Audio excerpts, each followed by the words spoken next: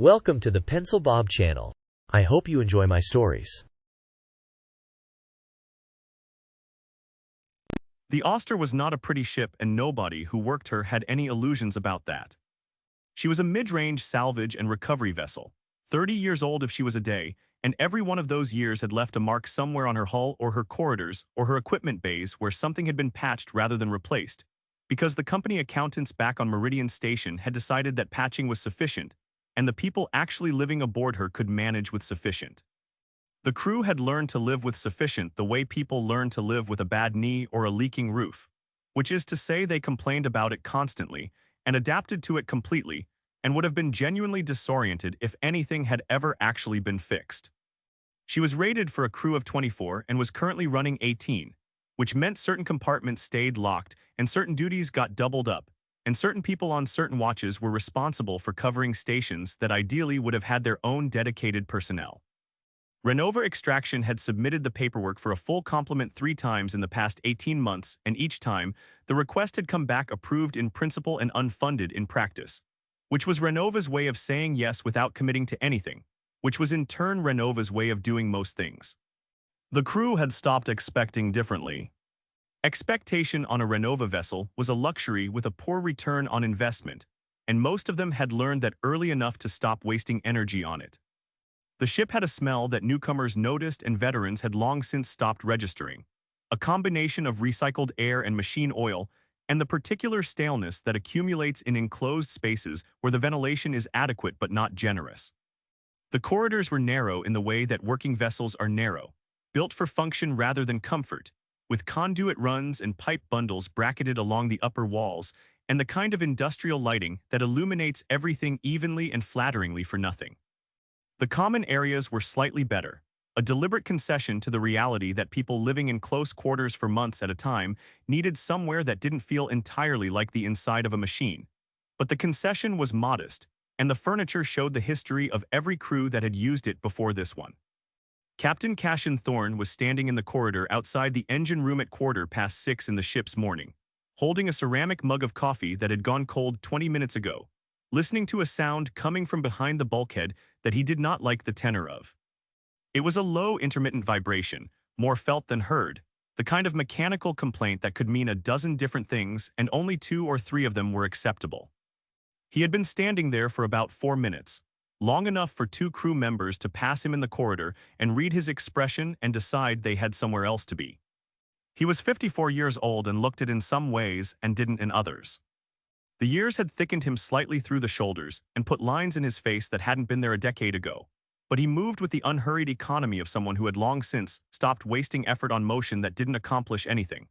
And when he stood still, he stood completely still in a way that some people found reassuring and others found unsettling depending on what they needed from him. He was not a tall man, but he occupied space in the manner of someone who had never felt the need to take up more than he required, which paradoxically made the space he did occupy feel considered and deliberate. Elias Cross came out of the engine room wiping his hands on a rag that was doing more redistributing than cleaning, and he looked at Thorne the way engineers always look at captains when something is wrong, which is the look of a man deciding how much truth the situation actually requires. "It's the secondary coolant coupling," he said, "the one on the port exchanger. I've got it stabilized, but stabilized is about the best I can tell you right now."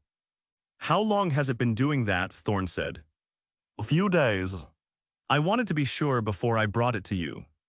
"You wanted to be sure," Thorne said, and his voice carried neither anger nor particular warmth, just the flat weight of a man absorbing information and filing it carefully. "And now you're sure. Sure enough. It's not going to fail on us today and probably not tomorrow, but somewhere between here and the Callan waypoint, I'd want to have that coupling replaced rather than just monitored. The vibration signature has been changing and not in a direction I like." Thorne drank the cold coffee and looked at the bulkhead as though he could see through it to the part in question. He had been captain of the Auster for 3 years, and in that time he had developed what the crew privately called his wall look, the particular stillness that came over him when he was thinking through a problem that had more wrong answers than right ones. "Write it up and get it to Merck. He'll flag it to the company when we hit the waypoints. The company's going to tell us to run it through to Callan and replace it there," Cross said. "Probably," Thorne said. Write it up anyways. And if it goes while we're still in deep transit, Cross said, and it was not quite a question. Thorne looked at him directly then, and Cross had the experience of someone who has asked something and immediately understood from the other person's expression that the question did not require an answer because the answer was already known to both of them, and saying it out loud would not improve the situation in any meaningful way. Monitor it every 4 hours, Thorne said. Document every readings. If it drops below the threshold you'll determine, you come to me directly, not to Merrick, not to the log first, directly to me whatever time it is. Understood, Cross said. And Cross, Thorne said, already turning back toward the bridge. Next time something starts sounding wrong, you bring it to me in days, not after days. Cross watched him go and shook his head in the specific way of a man who has worked for worse and knows it, and takes no particular comfort from the knowing.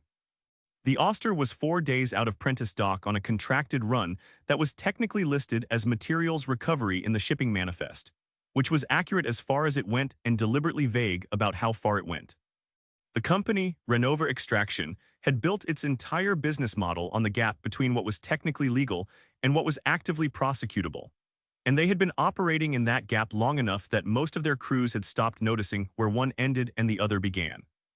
You picked up what you were told to pick up, you delivered it where you were told to deliver it, and you did not spend too much time reading the fine print on the cargo documentation, because the fine print had been written by lawyers whose entire professional purpose was to make the fine print unreadable by anyone who might have cause to object to it.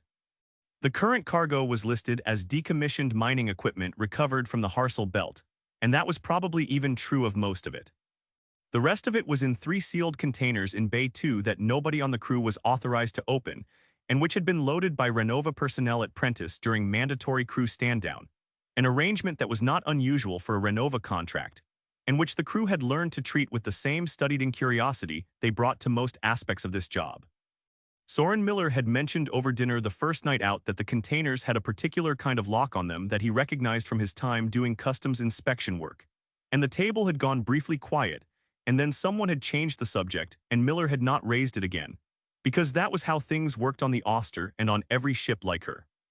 Which was to say that you noticed what you noticed, and you kept it to yourself, and you trusted that everyone else at the table was doing the same.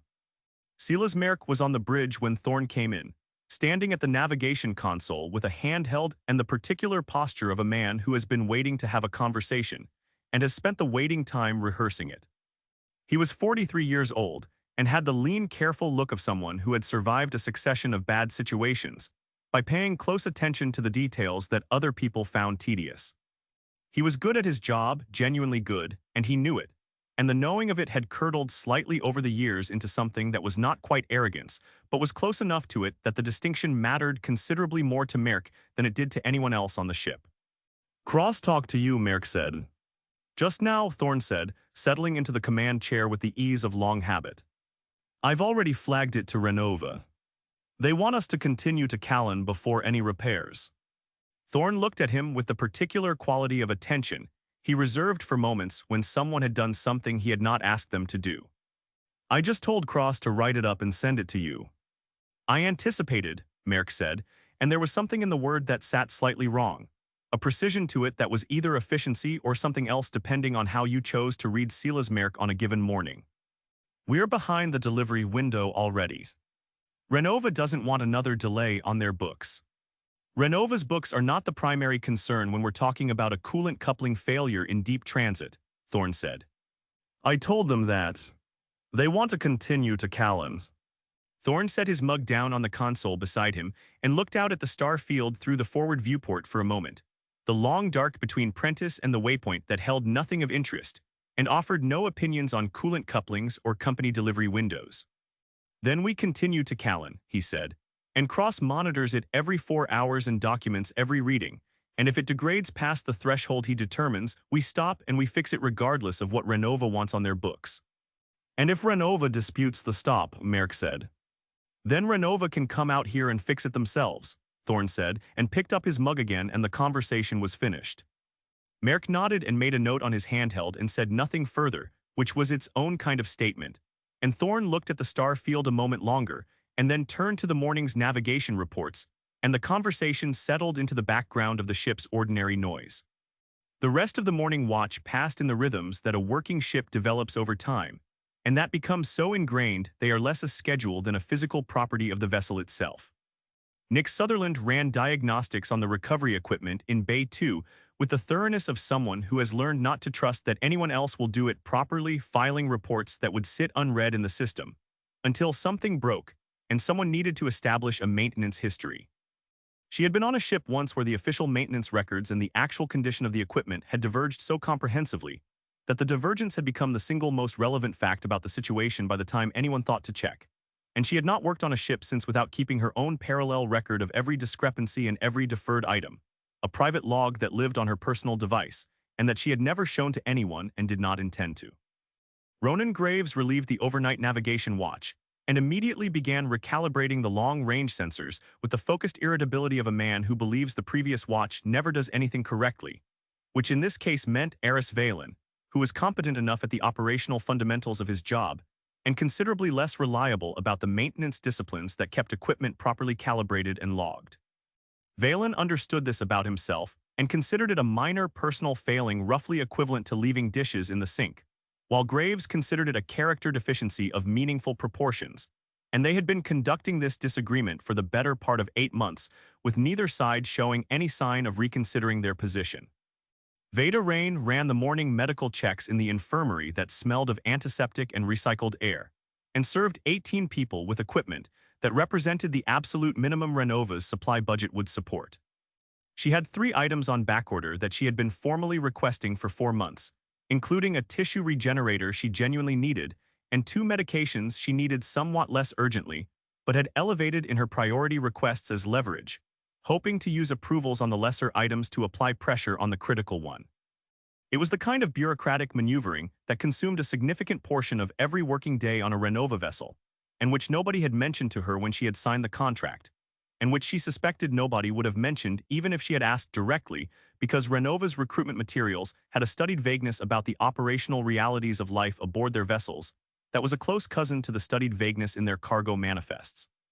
She flagged Jackson Brooks for a follow-up on a hand laceration he had taken 3 days earlier during cargo handling, and Brooks came in on time, which was unusual for Brooks, and sat on the exam table and extended his hand with the cooperative expression of a man who has decided to tolerate something he finds mildly beneath him.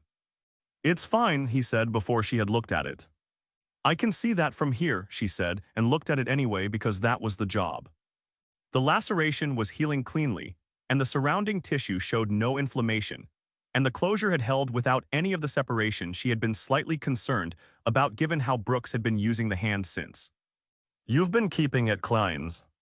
"I keep things clean," Brooks said, which Rain's 18 months of experience with Brooks suggested was selectively true at best, but it appeared to be true of this particular wound, so she logged it as healing satisfactorily and told him to come back if the redness returned. "It won't," Brooks said. "Come back anyway," she said. Brooks left and Rain sat for a moment in the infirmary quiet with her coffee and her backorder list, and the general low-grade dissatisfaction of a competent person working with insufficient tools in an organization that had decided insufficient was acceptable. And then she went back to work because that was also the job. It was a ship of people who had each, in their own way, run out of better options. That was not a cruel observation, just an accurate one. Commercial salvage work at the margins of the shipping lanes was not the kind of career that people arrived at through deliberate planning and favorable circumstances. You got here because doors had closed behind you, sometimes through bad luck and sometimes through poor judgment, and sometimes through that particular combination of the two that makes it impossible afterwards to say with any confidence which was which. What you did once you were here was learn the work and do the work and keep your history to yourself, because everyone else was keeping their history to themselves, and that mutual discretion was the agreement that made the whole arrangement function. Thorne ate lunch alone in his quarters, which was his habit and which the crew had stopped interpreting as unfriendliness some time ago. It was simply who he was, a man who needed the midday hour to himself in the same way a piece of machinery needs periodic cooling, not as a preference exactly but as a functional requirement. His quarters were spare in a way that went beyond the limitations of the space, a deliberate sparseness. Things kept to what was necessary and the necessary things kept orderly. He had a small photograph fixed to the bulkhead above his desk, a picture of a ship that was not the Auster, an older vessel with a different profile, and a name along the hull that he had positioned slightly away from direct sightline, so that the name was not the first thing you encountered when you came into the room. He looked at it briefly while he ate and then looked away and finished his lunch, and answered a message from Renova's operations desk about the delivery window in language that was professionally neutral, and said nothing he had not already said to Merrick that morning. Callum Pike passed him in the corridor after lunch, moving toward the cargo bays with a tablet under his arm and the expression of a man navigating toward a purpose he is reasonably confident about. Pike was among the quieter members of the crew, which on a ship where quiet was already the prevailing register meant he was effectively invisible for large portions of the day. He had been aboard longer than almost anyone else on the Auster and had never offered any explanation for that continuity, and Thorne had never requested one, and the absence of that conversation was one of many silences between them that had calcified over time into something that functioned like understanding without quite being it. "Pike," Thorne said.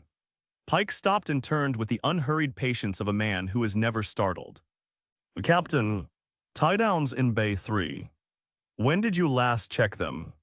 "Yesterday afternoon," Pike said, and then after the small pause that was characteristic of him, the pause that always made it unclear whether he was remembering or deciding, "I'll check them again." "Appreciate it," Thorne said, and continued on, and Pike watched him go for a moment with an expression that resisted easy reading, which was the case with most of Pike's expressions.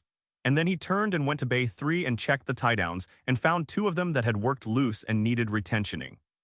He retentioned them and logged it and said nothing about it to anyone, which was also characteristic. The afternoon passed and the evening watch came on, and the Auster settled into the particular quality of quiet that deep transit produces in a working crew. Not silence exactly, but a lowering of the ship's collective activity to its essential minimum. The drives running and the monitors running, and the people not on watch finding their various ways of occupying the hours.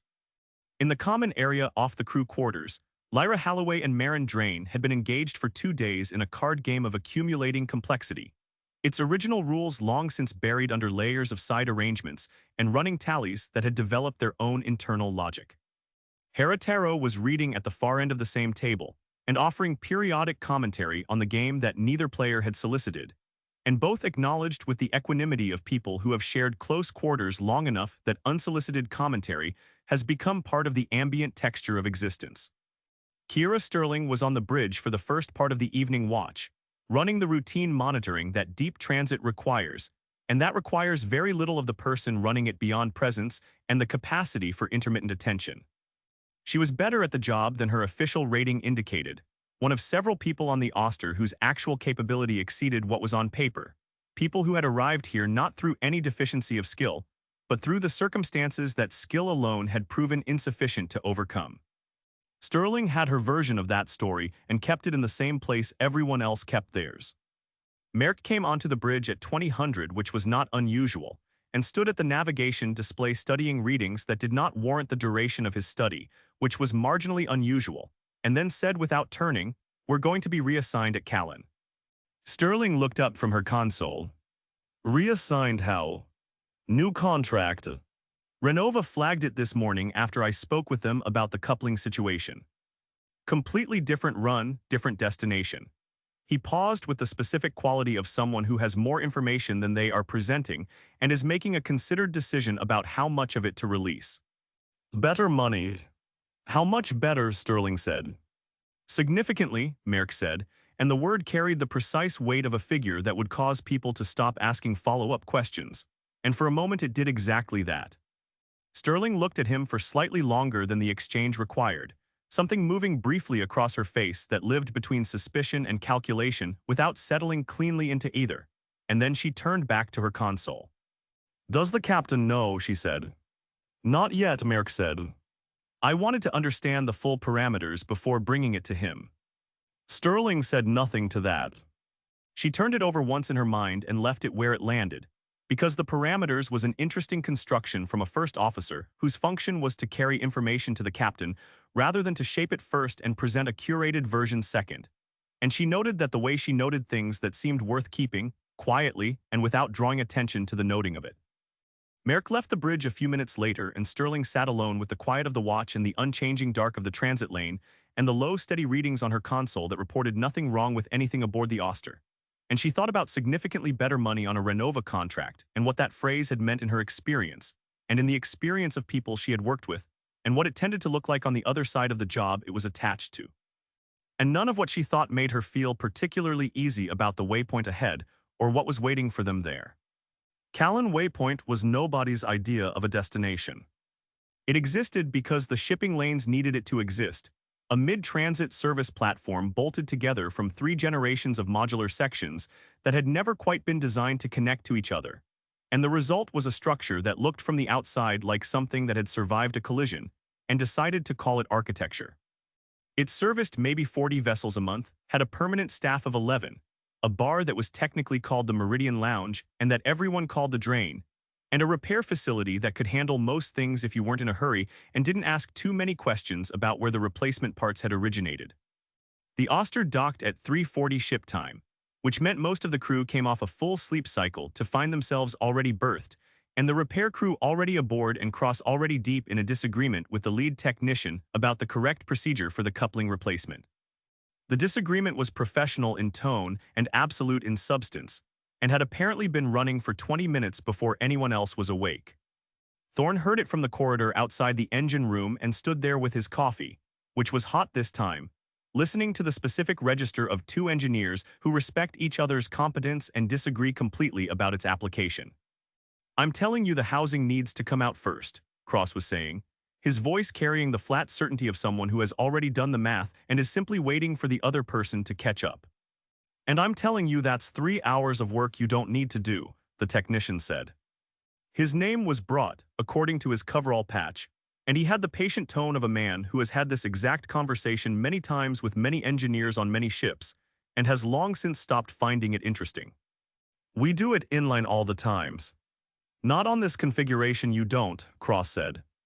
"Son, I've been working this class of exchanger since before you had your certification," Brought said. "Then you've been doing it wrong since before I had my certification," Cross said, with a pleasantness that made the words land harder than if he had shouted them. Thorne drank his coffee and walked away. Cross would win because Cross was correct, and Brought would come around because he was a professional, and the coupling would get replaced properly, and the documentation would reflect a clean repair, and that was the only outcome that actually mattered. Some problems you supervised, and some you simply allowed to reach their natural conclusion without your involvement making them worse. The crew took Callan in shifts, some staying aboard to oversee the repair work and others heading onto the platform for the particular kind of restoration that manifests when people have been in close quarters for 4 days and suddenly have access to a bar and the mild novelty of a different set of walls to look at. Ronan Graves went directly to the drain at what most people would consider an unreasonable hour, and found it already occupied by 2 crew members from a freight hauler, berthed 2 slips down, and a woman from the platform staff who was off rotation and drinking with the purposeful efficiency of someone maximizing limited time. Graves ordered something amber that came in a glass that was not entirely clean and did not comment on it, because Callan was not the kind of place where you commented on the glasses, and settled onto a bar stool with the particular exhale of a man arriving somewhere he has been looking forward to without admitting it. He was not miserable aboard ship. He simply needed periodic confirmation that the universe extended beyond his navigation console, and the drain at Callan provided that confirmation in the most economical way available. He sat and drank and listened to the freight crew at the far end of the bar arguing about a routing decision with the intensity of people who had been arguing about it for several days already, and he found their argument soothing in the way that other people's problems are always somewhat soothing, and he ordered a second drink before the first one was entirely finished, because he was off watch, and off ship and nobody was going to tell him otherwise. The freight crew's argument migrated toward his end of the bar eventually, the way arguments do when the people having them need an audience, and the taller of the two, a broad woman with a scar along her jaw that had healed badly, looked at Graves and said, "You navigation." "I am," Graves said. "We're arguing about the Selen corridor approach vector," she said. "Orthan here thinks you come in from the high angle to avoid the debris field, and I say you thread it at standard because the debris field is overstated on the charts, and the high angle adds 6 hours. Graves considered this with the genuine interest of a man who finds navigation arguments considerably more engaging than most other kinds.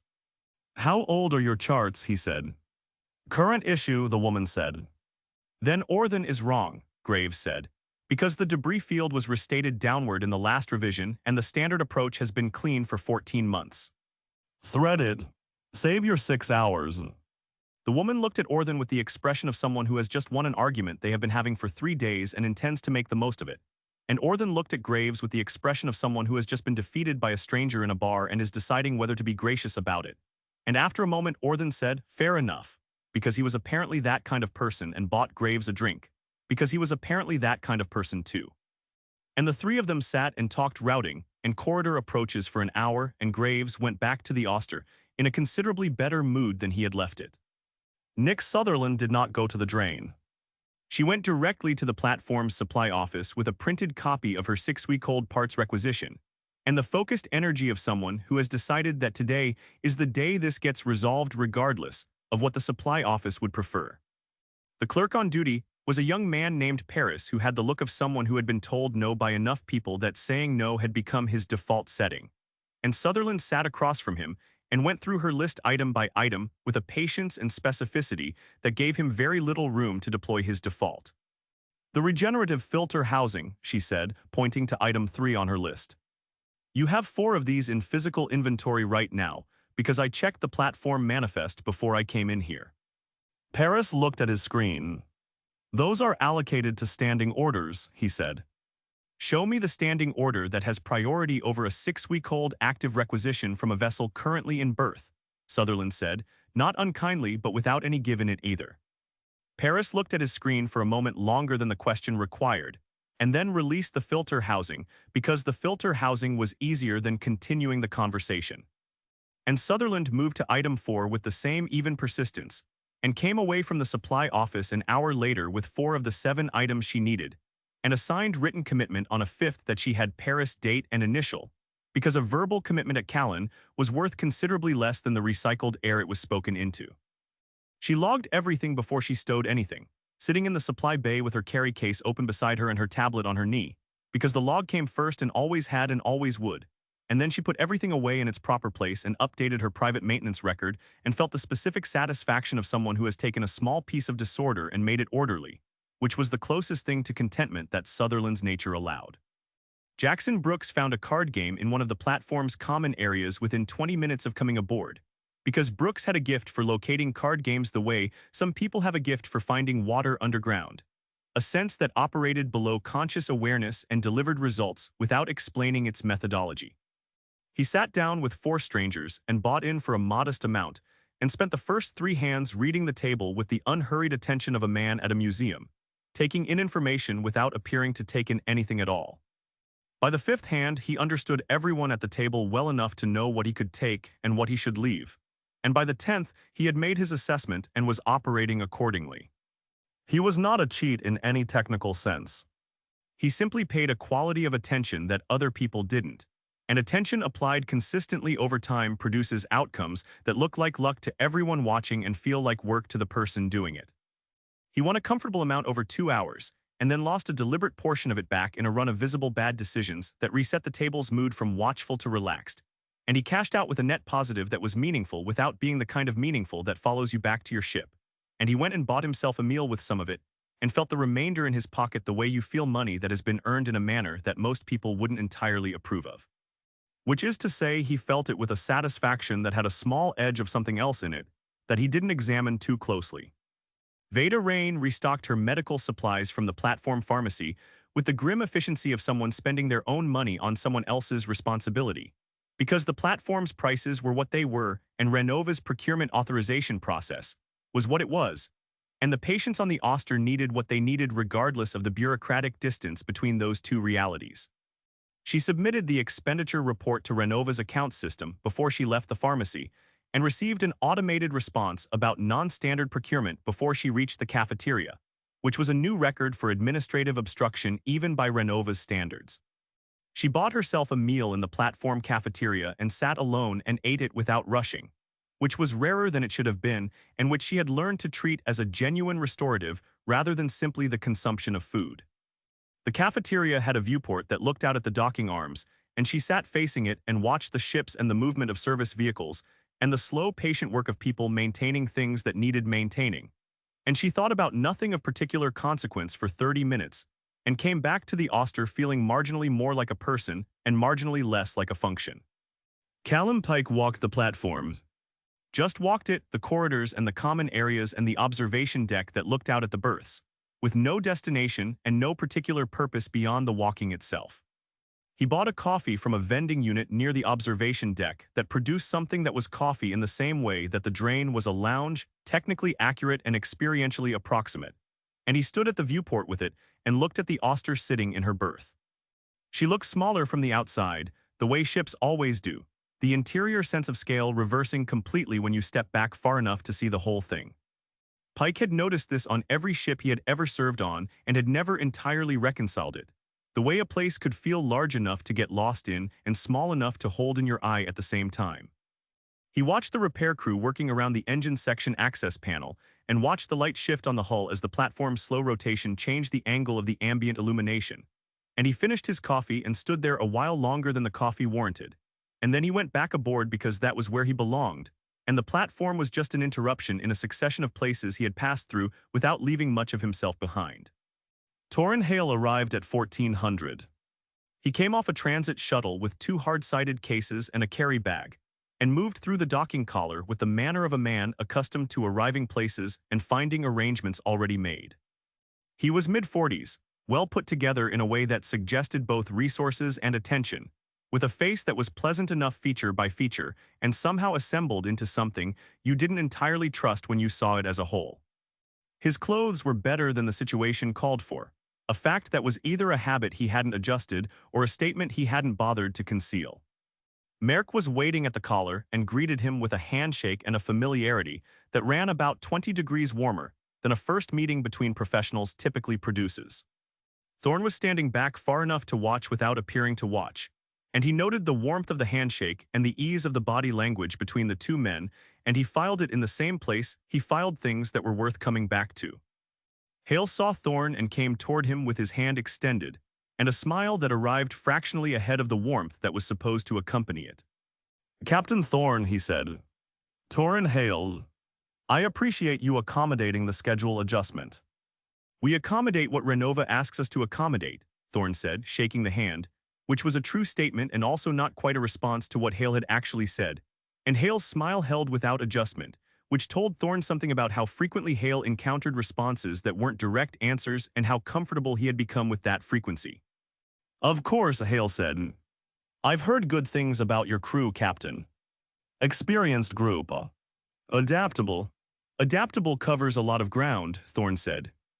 It does, Hale agreed pleasantly, as though Thorne had said something he found genuinely interesting, and then turned to say something to Merck, and the two of them moved toward the boarding ramp together with the ease of people continuing a conversation that had started somewhere else.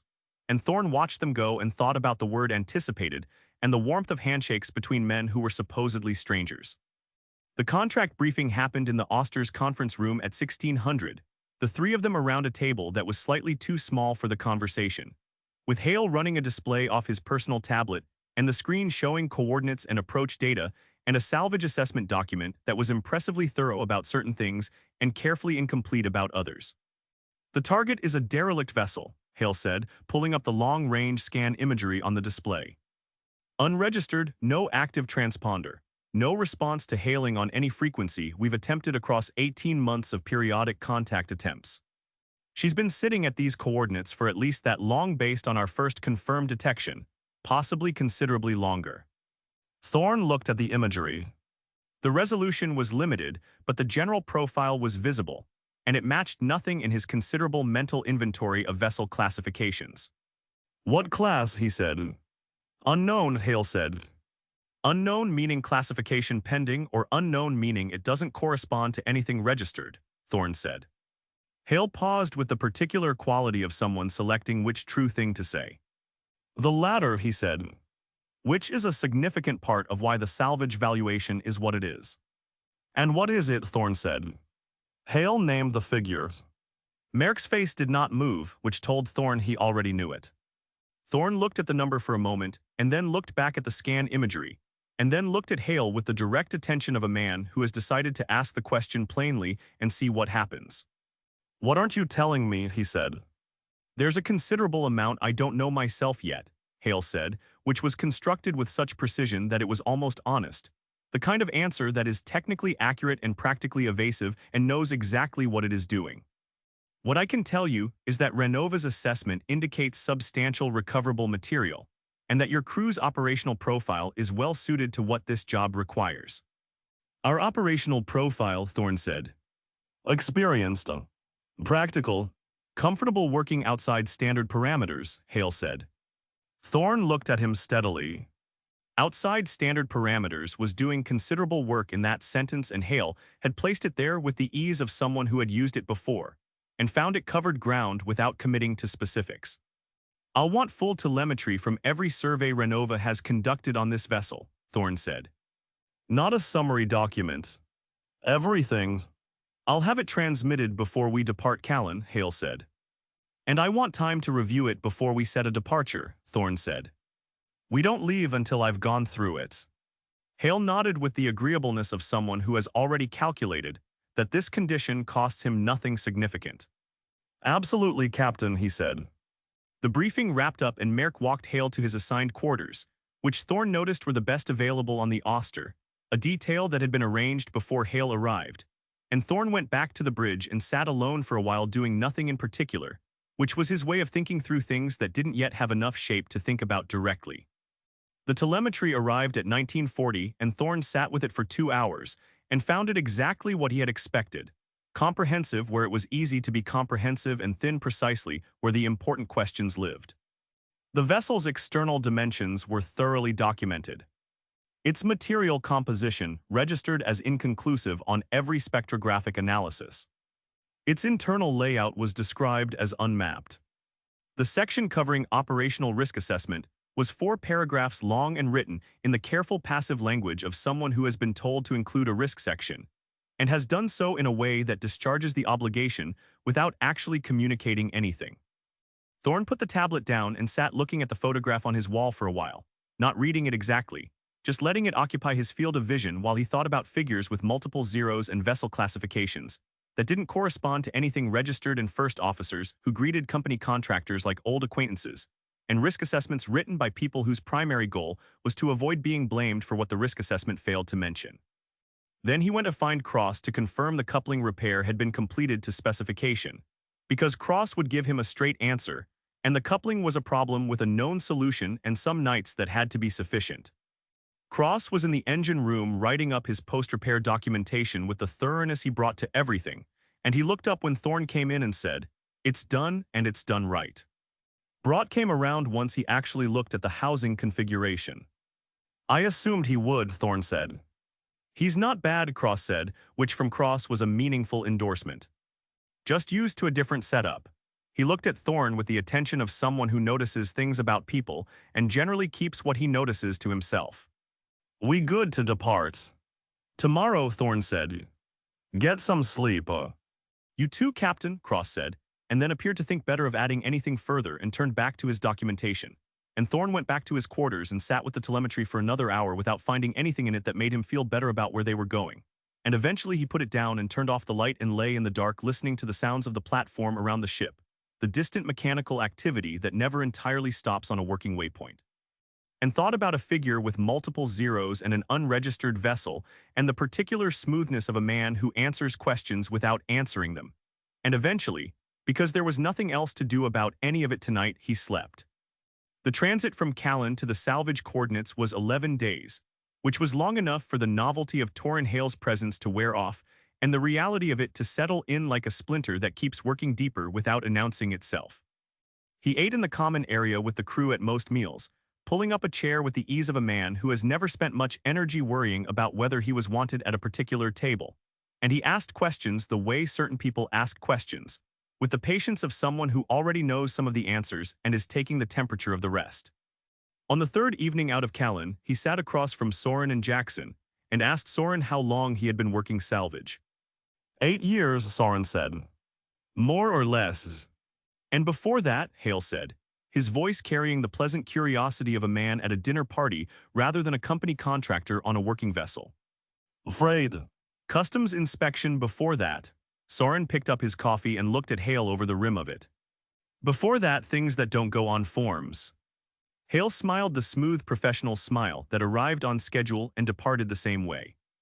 Renova tends to attract people with varied backgrounds, he said. Jackson didn't look up from his food. Renova tends to attract people who have run out of better options, he said. Which is a different thing. The table went quiet in the way it goes quiet when someone says something true that wasn't meant to be said directly, and then Hale laughed with what sounded like genuine appreciation, and the moment passed, and the conversation moved somewhere else. And Hale finished his meal and took his coffee and left with the unhurried ease he brought to everything.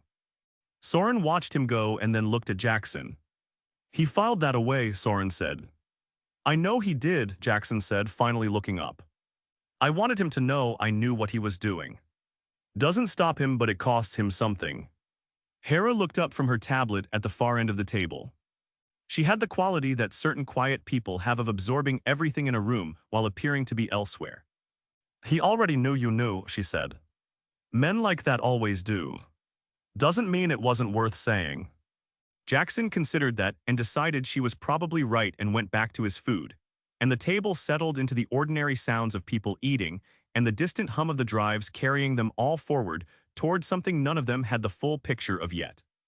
Hale had taken to spending part of each afternoon on the bridge, standing at one of the secondary consoles with his tablet in the manner of a man familiarizing himself with an operation he had a legitimate interest in, which was plausible as far as it went and incomplete as an explanation. Thorne had not asked him to leave because there was no operational reason to do so that wouldn't invite a conversation he wasn't ready to have, and because watching what Hale chose to watch was itself a source of information that Hale wasn't providing directly. What Hale watched most was the navigation display and the coordinates locked into it, and when he believed himself unobserved, the careful pleasantness he carried everywhere went quiet and something more concentrated settled into his expression, the look of a man doing private arithmetic. Kira was at her station one afternoon when Hale came onto the bridge and took his position at the secondary console and spent a long while studying the navigation display in that particular focused silence. She watched him in the dark reflection of her own screen and said nothing until he spoke. How reliable are the long-range sensors at extended range? Hale asked, directing the question at the middle distance rather than at anyone specifically. 2 days out from a target, say. Kira turned in her chair and looked at him with the level attention she gave to things she wanted to remember clearly later. Reliable enough to give us a good picture before we arrive, she said. Why? Is there something specific you're expecting them to find? Just understanding the equipment, Hale said with a smile. Of course, Kira said, and turned back to her console, and filed the exchange alongside several other things about Tor and Hale in the place she kept things worth returning to. She did not mention it to Merk that evening, which was a more significant omission than it might appear from the outside, because Merk was the person she would ordinarily have mentioned something like that to, and the fact that she wasn't said something about where things stood that she hadn't yet put into words even for herself. The days arranged themselves into the texture of deep transit, the watches turning and the meals coming and going, and the crew doing what crews do in the long stretches between departure and arrival, finding their rhythms and their frictions and the small private territories that make shared space bearable over time. Lyra and Marin's card game had evolved past the point where either of them could have explained the rules cleanly to an outside observer, having accumulated 2 weeks of amendments and side arrangements that existed now as a kind of oral tradition between them. Hera had been absorbed into it so gradually that the moment of her transition from uninvited commentator to full participant was impossible to identify in retrospect. You cannot score on a held hand, Marin said one evening, her pen hovering over the notebook that had become the game's official record. We settled that at Callan. We discussed it at Callan, Lyra said, with the precision of someone who has been waiting to make this distinction. Discussion is not settlement. I was present, Hera said without looking up from her cards. It was settled. Marin scores. Lyra looked at them both with the expression of a person outvoted in their own argument. You were reading your tablet, she said to Hera. I was listening while reading my tablet, Hera said. I do that. Marin scores. Lyra pushed the notebook across the table with the resigned air of someone accepting a verdict they intend to revisit under better circumstances. Fine, she said. But the cascade rule is back on the table tomorrow because that one was definitely only a discussion. Marin wrote her score in the notebook with the satisfaction of a woman who has won something and intends to let it show. And the game continued into the evening with the comfortable absorption of people who have built something small and functional inside a larger situation that is neither. Ronan had been carrying a grudging and entirely private professional respect for Eris since a navigation problem 4 days out of Callan that Eris had resolved with an elegance that Ronan would not have arrived at himself. A lateral solution that cut through a problem Ronan had been approaching from the front. He had logged it without comment and thought about it more than he intended to afterward. He was recalibrating the long-range array one afternoon, the kind of detailed maintenance work he found genuinely satisfying in a way he had long stopped trying to explain to people who didn't understand it, when Eris came in for the watch handover and looked at what Ronan was doing. I ran that calibration yesterday, Eris said. I know, Ronan said, not looking up from the array panel. Eris leaned against the console and crossed his arms, not defensively, but with the patience of a man waiting for information. So you're doing it again because... Drift compensation has been off since Callan, Ronan said. Marginal at normal range matters at extended. I should have flagged it before your watch yesterday. That's on me, not you. Eris was quiet for a moment, recalibrating something other than sensors. In 8 months of working alongside Ronan, he could count on one hand the number of times Ronan had said that's on me about anything. You could have just fixed it without mentioning it was off, Eris said. I could have, Ronan said. Now you know to check the drift compensation first on this array before extended range work, which is more useful to you than me just fixing it quietly. He closed the panel and looked at Eris directly. Check the log. Read through what I did. It'll make sense. Eris pulled up the calibration log and read through it carefully, and what he found was not a critique disguised as maintenance documentation, but a clear and thorough record of a specific problem and its solution, written in the plain technical language of someone who wanted the next person to understand it completely. He read it twice and then logged into his station and said nothing further, and Ronan went off watch without ceremony, and neither of them mentioned it again, and something between them shifted by a small but durable amount. Veda was finishing her morning inventory in the infirmary when Callum appeared in the doorway, and stood there with the expression of a man who has decided to do something, and is giving himself one last moment to reconsider it. Something wrong, Veda said without turning around. Headaches, Callum said. Few days now. Thought I should say something. She waved him to the exam table, and ran the standard checks with the efficient routine of someone who has done them enough times that her hands work independently of her attention. Blood pressure normal, eyes clear, neurological indicators unremarkable. She looked at the readings and then looked at him. Sleep, she said. Some, he said. How much is some? He considered the question with the particular care of someone deciding how honest to be. 3-4 hours maybe, he said. Not all at once. Veda set her scanner down and looked at him with the attention she reserved for answers that were technically complete and practically insufficient. What's keeping you up, she said. Callum looked at the middle distance for a moment. Just how I get before a job, he said. Always been that way. Nothing specific. Nothing specific, Veda thought, was doing considerable work in that sentence. She gave him something mild for the headaches and told him to come back if the sleep didn't improve, and watched him leave with the careful, unhurried movement of a man who is very practiced at not appearing to carry anything heavy, and she logged it as tension, headache, and stress related, and set a follow-up reminder, and sat for a moment afterward thinking about nothing specific and what it might actually mean. The deeper the transit ran, the more Thorne found himself in the particular sleeplessness that was not about the job ahead. He knew the difference. Operational anxiety had a forward quality to it, the mind running contingencies and preparations with the purposeful energy of something getting ready. This was different. This had the specific gravity of things that were behind him and refused to behave like things that were behind him. And it had been getting worse since Callan in a way that had nothing to do with Callan and everything to do with what Callan had reminded him of. The combination of an unknown contract and a company that answered questions by not answering them, and the particular shape of a situation where the people sending you somewhere knew more about what you were heading into than you did. He had been in that shape before.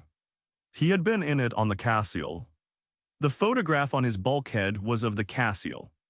She had been a recovery and extraction vessel, slightly larger than the Auster and considerably newer when he had captained her. Running a contract route through the outer Harsel into sectors where the oversight was minimal, and the work was hard, and Renova had understood those two conditions as representing an opportunity. Her crew had been 22. He had been her captain for 4 years when the contamination breach happened, long enough to know her sounds and her rhythms the way you know a place you have lived in long enough to stop seeing it clearly. The breach had started in the extraction processing unit on the lower decks. A containment system that Renova's own maintenance schedule had flagged for replacement 8 months earlier, and that Renova's operations budget had deferred twice, first with a projected timeline and then with a revised projected timeline, and then with the silence that follows when an organization has decided that silence is preferable to either fixing the problem or admitting they aren't going to. By the time the alarm reached the breach had already moved through 2 adjacent sections, and the 8 crew members in those sections had already been exposed. And the question in front of Thorne with its 90-second window was whether to seal the compromised sections and save the ship and the 14 people not yet reached, or attempt full evacuation and risk losing everyone. The emergency protocols said seal. They said it without qualification, because the people who had written them had done the mathematics on contamination spread rates against evacuation completion times, and the mathematics was cold and correct, and had been verified by people whose entire professional function was to verify such things. Thorne had reviewed those protocols during his first week as the Cassil's captain, and had returned to them periodically in the 4 years, since with the abstract consideration of someone who understands a tool they hope never to use. He sealed the sections. He entered the command sequence and sealed them, and 8 people died. The 14 who were not yet exposed survived. The Cassian made it to the nearest station under her own power. The official inquiry found that Captain Cassian Thorne had failed to attempt evacuation of the compromised sections before implementing emergency isolation, that this failure constituted a dereliction of duty, and that the dereliction had directly contributed to the deaths of 8 crew members. The inquiry did not find that the deferred maintenance had caused the breach. That finding had been present in the preliminary report and was absent from the final one. And when Thorne read the final report, he understood what the removal meant and who it was designed to protect, and he made the decision not to contest it publicly for reasons that had seemed sound at the time, and that he had spent considerable energy not re-examining since.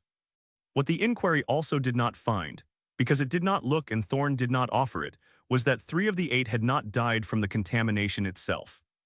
They had died in the 19 minutes between the sealing and the containment of the breach, in the conditions the sealed sections had produced in that interval, and 2 of them had reached the internal comm panel before the end, and 1 of them had spoken to Thorne directly over the bridge speaker, and said something that Thorne had not included in his testimony, and had not included in any account of the incident he had given to anyone since. He was at his desk on the Auster on the 7th night out of Callan, reviewing approach protocols for the salvage operation, when the document mentioned emergency section isolation, and the isolation protocols cited manual override procedures, and the manual override procedures listed the specific command sequence. And then he was back on the Cassian's bridge and the window was 90 seconds, and the fragments coming in over the comm were contradicting each other, and the question was sitting in front of him the way it had sat in front of him before, patient and enormous and entirely without mercy. He sat at his desk with his hands flat on the surface, and his breathing the controlled, deliberate kind that is a technique rather than simply breathing, until the present reasserted itself over the past, and the Auster's sounds came back to him, and the approach protocol document was on the screen in front of him with the cursor sitting motionless in the middle of a sentence. He closed the document and opened it at a different section and read about docking clamp tolerances, until his hands stopped being something he needed to think about. He was still at the desk at 200 when he heard footsteps in the corridor outside. He knew the cadence the way you know things you have never consciously catalogued but recognize at once. The unhurried particular rhythm of someone who moves through ships at night as though the dark is a place they are comfortable in. The footsteps slowed outside his door. There was a pause, long enough to be a decision rather than a hesitation, the distinct quality of someone who has stopped with a purpose and is standing with that purpose for a moment before resolving it. And then the footsteps continued down the corridor and faded into the ambient sounds of the ship. Thorne sat listening to them disappear and thought about the fact that Callum had not knocked, and about what the pause meant, and about the difference between a man who stops outside a door because he is passing by and a man who stops because he is considering something and decides against it, and about 3 hours of sleep and nothing specific keeping him awake, and about 8 years on salvage runs with a man who had been there the first time and had never once said so directly. He went to bed eventually and lay in the dark listening to the ship, and did not sleep for a long time. 3 days later, Thorne was on the bridge for the evening watch when the long-range sensors returned the first data from the salvage coordinates. Ronan was at the navigation console running the standard extended range sweep that he ran at the beginning of every watch with the methodical consistency that was his defining professional characteristic. And he leaned forward and looked at his readings, and then sat back and looked at them again and then said, "Captain," in the specific tone of a man who wants another person to look at something before he decides what he thinks about it. Thorne came to the console and looked at the return. He stood there without speaking for long enough that Ronan glanced at him once, and then looked back at the display. "It's not matching anything in the reference database," Ronan said quietly. "I've run the profile against every registered vessel class and every known debris configuration in this sector. Nothing corresponds. The size alone is." He paused, looking for the right word and settling on "it's wrong. The size is wrong for anything that should be out here." Thorne looked at the return with the wall look, that particular stillness that the crew had learned to read as serious and give space to. "Run the sweep again," he said. Ronan ran it. The return came back identical. "Log it," Thorne said. "Full diagnostic sweep at 600. I want everyone notified before the first watch." He paused. "And I want it logged exactly as it reads. Don't smooth the language." Ronan nodded and began writing the log entry with the care of a man who has just been told that precision matters and intends to provide it. And Thorne went back to the command chair and sat with the return on the main display and looked at it with an expression that Ronan could not read and did not try to. The bridge was quiet around them. Just the instruments and the drives and the long cold dark they were moving through, which had been there before any of them and would be there long after, and which had no opinion whatsoever about what was sitting out there at the salvage coordinates waiting for them to arrive. Thorne called the diagnostic sweep for 600 and was on the bridge at 5:30, which was his way with things he needed to think about before other people arrived to think about them with him. The return from the previous evening was still on the main display where he had left it, the sensor profile of something sitting at the salvage coordinates that did not correspond to anything in the reference database, and he stood in front of it with his coffee and looked at it the way you look at a problem that has not yet shown you all of its dimensions. Ronan came in at 5:45, which was early for him but not surprisingly early given what he had logged the night before, and he took his station without ceremony and began setting up the diagnostic parameters with the focused efficiency of a man who has been thinking about a technical problem since he went to bed and is ready to work on it properly. "I want full spectral analysis," Thorne said without turning from the display. "Materials composition, structural density, mass distribution. Everything the array can give us." "Already in the parameters," Ronan said. "Thermal imaging as well. I want to know if there's any residual heat signature anywhere on that hull." "Added," Ronan said. He ran his hands across the console and the array began its work, sending its inquiries out across the dark toward the things sitting at the coordinates, and the two of them waited in the quiet of the early bridge for what came back. Cross arrived at 5:58 with Sutherland behind him, the two of them having apparently met in the corridor and walked up together, which was not their habit, and suggested that word of the previous evening's return had moved through the ship faster than the official notification Thorne had requested. Cross had his diagnostic kit under one arm and the expression of an engineer who has been told something unusual is happening with equipment and cannot entirely rest until he has seen it himself. "Is it as strange as Ronan's log made it sound?" Cross asked, coming to stand beside Thorne and looking at the display. "The log was accurate," Thorne said. Cross looked at the sensor profile for a moment. "That mass reading can't be right," he said. "The sweep confirmed it twice last night," Ronan said from his station. "Same reading both times." "Run it again when the diagnostic comes back," Cross said, not because he doubted Ronan, but because he was the kind of man who needed to see a thing confirmed in his own presence before he filed it as established fact. Sutherland had gone to the secondary science console without being asked and was already pulling up the preliminary data from the array's first pass, her fingers moving across the interface with the quick economy of someone reading a language they are fluent in. She was quiet for a long moment, scrolling through readings, and then she said, "Ilias, come look at this." Cross went to her console and looked at what she was looking at, and said nothing for long enough that Thorne turned from the main display and looked at both of them. What? Thorne said. Sutherland turned in her chair. The material's composition reading, she said. The array is giving me an error flag on the spectral analysis. Not a malfunction error, a classification error. It means the array has completed the analysis and cannot match what it found to anything in its materials database. Cannot match it at all, Thorne said. Or a partial match. No match, Sutherland said.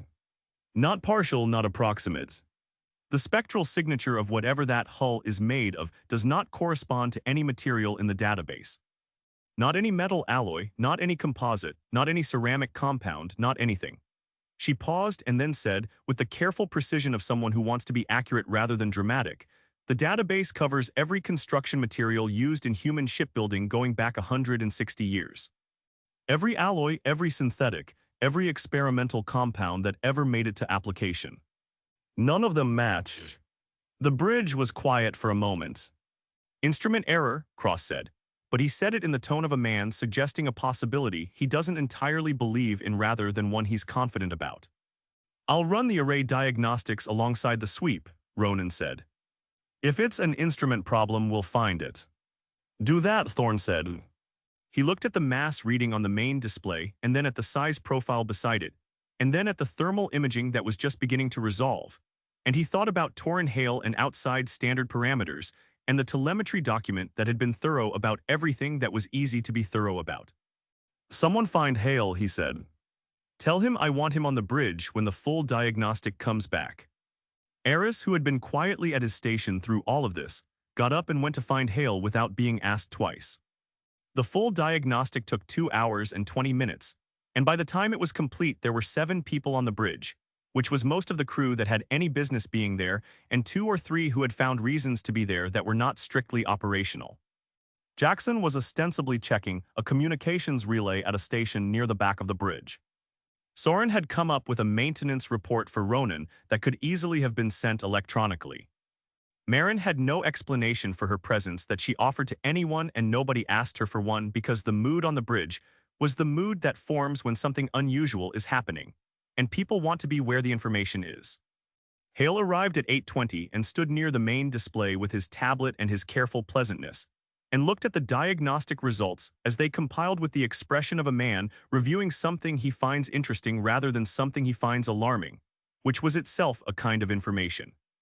Ronan walked through the results in the flat factual tone he used for everything, which had the effect of making extraordinary information sound like a maintenance report, and which Thorne appreciated for exactly that reason. Mass, Ronan said. The vessel is approximately 4 times the mass the contract documentation described. The contract listed the target as a mid-range recovery vessel of unknown class. The actual mass reading puts it in the range of a heavy industrial platform or a small station. He paused. It is not a mid-range recovery vessel of any class. Size, Sutherland said, taking over from Ronan with the ease of 2 people who have divided a presentation without discussing it. External dimensions are roughly 2.5 times the contract description. Length approximately 800 meters. Beam approximately 200. The contract described something closer to 300 meters in length. Materials, Cross said from beside Sutherland's console. The array diagnostics came back clean. The instrument is functioning correctly. The spectral analysis result stands. The hull material does not match anything in the database, and the array has run the comparison 3 times now with the same result each time. He looked at Hale when he said the next part, not accusingly, but with the directness of an engineer who considers facts to be facts regardless of who is in the room. Whatever that ship is made of, we have never made anything like it. The bridge absorbed this. Jackson at the back had stopped pretending to check the communications relay. Soren had put down the maintenance report. Marin was looking at the main display with the focused attention of someone doing arithmetic about something that is not arithmetic. Thorne let the silence sit for a moment and then looked at Hale. Talk to me, he said. Hale looked up from his tablet with the unhurried ease of a man who has been waiting for this moment and has spent time with it in advance. The vessel is unusual, he said. I want to be straightforward with you about that, Captain. Renova knew going into this contract that the target was outside standard classification parameters. That's reflected in the contract value. Outside standard classification parameters, Thorne said, with a flatness that gave the phrase back to Hale in a way that invited him to hear how it sounded. Nix just told us the hull material doesn't exist in any human database. Ronan just told us the ship is 800 meters long. In what direction is that outside standard parameters rather than something else entirely? I understand why the readings are concerning, Hale said. I'm not concerned, Thorne said. I'm asking you a direct question. What do you know about this vessel that isn't in the telemetry you gave me? Hale was quiet for a moment, and in that moment Thorne watched him making a calculation, the specific calculation of a man deciding how much to release and how to frame the releasing of it so that it answers the question without opening the questions behind the question. The origin of the vessel is uncertain, Hale said carefully. Renova's assessment team encountered the same anomalies in their preliminary survey that your diagnostic has found this morning. The material's composition, the scale, the absence of any registry correspondence. Their conclusion, and the conclusion I'm working from, is that the vessel is of non-standard origin and that its age is likely considerable. The salvage value reflects both the rarity of the find and the material value of a hull constructed from compounds that don't exist in our manufacturing catalog. The bridge was very quiet. Non-standard origin, Kira said from her station, in a tone that was not quite a question because the answer was already present in the room. Hale looked at her and said nothing, which was its own kind of answer. You're telling us, Cross said slowly, with the deliberate pace of an engineer constructing a sentence he wants to get exactly right, that this is not a human ship. I'm telling you that Renova's assessment was unable to establish a human origin for the vessel, Hale said, which was a formulation so careful it deserved its own entry in a dictionary of things said to avoid saying things. That's the same thing, Cross said. It's a more accurate characterization of what is and isn't known, Hale said. Thorne looked at him for a long moment. He thought about the telemetry document and its 4 paragraphs of risk assessment written in passive voice, and he thought about the figure with multiple zeros that Hale had named at Callan, and he thought about what it costs to send a crew into something you know they don't have complete information about, and what it costs to be the crew that was sent. I want the full Renova survey data, Thorne said. Not the summary. Everything they have. Every reading, every photograph, every note from every team member who went near that vessel. I can request it, Hale said. You'll transmit it, Thorne said. Today. Whatever you have access to on your personal system goes to Ronan's station by end of watch. Whatever requires a request to Renova gets requested in the next hour, and I want confirmation it's been sent. Hale nodded with the agreeableness of a man who has calculated that resistance at this particular moment costs more than compliance. Understood, he said. Good, Thorne said. Full crew meeting at 1400. I want everyone there. He looked around the bridge and then back at the main display and the profile of the thing sitting out there in the dark waiting for them, enormous and old and made of something that had no name in any human catalog. Back to your stations, he said, and the bridge moved back into its working rhythm and Hale drifted toward the back with his tablet, and Thorne stood in front of the display and looked at it and thought about things he kept to himself. The crew meeting was in the main cargo bay because it was the only space on the Auster large enough to hold everyone at once. Thorne stood at the front with Merrick to his left and Hale to his right, and the crew arranged themselves in the informal way of people who have not been given seats and are choosing proximity to other people based on who they trust and who they are less certain about. Callum was at the back, which was where Callum tended to be. Veda stood near the door with her arms crossed in the manner of someone who has decided to be present, without committing to any particular position on what she's about to hear. Jackson was next to Soren in the middle of the group, and Kira was 3 people away from Merck, which was closer than usual and further than it sometimes was. Thorne laid it out plainly. The diagnostic results, the size and mass discrepancies, the material's composition findings, the absence of any registry match. He did not use Hale's phrase non-standard origin because he considered it a way of saying something while appearing to say something else, and he did not operate that way with his crew. The vessel appears to be non-human in origin, he said, and let that sit for a moment. That is what the diagnostic results indicate, and that is what Renova's own preliminary survey found before this contract was offered to us. We were not given that information at the time of contracting. The room was quiet in the way rooms are quiet when people are processing something that is larger than they were prepared for. Lyra spoke first, which did not surprise anyone who knew her. When you say non-human, she said, you mean? I mean what I said, Thorne said. So we're talking about, Lyra started, and then stopped, because the sentence had more weight at the end of it than she had initially calculated. Yes, Thorne said. Ronan said from near the middle of the group, what does the contract actually require us to do with it? Recovery of salvageable materials, Hale said, stepping in smoothly. The same as any salvage operation. The vessel has been dormant for an indeterminate period. No active systems have been detected. No power signature, no electromagnetic emissions, no thermal output above the ambient temperature of the surrounding space. For all practical purposes, it is a very large, very old, and very valuable piece of derelict hardware. For all practical purposes, Cross said, with the emphasis of a man who finds that phrase doing too much work. Elias, Hale said, turning to him with the patient tone of someone who has anticipated this objection and has a prepared response for it. I understand the instinct to be cautious here. It's the right instinct. But consider what the diagnostic actually showed us. 800 meters of completely inert structure. No powers. No signals. No response to any of the contact attempts. Renova has made over 18 months of monitoring. Whatever this vessel was, it hasn't been operational for a very long time. We don't know what operational looks like for something we've never encountered before, Sutherland said from the left side of the group. Her voice was even and she said it as a statement of fact rather than an objection, which made it harder to dismiss. We're applying our definitions of dormant and inert to a system we have no framework for. Those definitions might not apply. That's a reasonable point, Hale said, acknowledging it with the ease of a man who has decided that acknowledging reasonable points costs him nothing as long as he controls what comes next.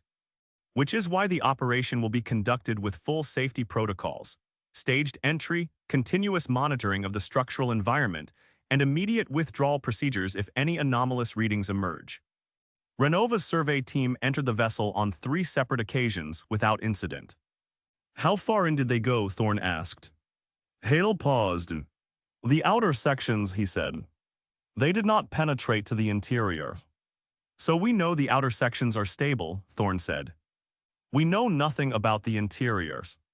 Which is reflected in the contract value, Merck said, and several people in the room looked at him because it was the first thing he had said, and because the way he said it aligned him very clearly with Hale's side of the conversation rather than with the questions being asked by the crew. Thorne noted it with the economy he brought to noting things, without expression, without emphasis, filing it where it would be available when he needed it. Jackson raised his hand in the way of a man who knows that raising hands is not actually required, but does it anyway because he wants what he's about to say to be clearly attributed to him. The money, he said. What are we actually talking about? Per head. Hale named the per head figure, and the room did the thing that rooms do when a number lands in them that is large enough to visibly change the calculation. Not silence exactly, but a shift in the quality of the attention, people recalibrating their expressions and their postures around a new variable. Marin said to nobody in particular, that's real money. It is, Hale agreed. Questions, Thorne said, looking around the room. Anyone's. Now is the time. Soren asked about the suit requirements for the entry teams, and Hale answered with specifics that were reassuring without being guaranteed. Veda asked about medical protocols for exposure to unknown materials, and Hale said Renova had prepared a decontamination procedure that he would distribute before entry began, and Veda nodded with the expression of someone who will be reading that procedure very carefully and has already identified 3 things she expects to find insufficient. Ronan asked about communication reliability inside an unknown hull structure, and Hale said they would run comm tests before committing any team to deep penetration, and Ronan said that was the correct approach in the tone of a man, noting that one thing at least was being handled properly. Callum said nothing.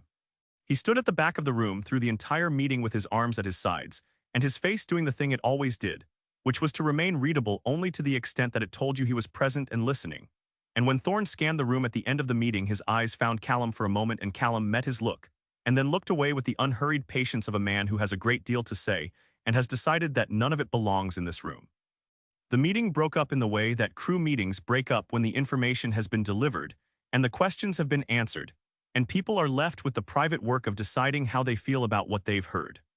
Small conversations started and stopped in the corridors as people moved back to their stations, the kind of conversations that are really a single large conversation distributed across multiple smaller ones, everyone processing the same information through their own particular lens.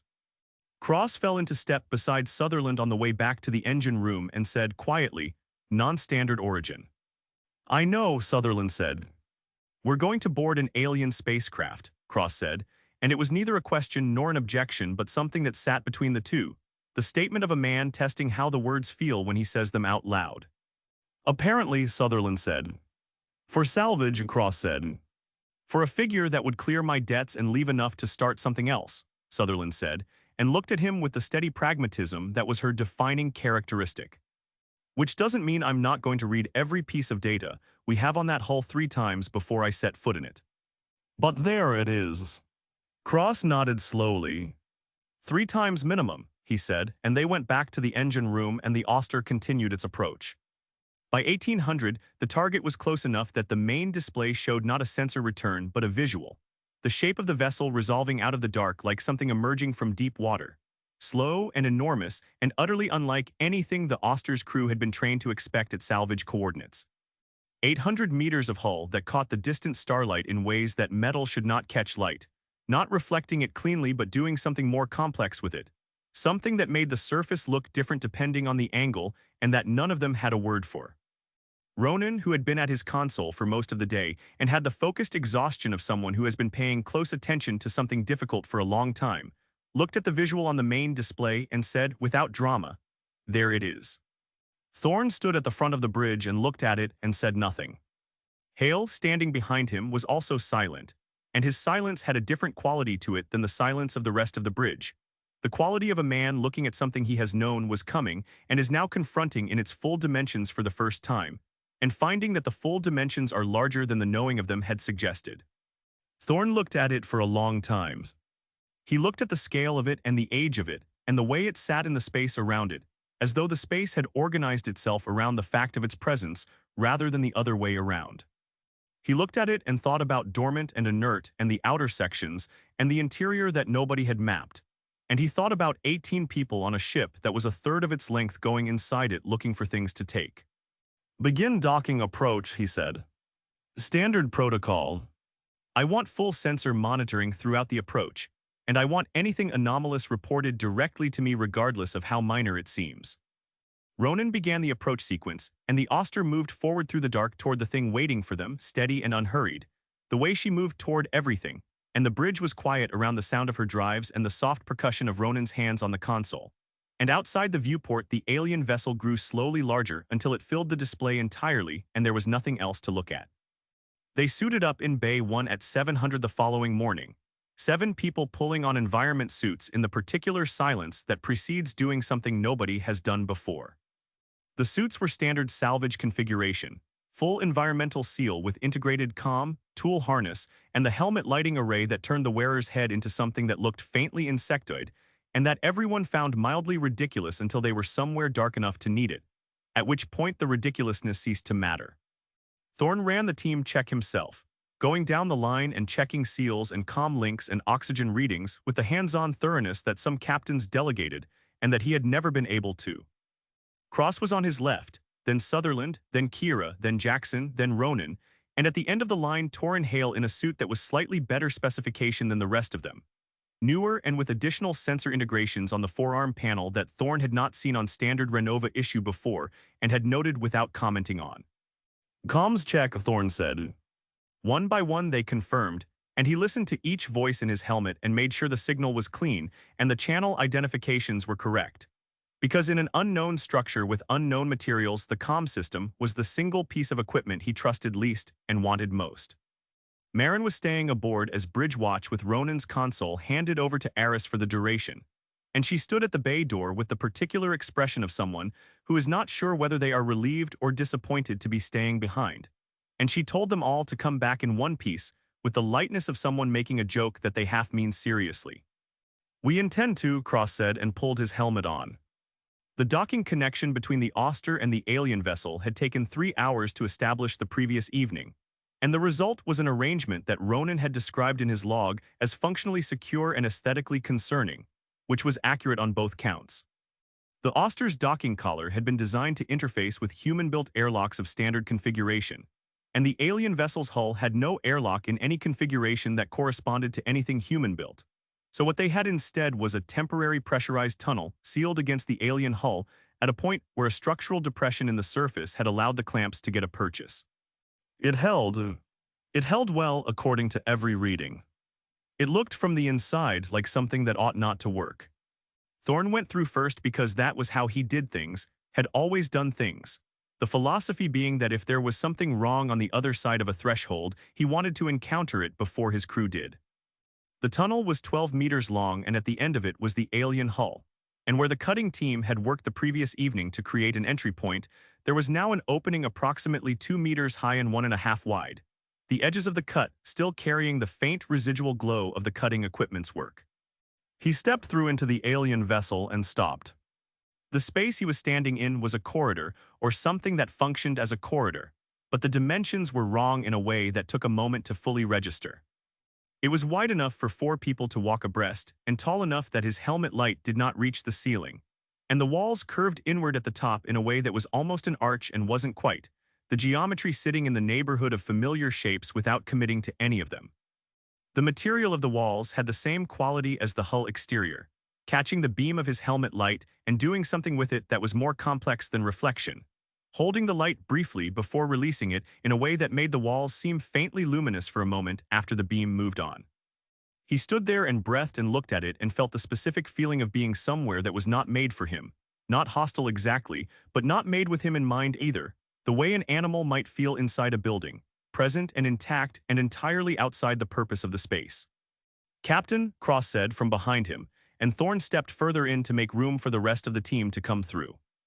They came through one by one, and each of them stopped for a moment in the same way Thorne had, absorbing the same information through their own particular filters, and the corridor filled with the sound of people breathing and the soft interference static that the alien material was already producing in their comms, a low periodic hiss that came and went without pattern. "What is that?" Jackson said, meaning the static. "The hull material is interacting with the comm signal," Sutherland said, already running her forearm scanner along the wall with focused attention. "The same spectral anomaly we saw in the diagnostic. It's not blocking the signal, it's just touching it. Like the material is slightly electrically reactive." She looked at her readings and added, "It's not dangerous. It's just strange." "Let's add strange to the list," Jackson said, looking up at the ceiling his helmet light couldn't reach. "Which is getting long." Hale came through last and straightened up and looked down the corridor with an expression that Kira, standing 3 meters to his left, read as recognition. Not the recognition of a man seeing something for the first time that matches a description he has been given, but the subtler recognition of something seen before, the eyes finding what they are looking for rather than searching for what they might find. She looked at him for a moment and then looked away and said nothing and filed it in the place she kept things. "Which direction?" Thorne said, looking at Hale.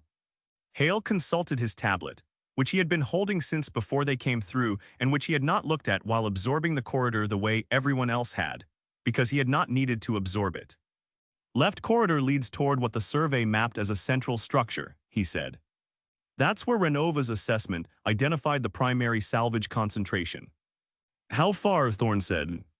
"Approximately 400 meters, Hale said. Then a larger space, possibly a hub or junction of some kind, and from there the survey identified 3 branching sections with high material value." "The survey that only covered the outer sections," Thorne said. "The survey that covered everything accessible from the entry points they established," Hale said, with the patience of a man who has accepted that this particular point will be raised periodically and has prepared a version of it that acknowledges the limitation without dwelling on it. Thorne looked at him for a moment and then looked at Cross. "Elias, take point with me. Nix, I want continuous scanning. Everything. Don't filter for relevance, capture everything and we sort it later. He looked at the rest of them. Stay together. Nobody goes more than 5 meters from the person nearest to them. If something changes, you say it on the comm immediately. I don't care if it seems minor.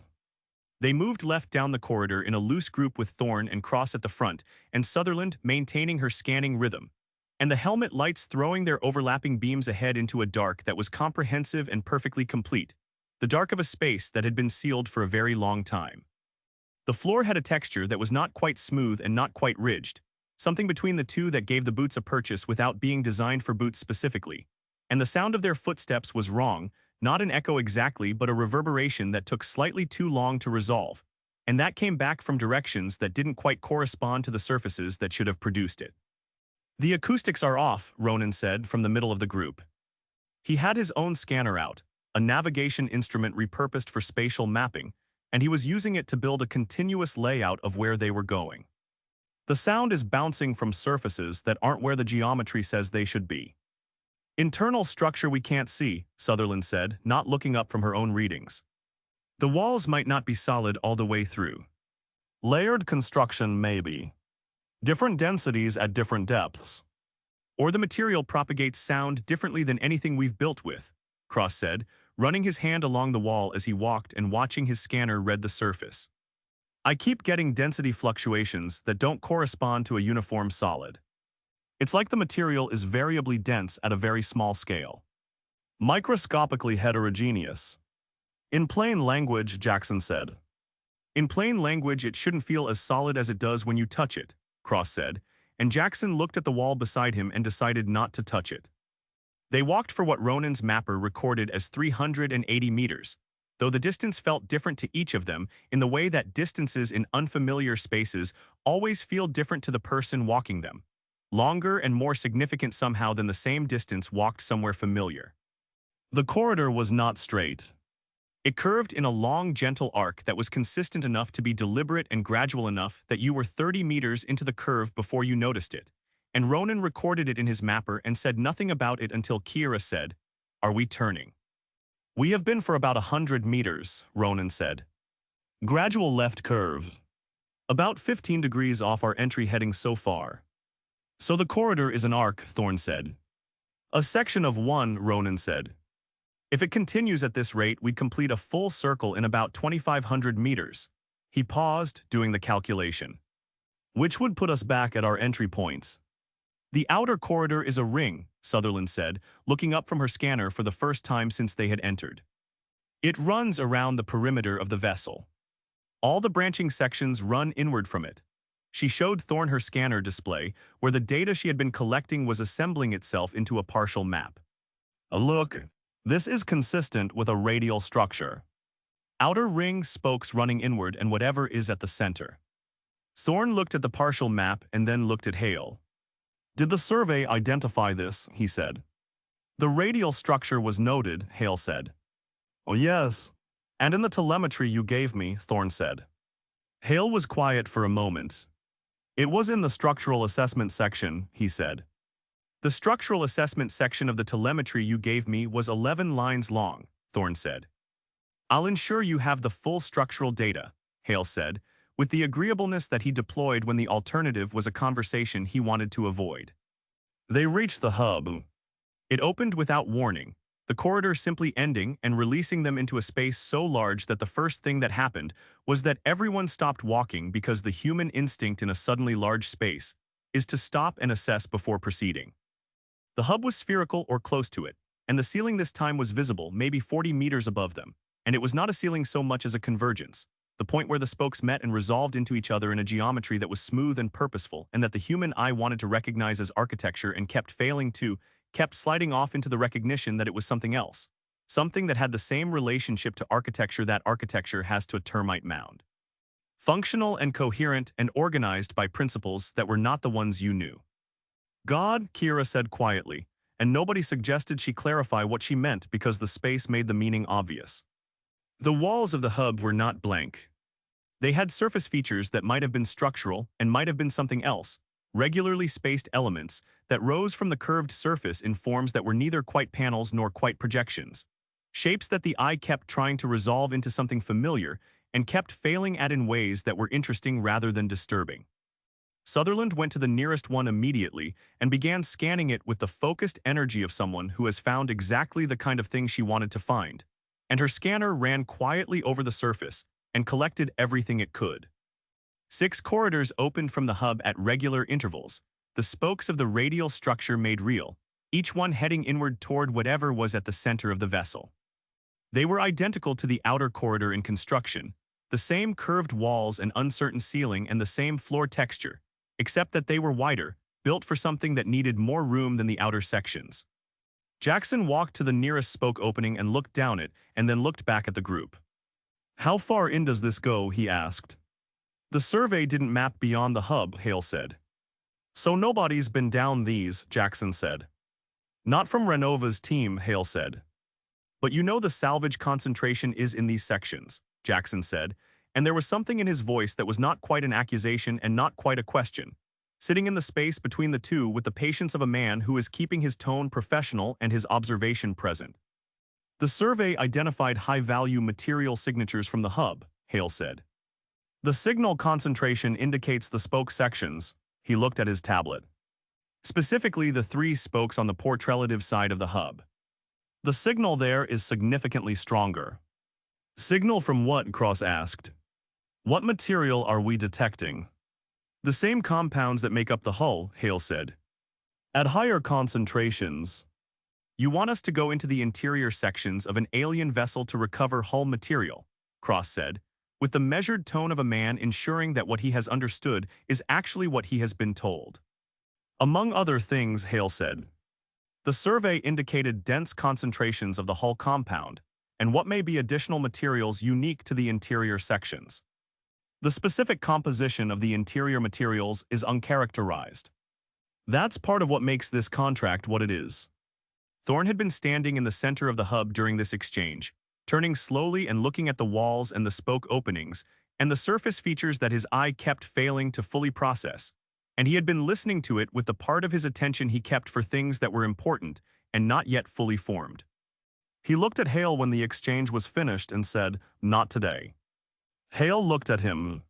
"We're not going into the spoke sections today," Thorne said. "Today we map the hub, we complete the outer corridor survey, we establish what we're dealing with at this level before we go deeper. We do this right or we don't do it." Hale opened his mouth and then closed it again, which was the right decision, because the expression on Thorne's face was the expression of a man who has made a decision and is not entertaining a conversation about it. "Captain," Hale said after a moment, with a measured reasonableness that was working hard to conceal something else. "The schedule has some pressure to it. Renova's window for this operation is not indefinite. Renova's window will accommodate 1 additional day of proper survey work," Thorne said, "or Renova can find a different crew." He looked at Cross. "Alias. Take Nix and Ronan and run the outer corridor. Full circuit if you can manage it. I want a complete map of the perimeter before we go any further in." Cross nodded, and the 3 of them moved back into the outer corridor, and the hub became quieter with them gone, and Thorne stood in the center of it with Kira and Jackson and Hale, and the enormous curved space above them, and the 6 spoke openings leading inward to something none of them had seen and Hale had not told them enough about.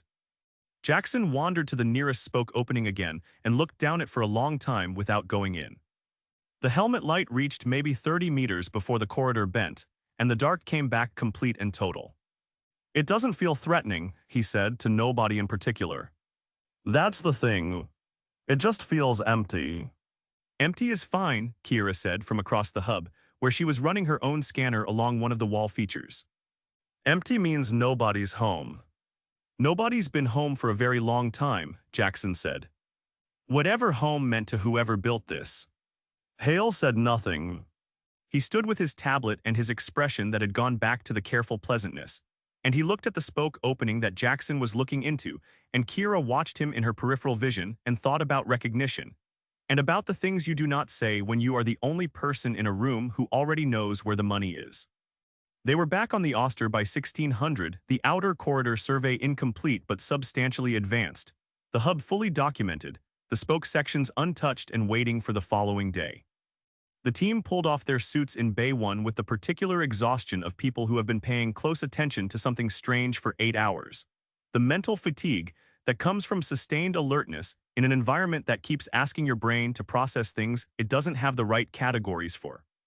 Sutherland went directly to her console and began processing her scanner data with the absorbed energy of someone who has been waiting all day to look properly at what she has collected. Ronan sat down at the navigation station and began integrating the corridor mapping into a proper schematic. Cross went to the engine room for no specific reason, except that the engine room was where he went when he needed to be somewhere that made complete sense to him. At dinner that evening, the conversation was quieter than usual and more fragmented, people processing in their own directions and occasionally surfacing to share a piece of it. Marin asked what it was like inside, and Jackson said it was like being inside something that had been designed by people who understood what a corridor was for but had arrived at that understanding independently. And Marin said that was not a reassuring description. And Jackson said it wasn't meant to be reassuring, but it also wasn't meant to be frightening. And Marin said there was a lot of space between those two things, and Jackson agreed that there was. Soren asked Kira how the scanner data looked, and Kira said preliminary and incomplete, and that Sutherland would have a better picture by morning. And Soren asked whether she thought the job was doable, and Kira was quiet for a moment, and then said she thought it was strange and that strange and undoable weren't the same thing, and Soren said the money was real regardless of how strange it was. And Kira said yes and ate her food and did not add anything to that because yes was true, and she didn't have anything more certain than yes to offer. Hale ate quickly and left early and nobody remarked on it. Callum ate in his usual silence and listened to everything and said nothing, and when the meal was finished, he cleared his place and nodded to Thorne on the way out. Just a nod. The small acknowledgement of one person to another that carries whatever weight the two people involved have accumulated between them. And Thorne nodded back and watched him go and sat for a moment with his coffee and the sounds of the crew around him and the knowledge that tomorrow they were going into the spoke sections, and that the spoke sections were where the money was, and also where the survey had not gone, and also where Hale had been directing them from the moment he came aboard. The money was real. That was also true. He sat with both things and finished his coffee and went to write his evening log with the care of a man who has learned that the log is the record that survives everything else, and he chose his words accordingly. The full operation began on the second day with 3 teams running simultaneously, which was Thorne's compromise between the schedule pressure Hale had been applying since the previous evening and the methodical progression that his own judgment required. 3 teams meant 3 sets of eyes on 3 different sections, enough coverage to build a real picture of what they were dealing with, and enough people on the Auster to maintain a proper watch and a proper response capability if something went wrong somewhere. He laid it out at 600 over coffee in the common area. The crew gathered around the table with their mugs and the schematic that Ronan had built from the previous days mapping on the screen at the end of the room. Team 1 is the outer corridor, Thorne said, pointing to the perimeter ring on the schematic. Complete the circuit, document everything, establish the full outer layout. Ronan, that's yours. Take Soren and Aris. Ronan nodded, looking at the schematic with the satisfaction of a man given a task with clear parameters. Team 2 is the hub and the first spoke section, Thorne said. We go in measured. 30 meters full documentation, come back. Then 60. We establish what's in there before we commit to deeper penetration. He looked at Cross.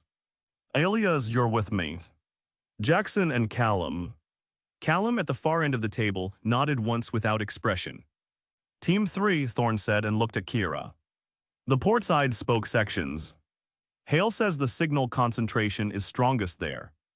I want to know what we're looking at before we send recovery equipment in. Kira, you led. Take Nix and Lyra. Kira looked at the schematic and at the 3 portside spokes marked on it and said, understood. Hale will coordinate from the hub, Thorne said. He said it in the tone of a statement rather than a decision open for discussion. And Hale, who was standing at the edge of the group with his tablet, received it with the pleasant neutrality of a man who has gotten most of what he wanted and has decided that the remainder is not worth contesting this morning. Who has the Auster? Marin asked. You and Veda, Thorne said. I want someone with medical training on board throughout. Veda, who had been leaning against the counter with her coffee and the expression of someone who has already anticipated this assignment, said, fine. But I want a continuous biometric feed from every suit. If anyone's stress indicators go to threshold, I want to know before they do. Agreed, Thorne said. Full biometric monitoring for all teams. Veda has override authority to call a team back if the readings tell her something the team member isn't saying. Nobody objected to that, which was itself a kind of statement about the mood in the room, the tacit acknowledgement that they were going somewhere that might produce responses they wouldn't fully recognize in themselves until someone outside could see the numbers.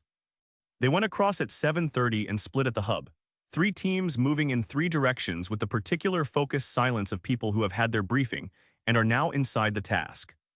The hub was the same as the previous day, enormous and curved and patient in the way that spaces are patient when they have been empty for a very long time, and it looked no more familiar on second viewing than it had on first. Familiarity, apparently, was not something this vessel was going to offer. Ronan took his team back into the outer corridor, and they moved with the methodical pace of a survey team that knows what it is doing and is doing it properly. Soren running the materials scanner along the left wall and Eris managing the spatial mapper and Ronan reading both outputs, and building his documentation in real time with the thoroughness that was his defining characteristic. The outer corridor continued its long arc, consistent in construction and proportion with the section they had already mapped. The same curved walls and the same floor texture and the same acoustic wrongness that sent sound back from places it shouldn't come from. At the 300-meter mark, Soren stopped scanning and said, "Ronan." Ronan stopped and looked at him. Soren was holding his scanner up at the wall and looking at the reading with the expression of a man who wants to make sure he is interpreting an instrument correctly before he says what the instrument is telling him. "There's a seam here," Soren said. "In the walls." I almost missed it because the material reads the same on both sides, but the density shifts slightly at this line, and the density shift runs floor to ceiling. Ronan came to look at the scanner reading and then looked at the wall itself. At first glance, it was indistinguishable from every other section of wall they had passed, the same surface qualities and the same faint interaction with the helmet light. But when he looked at the line Soren was pointing to, he could see it, barely, a vertical discontinuity in the surface that was less a visible seam than a place where the surface had a slightly different relationship to the light. A difference so subtle that you would walk past it a dozen times without seeing it if you weren't scanning. "Mark it," Ronan said. "Coordinates and full scanner reading. We don't do anything with it today, we just document it exists." He looked at it for a moment longer. "There may be more of them. Keep the scanner on the walls." There were more of them. By the time they had completed 2/3 of the outer circuit, they had documented 11 of the seams at irregular intervals, each one identical in its subtlety and in the slight density differential the scanner found in it, each one running from floor to as high as the scanner could reach, which was not the ceiling.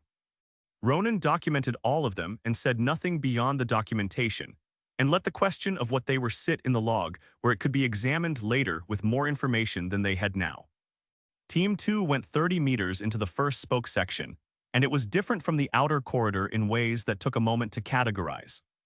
The walls were the same material, but they had more surface features, the raised elements that they had seen in the hub appearing here at regular intervals along both sides, and they were larger than the hub versions, tall enough that Cross could not have reached the top of them without a ladder. Up close and with the full benefit of his scanner, Cross could see that they were not simply projections from the wall surface, but were integrated into the wall itself, continuous with it, grown from it in the same way that a bone spur grows from a bone, and his scanner could not find a material boundary between the projection and the wall behind it because there wasn't one. "These are structural," Cross said, running his scanner along the base of the nearest element. "They're load bearings. They're part of the wall's structural integrity, not decoration." "Can you tell what load they're bearing?" Thorne asked from 2 meters back. "Not specifically," Cross said. "But the density readings through the wall change significantly between the elements and between them. The elements are denser. Much denser. The wall between them is closer to the outer corridor composition." He stood back and looked at the row of elements running down both sides of the spoke corridor toward the dark at the far end. "It's like ribs," he said. "Like the internal structure of a rib cage. The elements are the ribs and the wall between them is the intercostal material." Callum, standing behind Jackson, looked at the elements and said nothing. He had been saying nothing since they came aboard the alien vessel, which was consistent with his general character but had a slightly different quality here, A silence that was more active than his usual silence. The silence of a man paying close attention rather than simply having nothing to add. Jackson looked at the corridor ahead and said, 30 meters, you said. 30 meters today, Thorne said. We document and come back. Right, Jackson said, and they went 30 meters and documented everything Cross's scanner could find and came back, and then went 60 meters and documented that. And at 60 meters the corridor bent, and beyond the bend there was a light source. Not their helmet lights. Something else, something coming from the wall itself at the bend. A faint luminescence from one of the rib elements that was blue adjacent in color, and that was not present in the elements they had already passed, and that was not present when they had entered the spoke, and that was therefore new. And the four of them stood at the 60-meter mark and looked at it with the collective stillness of people who have just encountered something they did not expect. That wasn't there when we came in, Jackson said. No, Thorne said. Is it doing it because we're here, Jackson said. Like a motion response or something. I don't know, Thorne said. He looked at Cross. Alias.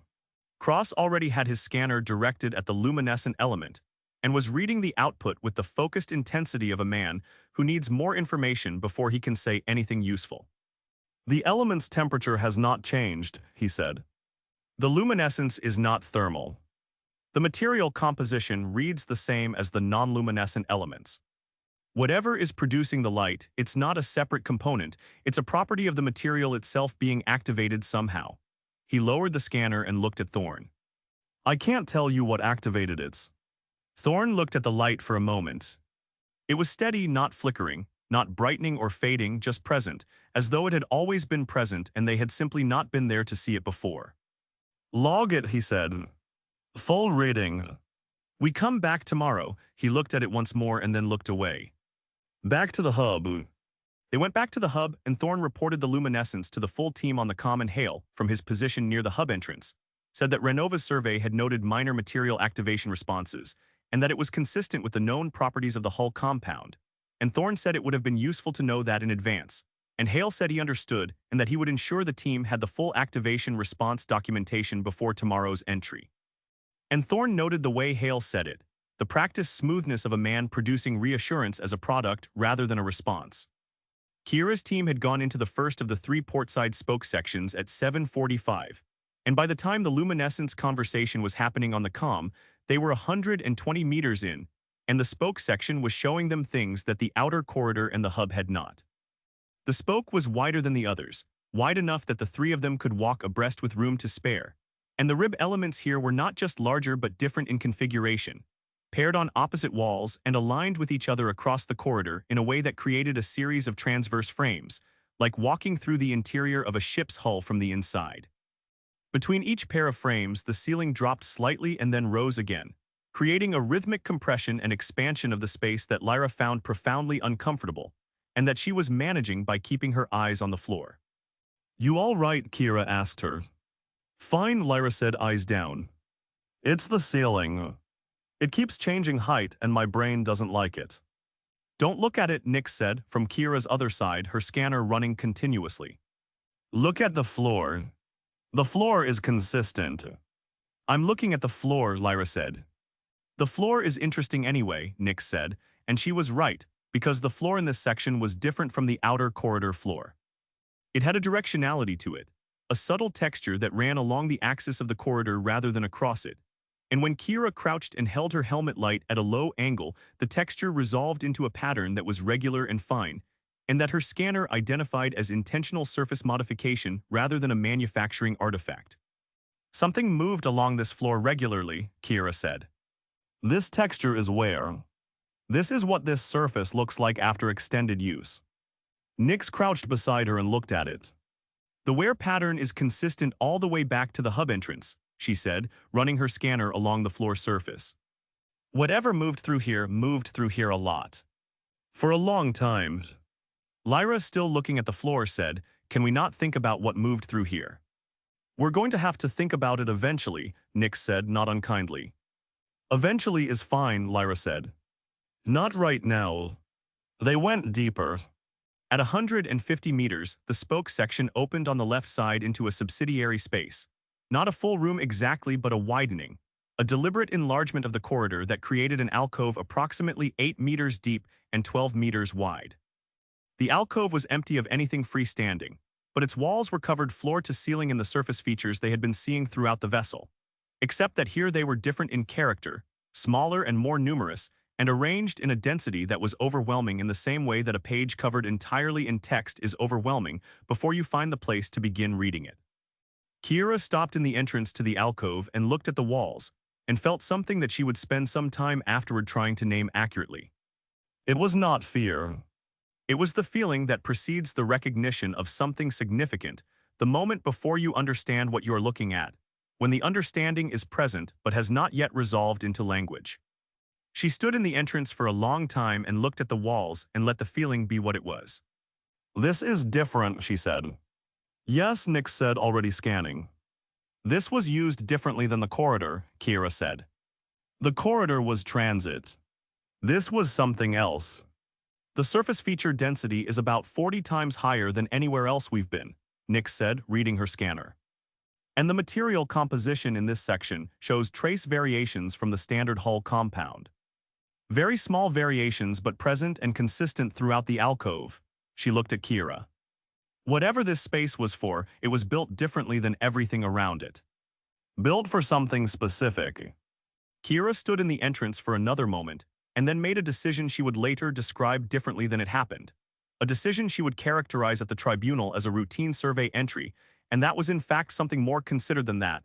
The decision of a woman who has encountered something and wants to understand it and knows that wanting to understand it is not the same as it being safe to pursue. She stepped into the alcove and spent 20 minutes documenting everything her scanner could find and came out with data that Nick said was the most anomalous they had collected, and that none of them had the framework to interpret yet. She would describe the alcove at the tribunal as a storage compartment. She would not mention the feeling in the entrance. She would not mention the 20 minutes. She would not mention that she went back the following day alone for 10 more minutes before the incident made everything that came after about something else entirely. That was later. Now she stepped out of the alcove and looked at Lyra and said, "Okay. Let's keep moving." And Lyra, who had been standing in the corridor with her eyes on the floor and had not looked into the alcove at all, said yes please, with a feeling that was relief. By 1400, the three teams had generated more data than the ship's systems would fully process before the following morning, and Thorne called a staged withdrawal, team by team, back through the hub and through the tunnel and into the Auster's Bay. The debriefs happened informally, people peeling off their suits and talking across the bay in the fragmented way of people who have too much to say and are not yet sure which parts of it are important. Hale moved through the debrief conversations with his tablet and his questions, collecting information with the pleasant systematic efficiency of a man conducting an inventory, and the crew answered him with the straightforwardness of people who are tired and processing, and not yet in the mode of considering what to withhold, and Thorne watched him work the room and said nothing. At 16:30, Sutherland, who had gone directly from her suit to her console and had been there since, said on the open ship comm, "Captain, I need you to look at something." Thorne was in his quarters writing his log and he went to the science console, where Sutherland had her scanner data up on the main display in a format that showed signal intensity by location, a map of the vessel with a color gradient running from blue through yellow to red. Most of the map was blue. The outer corridor was blue. The hub was blue shading to yellow at the spoke entrances. The spoke sections were yellow deepening to orange at the limits of their survey. At the far end of the portside spoke sections, beyond where any of the teams had gone, the map was red. Not the soft red of a strong signal. A red that indicated a signal intensity that was orders of magnitude above everything around it. A concentration of whatever the scanner was reading that was so dense relative to the rest of the vessel that it made everything else look like background noise. "That's what's at the center," Sutherland said. "That's what Hale has been pointing us toward all along." "Not the spoke sections. What's at the end of the spoke sections?" Thorne looked at the map for a long moment. "What is it?" he said. "I don't know," Sutherland said. "The signal is the same compound as the hull material, but the concentration is so high it's reading almost like a different substance. Whatever is at the center of this vessel, there is a very large amount of it, and it is the densest concentration of this material anywhere on the ship." She paused and then said, because she was Sutherland and Sutherland said what the data said, and the signal has been increasing since we started the survey today. Slowly, but it's increasing. Increasing how, Thorne said. The concentration reading is higher now than it was this morning, Sutherland said. By about 3%. Which could be instrument drift or data accumulation artifact, but I don't think it is. She looked at him. I think something at the center of this vessel is responding to our presence. Slowly, but responding. Thorne stood in front of the display and looked at the red at the center of the map and thought about a light that had not been lit when they entered a corridor, and was lit when they reached 60 meters, and thought about activation responses that Hale had known about and not mentioned, and thought about Hale's face when he had first stepped into the alien vessel, and looked down the outer corridor with the eyes of a man finding what he was looking for. He called Hale to the science console and showed him the map and said, "Talk to me about this." Hale looked at the map and at the red center and at the increasing signal reading and said, "The central section is where the primary salvage concentration is located." This confirms what the survey indicated. The signal is increasing, Thorne said. Nix thinks the vessel is responding to us. The material has reactive properties, Hale said. That's been established. A signal increase of 3% over a full day of survey activity is within the range of passive material response. It's not indicative of active system engagement. How do you know what range passive material response falls within? Thorne said, for a material that didn't exist in our database 4 days ago. Hale was quiet for a moment with the specific quality of a man deciding between two versions of something. Renova's assessment team observed similar responses during their survey, he said. The material reacts to proximity and activity. It's a property of the compound. It doesn't indicate anything operational. You're certain, Thorne said. I'm confident, Hale said, which was a different word and they both knew it. Thorne looked at the map for a long moment and then looked at Sutherland.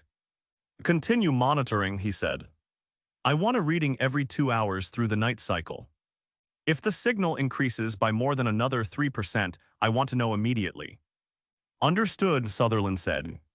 Hale left the science console and Thorne stood with the map and the red center and the slow increase that was either instrument drift or something waking up by degrees in the deep interior of a vessel that had been empty for longer than anyone could calculate. And he thought about the word confident and what it covered, and what it was designed not to cover. And he went back to his quarters and his log, and wrote it all down with the care of a man who has learned that the record matters most when everything else goes wrong. It started at 9:17 on the third day of full salvage operations, which was a Tuesday by the ship's calendar, which was a fact that would appear in the official log, and that would later seem like the kind of detail that only matters in retrospect, the mundane timestamp on something that was not mundane at all. Thorne was on the Auster's bridge. That was the first gap. He had intended to go across with Team 2 again that morning, but the Auster's navigation array had thrown an anomalous reading at 800 that he and Ronan had been working through together, a sensor calibration issue that turned out to be minor, and that had kept him on the bridge for the 40 minutes that put him on the wrong side of the docking tunnel when everything changed. He would think about those 40 minutes many times afterward and would arrive each time at the same conclusion, that if he had been inside the vessel when it started, the outcome would have been worse, because the coordinating intelligence in the incident was the one on the Auster's bridge with a full comm picture. And without that, the fragmented information the teams were generating would have had nowhere to go and nothing to do with it. That was not a comfortable conclusion to have reached. It was simply the one the evidence supported. Inside the alien vessel at 9:17, 3 teams were at work in 3 sections, and the vessel was doing what it had been doing for 2 days, which was nothing, and then it did something else. Kira's team was deepest in. She and Nix and Lyra had pushed 240 meters into the primary portside spoke, past the alcove that Kira had documented twice now and not mentioned the second visit to anyone, and they were approaching a section where the corridor narrowed slightly and the rib elements on the walls became more frequent, closer together, the spacing between them dropping from 3 meters to 1.5 in the span of 20 meters. And the effect was of walking into something that was closing around you in a way that was geometrically precise and felt like anything but. Lyra had been managing her discomfort with the ceiling variations by keeping her focus on her work, which was running the recovery assessment scanner that recorded material density and extraction viability, and she was good at the work and the work was helping. She had her scanner on the left wall and was reading the output, and saying the numbers into her suit recorder when the wall moved. Not collapsed. Not opened. Moved the way a muscle moves, a smooth and purposeful contraction of the surface that took the section of wall her scanner was touching and drew it inward by approximately 30 centimeters in the space of 2 seconds. And the motion was so controlled and so deliberate that for a full second after it happened, Lyra stood looking at where her scanner had been resting and tried to find the explanation that made it something other than what it was. The wall just moved, she said on the team channel. I saw it, Nick said from 3 meters back, her own scanner already redirected to the section in question. Moved how? Kira said from the front. Inward, Lyra said. 30 centimeters maybe. Then stopped. Kira came back to look, and they stood the three of them looking at the section of wall that had moved and was now still. And it was still in the way that things are still after movement, rather than the way they are still before it. And none of them had a word for the difference, but all three of them felt it.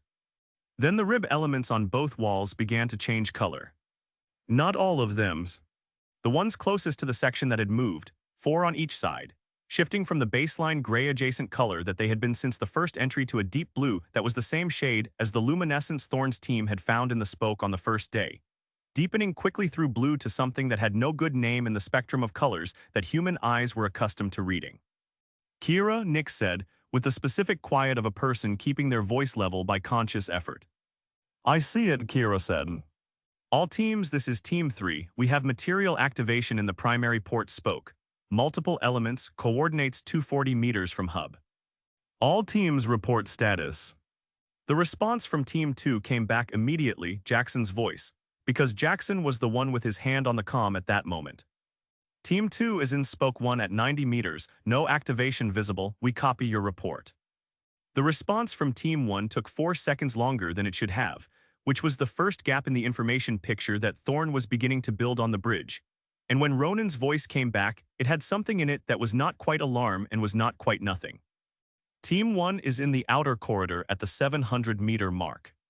We have something here, the seams we logged, 2 of them have opened.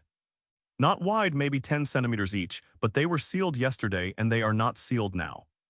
Define opened, Thorne said from the bridge, because he was already on the comm and had been since Kira's first transmission. The vertical seams in the outer corridor wall, Ronan said. They have separated. There is a gap where there was no gap. I can see material behind the wall surface. It looks like the same rib structure we found in the spoke sections. Are you in any immediate danger? Thorne said. I don't know, Ronan said, which was the most honest answer available and the least useful one, and both of them knew it. On the bridge, Thorne had Marin pulling up the full biometric feed on the secondary display, and he was looking at 18 sets of readings, and the ones that were elevated were the ones he expected, and the one that was not elevated was Callum's, which was steady in a way that was either the calm of a man with a high stress threshold or the calm of a man who has been somewhere like this before and knows what comes next. All teams, Thorne said, with the controlled authority of a man who has decided that the tone of his voice is the most important thing he can manage right now. This is the captain. Begin withdrawal to the hub. Orderly and together.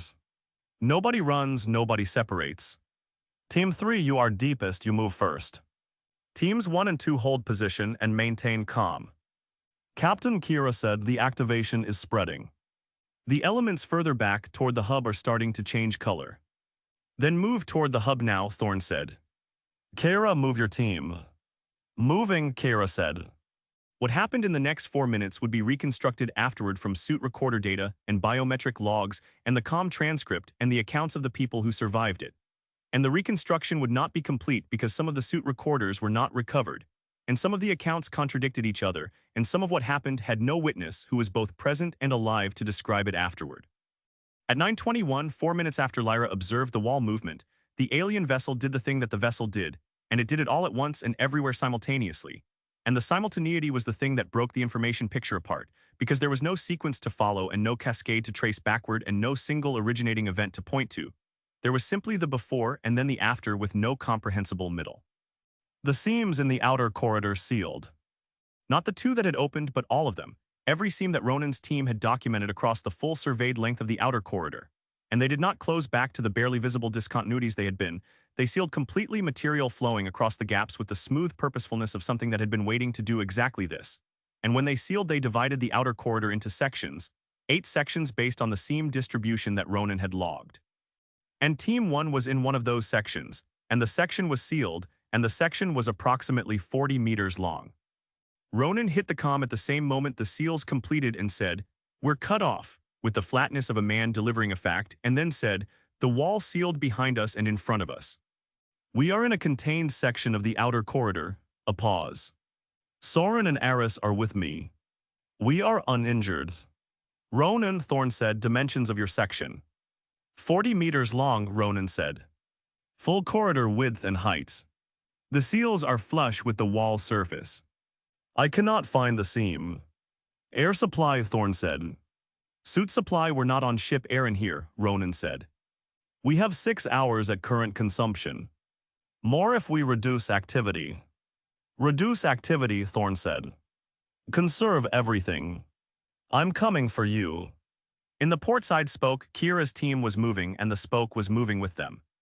Not the walls, not yet. The floor. The texture that Kira and Nyx had identified as wear pattern on the first day was vibrating now. A fine, rapid tremor that came up through the boots, and that was not painful and was not violent, but was deeply wrong in the way that things are deeply wrong when the ground does something that ground is not supposed to do.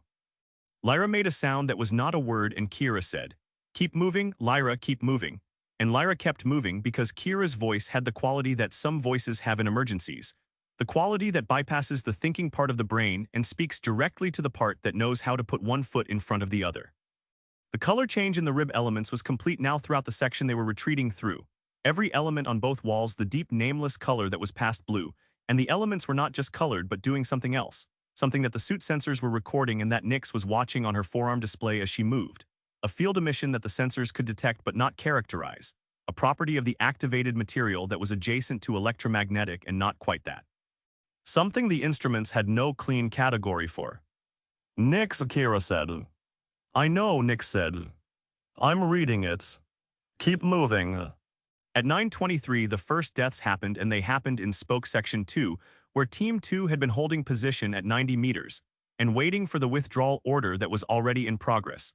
And they happened because the Spoke Section 2 did something different from what the portside spoke was doing. Something that the subsequent investigation could not fully explain, because the only direct witnesses were Jackson and Callum, and Jackson's account of it was fragmented, and Callum's account of it was incomplete in ways that the tribunal would later find significant. The rib elements in Spoke 2 did not change color. They extended outward from both walls, the elements growing across the corridor space with the same smooth purposefulness that the outer corridor seals had shown, not fast, not explosively, but with a steady mechanical certainty that covered the width of the corridor in approximately 8 seconds. And there were 4 crew members in the section of Spoke 2 where the extension happened, and 2 of them were between 2 pairs of elements when the extension began, and the elements did not stop when they met resistance. Jackson was 15 meters back from the closest extension event, and he saw it, and the comm transcript shows that he said something that was not a word and then said, "Captain spoke to the walls." And then there was a sound on the comm that was not described in any subsequent account, and that the transcript logged as uncharacterized acoustic event, and that everyone who heard it on the open comm channel heard and did not forget. Thorne heard it on the bridge. Marin heard it at her station, and her hand stopped moving on her console, and she looked at the biometric display, and 2 of the readings that had been elevated were no longer elevated and were no longer anything, and she said, "Captain," in a voice that was very small and very steady. And Thorne looked at the display and saw what she was looking at and said nothing for 2 seconds and then said on the open comm, all teams, this is the captain. Report status now. Everyone reports." The reports came back fragmented and out of order, and some of them came back and some of them did not. Kira reported Team 3 moving and intact, 200 meters from hub and closing. Ronan reported Team 1 sealed and stationary and intact. Jackson reported from Spoke 2 with a voice that was recognizably Jackson's and recognizably not in its ordinary register. The voice of a man who has seen something and is managing the seeing of it by speaking with extreme precision about everything except what he has seen. He said he and Callum were intact and moving toward the hub and that the rest of Team 2 were not. He did not say what the rest of Team 2 were. He did not need to. 4 dead. That was the first wave. That was what Thorne had when he was trying to build his picture. 4 dead in Spoke 2, 3 alive and sealed in the outer corridor, 3 moving through the port spoke with the floor vibrating under them and the walls activated around them. and Hale on the alien vessel somewhere between the hub and the spoke entrances, and not responding on the comm with a reliability that made his position in Thorne's picture a gap rather than a data point. Hale, Thorne said on the individual channel. Hale, report your position. A pause of 6 seconds. Hub, Hale said. I'm in the hub. The spoke entrances are beginning to show activation. Get to the tunnel, Thorne said. Now, the salvage, Hale said, and the word sat on the comm channel in the way that a word sits when the person saying it knows immediately that they have said the wrong thing. Get to the tunnel, Thorne said, and his voice had a quality that apparently communicated something to Hale that the content alone did not, because Hale said moving, and the comm registered his suit's motion sensors picking up a running pace. In the port spoke, Kira's team came out of the vibrating floor section at 150 meters, and into a section that was still. And the stillness was more alarming than the vibration had been because there was no logic to where one ended and the other began. And the activated elements on the walls were behind them now, but the color had not faded, and the field emission Nyx was reading on her forearm scanner had not decreased, and was in fact stronger here than it had been further in. That doesn't make sense, Nyx said, looking at her scanner while walking. The activation should be weaker away from the source. Unless we're not moving away from the source, Kira said. Unless the source is the hub, Nyx said, and they looked at each other and moved faster. Lyra was not talking anymore. She was walking with the focused efficiency of someone who has reduced her entire operational purpose to forward motion and is not spending any processing capacity on anything else. And Kira matched her pace and Nyx matched both of them, and the 100 meters between them and the hub passed with the stretched quality of distance covered in urgency, each meter taking longer than it should and covering less ground than it ought to. Jackson and Callum reached the hub from Spoke 2 at 9:28, and the hub was different from when they had left it that morning. The surface features on the curved walls were all activated, every one of them the deep nameless color, and the field emission that Nyx had been tracking in the spoke was here too, stronger, present in the air in a way that the suit sensors were recording with increasing urgency on the forearm displays. The hub was not dangerous in any way the suits could measure. The suits had no instruments for what the hub had become. It was simply a space that had changed character completely, and that communicated the change through something that was not any of the physical properties the suits were designed to monitor. Something that registered in the people moving through it as a pressure that was not pressure. A sense of opposition that had no physical correlate. The instinctive reading of an environment that has decided it wants you to leave. Jackson later described this to Thorne as the feeling of being somewhere that had realized you were there. Callum did not describe it at all. They moved through the hub and into the tunnel, and 30 seconds behind them Kira's team came out of the port spoke and crossed the hub with the same feeling and went into the tunnel. And Hale was in the tunnel ahead of all of them, moving faster than Thorne had ever seen him move, the careful pleasantness entirely gone and something more fundamental in its place. And none of them spoke to each other in the tunnel because the tunnel required all of them to move quickly and the moving required everything they had. On the bridge, Thorne was working 3 problems simultaneously. He was tracking the teams in the vessel through their suit signals and the comm. He was working through the outer corridor seal problem with Ronan, trying to establish whether the sealed section had any structural weakness that could be exploited from the inside or the outside. And he was managing the information gap that had opened in the middle of his picture the moment the incident started, the gap between what he was being told and what he needed to know, and it was the gap that was doing the most damage. He knew 4 people were dead. He knew their names because the biometric display had shown him exactly when the reading stopped, and he had matched the reading identifiers to the crew list with the awful efficiency of a man who has been waiting for bad news and knows how to process it when it arrives. He knew 3 people were sealed in the outer corridor with 6 hours of air. He knew the teams in the spoke sections were in motion, and the motion signals indicated they were moving toward extraction. What he did not know was the rate of progression of whatever the vessel was doing. He did not know whether the outer corridor seals were permanent or temporary, or whether they would continue and divide the sealed section further. He did not know what the field emission Nyx was reading in her suit sensors indicated in terms of biological risk, whether exposure to it over time had consequences the suit sensors weren't designed to detect. He did not know whether the vessel had finished doing what it was doing, or whether 917 had been the beginning of something rather than the whole of it.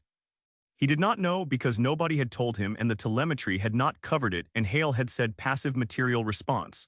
Whether the thing at the center of the vessel, the dense red concentration on Sutherland's signal map, had anything to do with what was happening, or whether it was the most relevant fact in the entire situation. That was the picture he was working from. That was what he had. Marin said from her station, the teams in the spoke sections are in the tunnel. Biometrics for all three, Kira, Nix, Lyra. All present. Jackson and Callum, Thorne said. In the tunnel, Marin said. Ahead of the others. They're almost at the collars. Hale, Thorne said. In the tunnel, Marin said. First in, he'll be at the collar in about 40 seconds. Ronan, Thorne said. Still sealed, Marin said, and her voice was steady in the way that people's voices are steady when being steady is the most useful thing they can offer. All three biometrics present and within normal range. Thorne looked at the main display and the sensor return of the alien vessel filling it, 800 meters of something that had been dormant and was dormant no longer. And he thought about 3 people in a sealed section of the outer corridor and 6 hours of air and the seals that had no visible seam and could not be found, let alone opened from the inside. And he thought about the tools available to him and the time available to him and the information available to him. And he began building the problem that he would be still building when the next thing happened, and the decision arrived and everything else followed from it. The teams came through the collar and into Bay 1 in a cluster, helmets off before the bay was fully pressurized because the bay was pressurized enough, and waiting was not something any of them were doing. Jackson sat on the bay floor with his back against the wall and said nothing. Lyra sat beside him and also said nothing. Nix went directly to her forearm scanner and pulled the data from it with the focused purpose of someone for whom processing information is also a way of managing what the information is about. Kira pulled her helmet off and looked at Thorne, who had come down from the bridge, and said, Ronan's team. Sealed in the outer corridor, Thorne said. Intact. 6 hours of air from the seal time. Kira looked at him and he could see her doing the arithmetic, subtracting the time since the seals had closed from the 6 hours and arriving at a number that had a specific weight to it, and she said, What are we doing? Working on it, Thorne said, which was true and was also the version of the answer that did not yet include the part where working on it had not yet produced anything that looked like a solution. Hale was at the back of the bay with his tablet already out, and his breathing returning to normal with the speed of a man who has been frightened, and is reassembling his professional surface over the fright with practiced efficiency. He looked at his tablet and looked at Thorne and said, The activation event appears to have been triggered by the depth of penetration into the spoke sections. Renova's assessment indicated a threshold response was possible at extended interior ranges. The bay went quiet in the way that spaces go quiet when something has been said that changes the shape of everything that was said before it. Thorne looked at Hale. He looked at him for a long time without speaking, and Hale held the look with the specific quality of a man who has said something that needed to be said and is waiting to find out what it costs him. And the bay was very quiet around them, just the sound of people breathing and the distant hum of the Auster's systems running. And outside the viewport, the alien vessel sat in the dark exactly as it had sat before, patient and enormous and entirely indifferent to what it had done. The bay stayed quiet for about 4 seconds after Hale said what he said, and then everyone started talking at once, and Thorne let it happen for a moment because the talking was a pressure release, and the pressure was real and denying it would cost more than the 4 seconds it took to spend itself. Then he said enough, not loudly, and the bay went quiet again, and he looked at Hale and said, My quarters. Now, Kira with us. Hale opened his mouth and Thorne was already moving, and the question of whether Hale was coming was apparently settled by the movement itself because Hale followed, and Kira followed Hale, and the rest of the bay watched them go with the collective expression of people who have been excluded from a conversation they have a significant personal interest in and know it. Thorne's quarters were 40 steps from Bay 1, and the walk took long enough for him to decide what he needed from the next 10 minutes, and not long enough to do anything with the thing that was happening in his chest that was not fear exactly but was adjacent to it.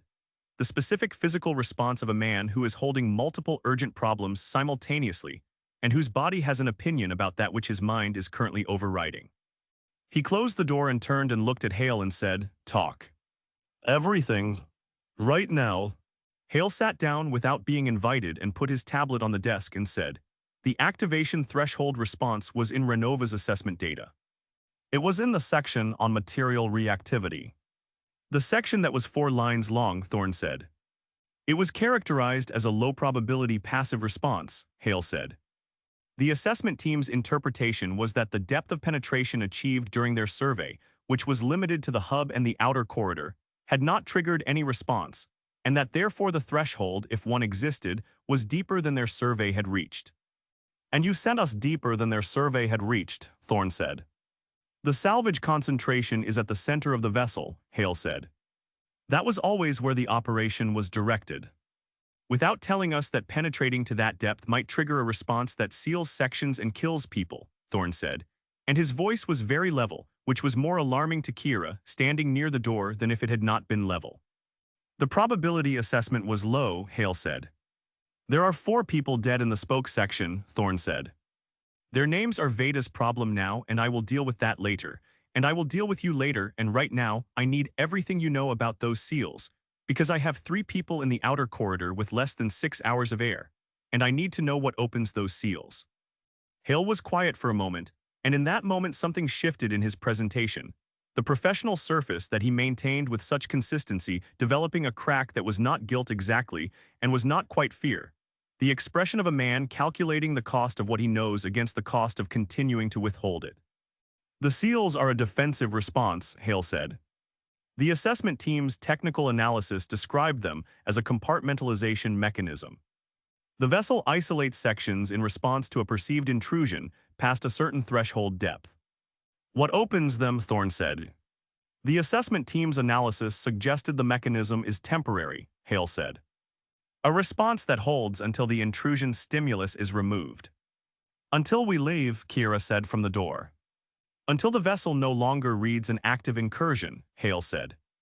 "If the teams withdraw completely and the vessel's sensors, or whatever functions as sensors, no longer detect presence inside, the assessment team's hypothesis was that the compartmentalization would reverse." "Hypothesis," Thorne said. "They did not test it," Hale said. "Their survey did not trigger the response. It's an analytical conclusion based on the mechanism's apparent purpose, which is containment rather than destruction." "Containment rather than destruction," Thorne said, and looked at the wall for a moment and then looked back at Hale.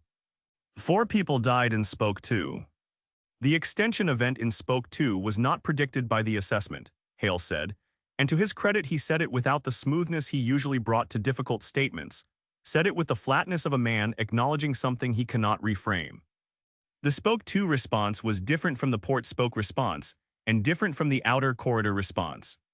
The assessment did not anticipate that variation." "So when you say the seals are temporary and will reverse when we withdraw," Thorne said, "you are telling me the basis for that is an assessment that also failed to predict what happened in Spoke 2.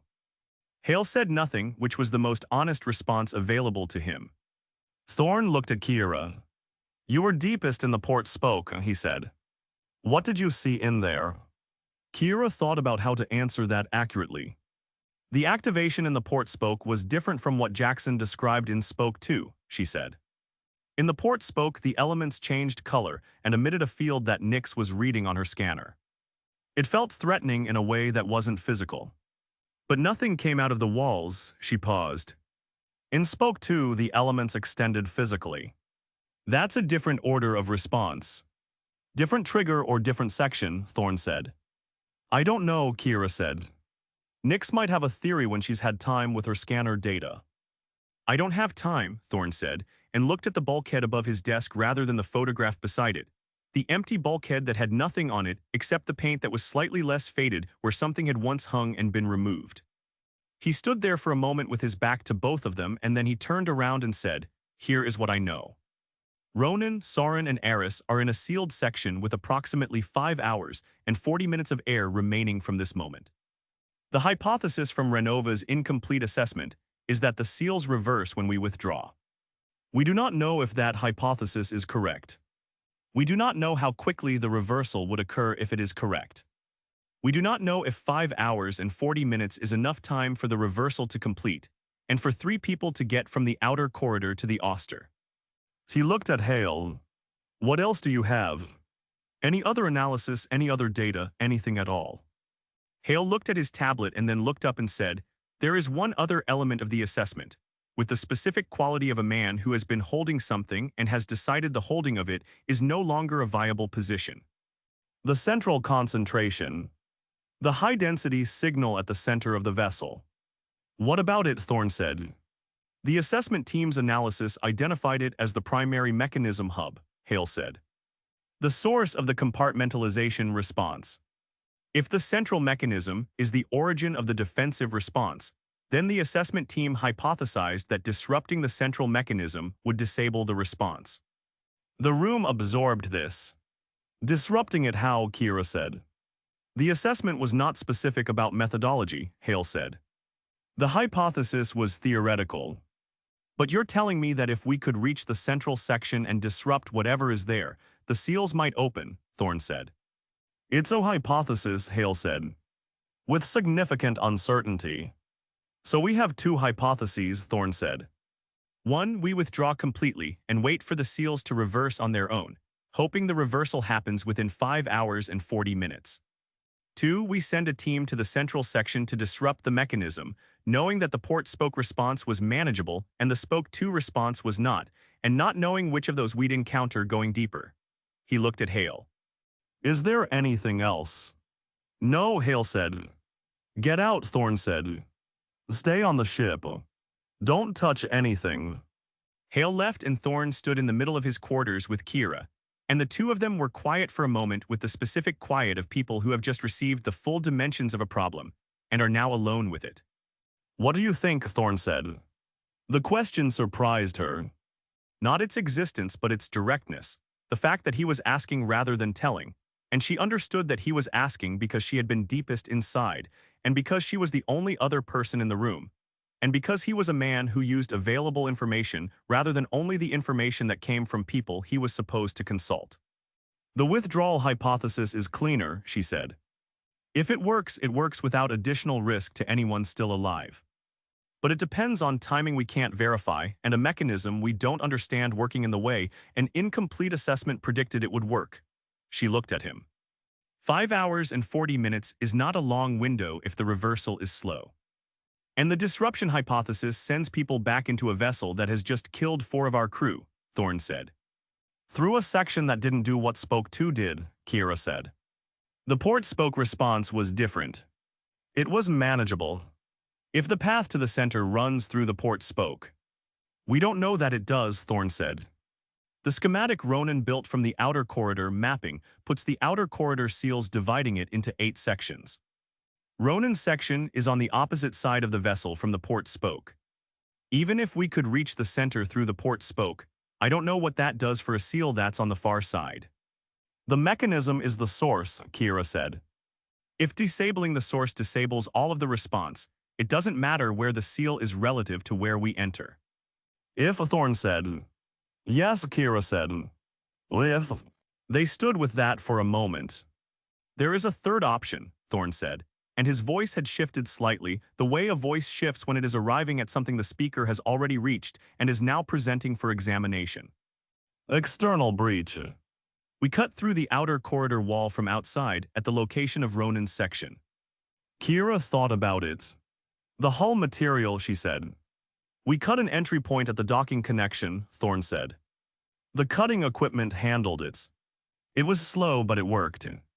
We cut through a section of hull at the docking point that was approximately 40 millimeters thick at the depression where the clamps got purchase, Kira said. We don't know the thickness of the outer corridor walls. The hull exterior to the outer corridor might be a different thickness. And we'd be cutting blind because our scanner data for that section of hull is from the outside only and doesn't tell us wall thickness. Estimate, Thorne said. I can't, Kira said. I don't have the data. Nix might be able to extrapolate from her scanner readings, but it would be a rough estimate. Time, Thorne said. If the wall is comparable thickness to the entry point, 4 to 6 hours, Kira said. If it's thicker, longer. They have 5 hours and 40 minutes, Thorne said. Kira said nothing because there was nothing to add to that. Thorne walked to his desk and stood behind it and looked at the surface of it for a moment, not reading anything on it, just looking at a surface while his mind worked through the geometry of what he had. 3 people in a sealed section. 5 hours 40 minutes of air. 3 options, each with a different risk profile and a different uncertainty weight, and none of them with an outcome he could call confident rather than probable. The withdrawal option, he said. If the hypothesis is correct and the seals reverse when we withdraw, the reversal still has to happen. The section has to unseal. Ronan's team has to navigate the outer corridor to the tunnel, transit the tunnel, and get aboard. That is not a 5-minute sequence, even if the reversal is immediate. We don't know that the reversal is immediate. If it takes an hour, we have 4 hours 40 for transit. If it takes 2 hours, we have 3:40. If it takes 3 hours, he stopped. If the hypothesis is wrong and the seals don't reverse on withdrawal, we lose 3 more people, and we find out the hypothesis was wrong with no time remaining to try anything else. And the disruption option sends people back in, Kira said. Through a section where the response was survivable, Thorne said. Where you were 240 meters in, the response was field emission and color change and floor vibration. None of that kills anyone. We don't know what's past 240, Kira said. No, Thorne said. And we don't know that disrupting the central mechanism opens a seal on the opposite side of the vessel, Kira said. No, Thorne said. And we don't know that the central section responds the way the port spoke did rather than the way spoke 2 did, Kira said. No, Thorne said and looked at her. Say the rest of it. Kira was quiet for a moment. If you send a team back in through the port spoke and they encounter a spoke 2 type response, you lose more people. You would be making a decision that kills more people on the basis of incomplete information, in pursuit of an outcome that the incomplete information suggests is possible but cannot confirm. Yes, Thorne said. And if you withdraw and the hypothesis is wrong, Kira said, you lose Ronan and Soren and Eris on the basis of incomplete information from the same source. Yes, Thorne said. There is no option here that doesn't run on incomplete information. The question is which incomplete information I trust more. Kira looked at him. The withdrawal hypothesis comes from an assessment that failed to predict spoke 2, she said. The disruption hypothesis comes from the same assessment. I know, Thorne said. The port spoke response was survivable at 240 meters, Kira said slowly, working through it in real time.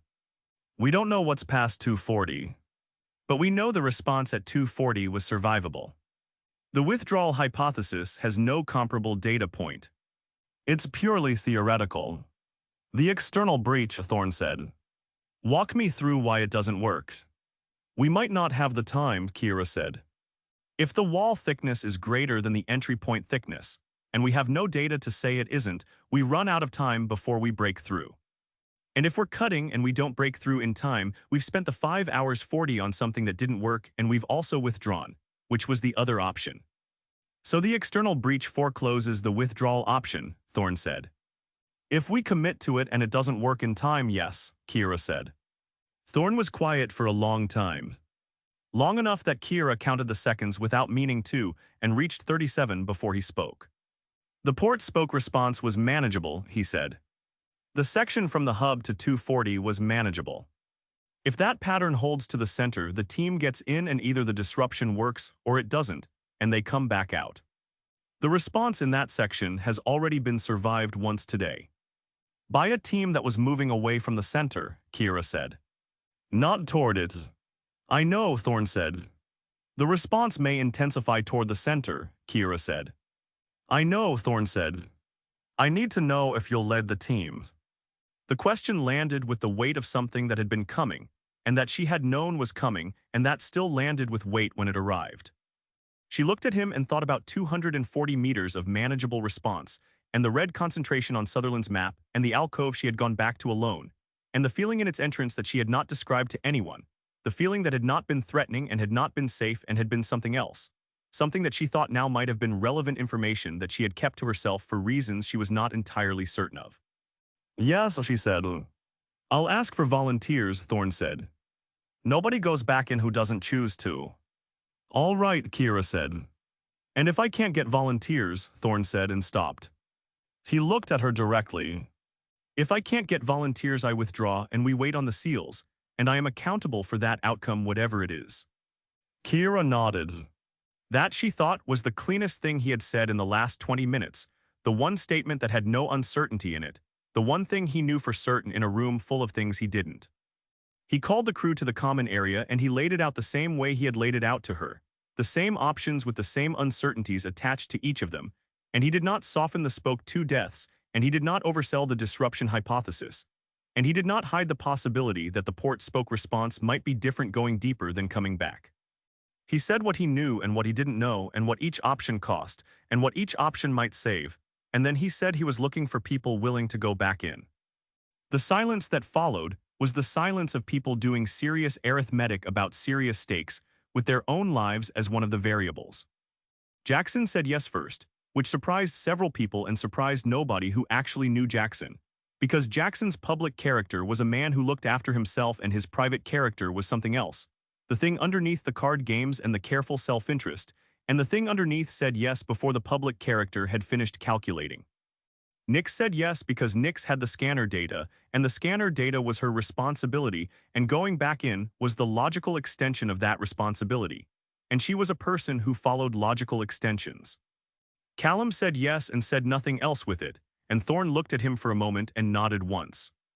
Lyra said yes and then said, "I'm probably going to be looking at the floor the whole time," and Jackson said that was fine and the floor was interesting anyway, and it was the only moment in the conversation that had anything like lightness in it, and it was brief. They went in at 11:03, 1 hour and 14 minutes after the incident began, with 4 hours and 26 minutes of air remaining on Ronan's team's suit supply. The calculation was present in everyone's mind, and nobody said it out loud. The hub was different when they came back through. The activation that had been building through the morning was complete now, every surface feature on the hub walls the deep nameless color, the field emission that Nyx was reading on her scanner strong enough that the reading was off the top of the scale she had been using, and she had to switch to a different range to capture it, which told her something about the magnitude of what had been building while they were gone. The hub was not loud, and it was not violent, and it was profoundly wrong in the way that a space is wrong when it has decided to be something other than what it was when you left it. Thorne was on the comm from the bridge, his voice a constant low presence in all their helmets, and the regularity of it was its own kind of anchor, the knowledge that someone outside the vessel had the whole picture and was tracking all of it and would not stop tracking it. Hub clear, Kira said. Moving to port spoke entrance. Copy, Thorne said. Ronan's you copies. Copy, Ronan said from the sealed section, his voice steady and slightly compressed in the way of a man managing his air consumption consciously. We're here. We're fine. Take your time and do it right. We'll do it right, Thorne said. Conserve everything. The port spoke entrance was activated at a level they hadn't seen in the morning, the frame of the entrance itself the deep color and the field emission at the threshold strong enough that Nyx stopped before going through and ran a full reading and said, "It's higher than this morning, but it's not in a range that the suit sensors flag as biologically hazardous." The suit sensors might not have the right categories, Kira said. That's also true, Nyx said and stepped through, and the others followed, and the spoke was different from the morning in the way that the hub was different. The color present everywhere and the field emission a constant presence that the suits recorded and couldn't characterize, and that the people inside the suits felt as the pressure that was not pressure, the opposition that had no physical correlate. They moved. Thorne tracked them on the suit signals and called their progress every 30 meters, and the spoke gave them the manageable response it had given Kira's team in the morning. And then they were past 240 and in territory nobody had been in, and the response was stronger, but it was the same order of response, color and field and the vibrating floor and the pressure. Not the physical extension that had killed the team in spoke 2, and Kira said on the comm, past 240. Response elevated but consistent with morning levels, and Thorne said copy and keep moving. At 380 the corridor opened. Not ended, opened, widening progressively over 20 meters into a space that was not the hub and was not a spoke and was something else, a chamber. And the chamber was where everything the vessel had been generating converged. Kira stopped in the entrance to the chamber and looked at it, and understood several things simultaneously. She understood why the signal concentration had read as orders of magnitude above everything else. She understood why the assessment team had not penetrated this far. And she understood, with the specific clarity of someone who has been in the alcove and felt what the alcove had in its entrance and has been carrying that feeling since, that the thing she had felt in the alcove entrance was a faint echo of what was present here, at full volume. She described the chamber to Thorne in the terms available to her, which were inadequate. She said it was large, perhaps 30 meters across and high enough that the helmet lights did not reach the ceiling. She said the walls were covered entirely in the surface features, and that the features were all activated, and that the activation here was of a different intensity than anything in the spoke.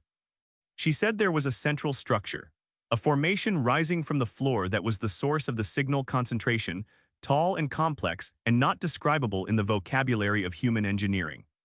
She did not describe the feeling in the chamber entrance. She would not describe it at the tribunal either, but for different reasons. Jackson said very quietly next to her, "What do we do to it?" "I don't know," Kira said.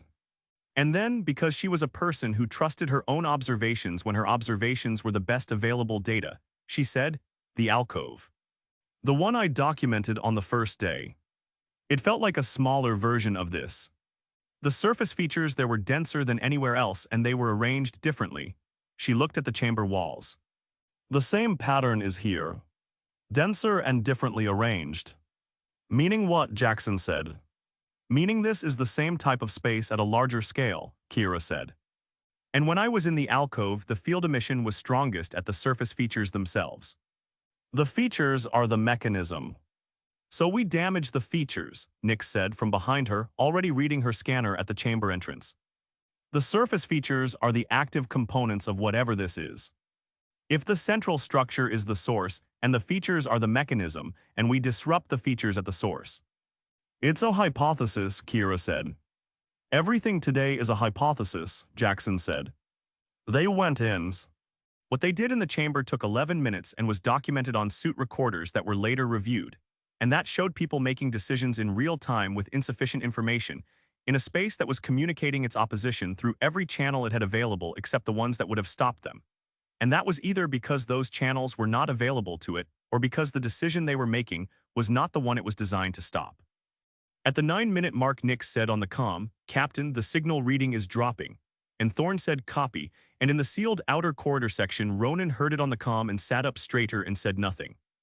At 11 minutes, the chamber's field emission dropped to a level that Nick's scanner categorized as residual rather than active, and the color in the surface features began to fade, the deep nameless color retreating through blue and back toward the baseline gray adjacent that the vessel wore when it was doing nothing.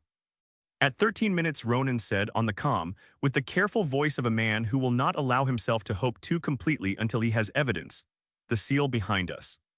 The seam is visible again." "Can you open it?" Thorne said. A pause of 30 seconds. "Yes," Ronan said. "Yes, it opened. We're moving." Kira led her team back through the spoke and through the hub and through the tunnel and into Bay 1, and the bay smelled of recycled air and machine oil and the specific atmosphere of the Auster. And all 4 of them stood in it for a moment before doing anything else. Just stood in it and breathed it and let it be what it was, which was the inside of a human ship built for humans, scaled for humans, making the sounds and smells of a human machine. And none of them had ever found any of that remarkable before, and all of them found it remarkable now. Ronan's team came through 8 minutes later, and the bay had most of the crew in it by then, the ones who had been on the Auster and the ones who had just come out of the vessel. And the reunion was quiet in the way that reunions are quiet when the relief is too large for the noise that would ordinarily accompany it. Thorne undocked from the alien vessel at 1347 and took the Auster out to a distance of 2 kilometers, and held position there and did not go back. He wrote the order into the ship's log with the precision he brought to things he wanted on record, and the order was that the Auster would not reapproach the derelict vessel, and that no personnel would re-enter it under any circumstances. And he entered the order himself rather than giving it to Merck to enter, and he dated, and signed it with the formality of a man creating a document that might need to exist later in a context he could not yet fully anticipate. Then he went to the common area and sat at the table and did not speak for a while. And the crew came and went around him and nobody asked him to speak. And he was grateful for that in the specific way you are grateful for small mercies when the large ones have not fully resolved. The Auster ran on through the dark with 4 empty bunks and the derelict growing smaller on the rear sensors, and the silence across the ship that was not the silence of deep transit, and not the silence of sleep, and not the silence of people who had nothing to say, but the silence of people who had too much and none of the words for it yet, people who were still moving from the moment of crisis to the moment of understanding what the crisis had been. Still crossing the distance between the thing happening and the thing having happened, and the crossing took time, and the time was all of them together in the quiet of a ship going somewhere. The first thing Thorne did after the Auster cleared the derelict sensor range was call Veda to the common area and ask her to confirm the dead. Veda had the biometric records from the suit monitoring system, and she had pulled them before anyone asked her to, sitting with them in the infirmary in the 20 minutes between the teams coming back aboard and Thorne's request. And she had gone through them with the careful attention of someone who knows that the record she is building will matter beyond this room and this moment. She came to the common area with her tablet and sat across from Thorne and Merck and laid out what she had. The biometric feeds went flat on 4 suit identifiers at 9:23, she said. The identifiers correspond to the crew members assigned to Team 2 in Spoke Section 2. She read the names. Petra Dane. Callum's name, and then she stopped because she was reading from the identifier list, and the identifier list had a discrepancy. She looked at her tablet and then looked at it again and said, "There's a problem." "What problem?" Thorne said. "The identifier list I'm reading from is the assignment log from this morning's briefing," Veda said. Team 2 was assigned as Jackson Brooks, Callum Pike, and 2 others. She looked up. The 2 flat readings at 9:23 match, identifiers 3 and 4 on the Team 2 assignment. But identifier 3 on the assignment log was updated this morning before departure. Soren Miller was moved from Team 1 to Team 2 at 6:45, and Aris Valen was moved from Team 2 to Team 1. Merck looked up from his own tablets. "I authorized that change," he said. Soren asked to swap. He wanted the interior worked. "So Soren's identifier should be in Team 2, Thorne said. "Yes," Veda said. "But the flat reading at 9:23 for Team 2 identifier 3 matches the old Team 1 identifier, which was Soren's original assignment." She set her tablet on the table. "The system may have logged the identifier swap incorrectly. Or the suit labeling was wrong. Or Soren was wearing a suit that was assigned to someone else, which happens when people grab suits in the morning without checking the assignment. So we don't know who the 2 flat readings belong to," Thorne said. "I know the readings belong to the people in Spoke Section 2 when the extension event happened," Veda said. "I don't know with complete certainty which 2 people those were, because the identifier record has a discrepancy I can't resolve from the biometric data alone." The table was quiet for a moment. "Who came back?" Merck said. "Jackson and Callum came out of Spoke 2, Veda said. "That's confirmed." "They came through the bay together and both biometrics were live." "So the dead are the 2 Team 2 members who were not Jackson and not Callum," Merck said. "That's the logical conclusion," Veda said. "But the identifier discrepancy means I can't confirm from the biometric record alone which specific individuals those were. I need the suit recorders from the Spoke section, and I need to cross-reference the identifier logs, and I need to talk to Jackson." She paused. "He was there. He saw it. He can tell me who was with him." "Not tonight," Thorne said. Veda looked at him. "Not tonight," Thorne said again. "Give him until morning. He'll tell us what he saw when he can tell it." Veda nodded and made a note on her tablet and said, "There are also the 2 additional deaths to account for. The earlier biometric events." "What earlier events?" Merck said. "At 9:19, Veda said, consulting her records. 2 minutes before the Spoke 2 event. 2 biometric feeds went flat in the portside Spoke section. These identifiers are clean, no discrepancy. Lyra Halloway and Hera Taro. The common area was very quiet." "Lyra came back," Merck said. "She was in Bay 1. I saw her." "I know," Veda said. "That's the problem. The biometric for her identifier went flat at 9:19 and then came back at 9:31. A 12-minute gap where the suit was recording no vital signs." "Equipment malfunction," Merck said. "Possibly," Veda said. "Or the field emission in the port spoke interfered with the biometric sensors for a period. Or Lyra was in a state the sensors characterized as flat for reasons that don't correspond to death." She looked at Thorne. "I don't know which. What I know is that the record shows a 12-minute flat and then a recovery, and Lyra is alive and aboard, and I will examine her in the morning, and the examination will tell me more than I know now." "And Hera," Thorne said. "Hera's identifier shows flat at 9:19 and does not recover," Veda said. "But Hera came back through the bay. I saw her myself." Another silence. "So the death count," Merck said slowly, "is either 2 or 4 depending on the identifier discrepancy, and either of those numbers may include people who are alive." "The certain count is this," Veda said, with the precision of someone who will not let imprecision stand even when precision is uncomfortable. 4 biometric feeds went flat and did not recover in ways that are consistent with death. 2 of those feeds have identifier discrepancies that prevent me from confirming the names with certainty. 2 additional feeds went flat and then recovered, which is either malfunction or something else, and 2 crew members who should by the biometric record be dead are currently alive on this ship. She closed her tablet. I will have cleaner numbers in the morning. Tonight the number is uncertain. Thorne sat with that for a moment. Log it exactly as you've described it, he said. Every discrepancy, every uncertainty. Nothing rounded, nothing interpreted.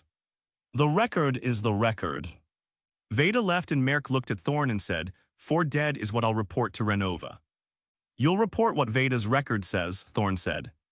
Which is that the count is uncertain and will be confirmed in the morning. Merck looked at him for a moment and then made a note on his tablet and said nothing further. Hale did not appear for dinner.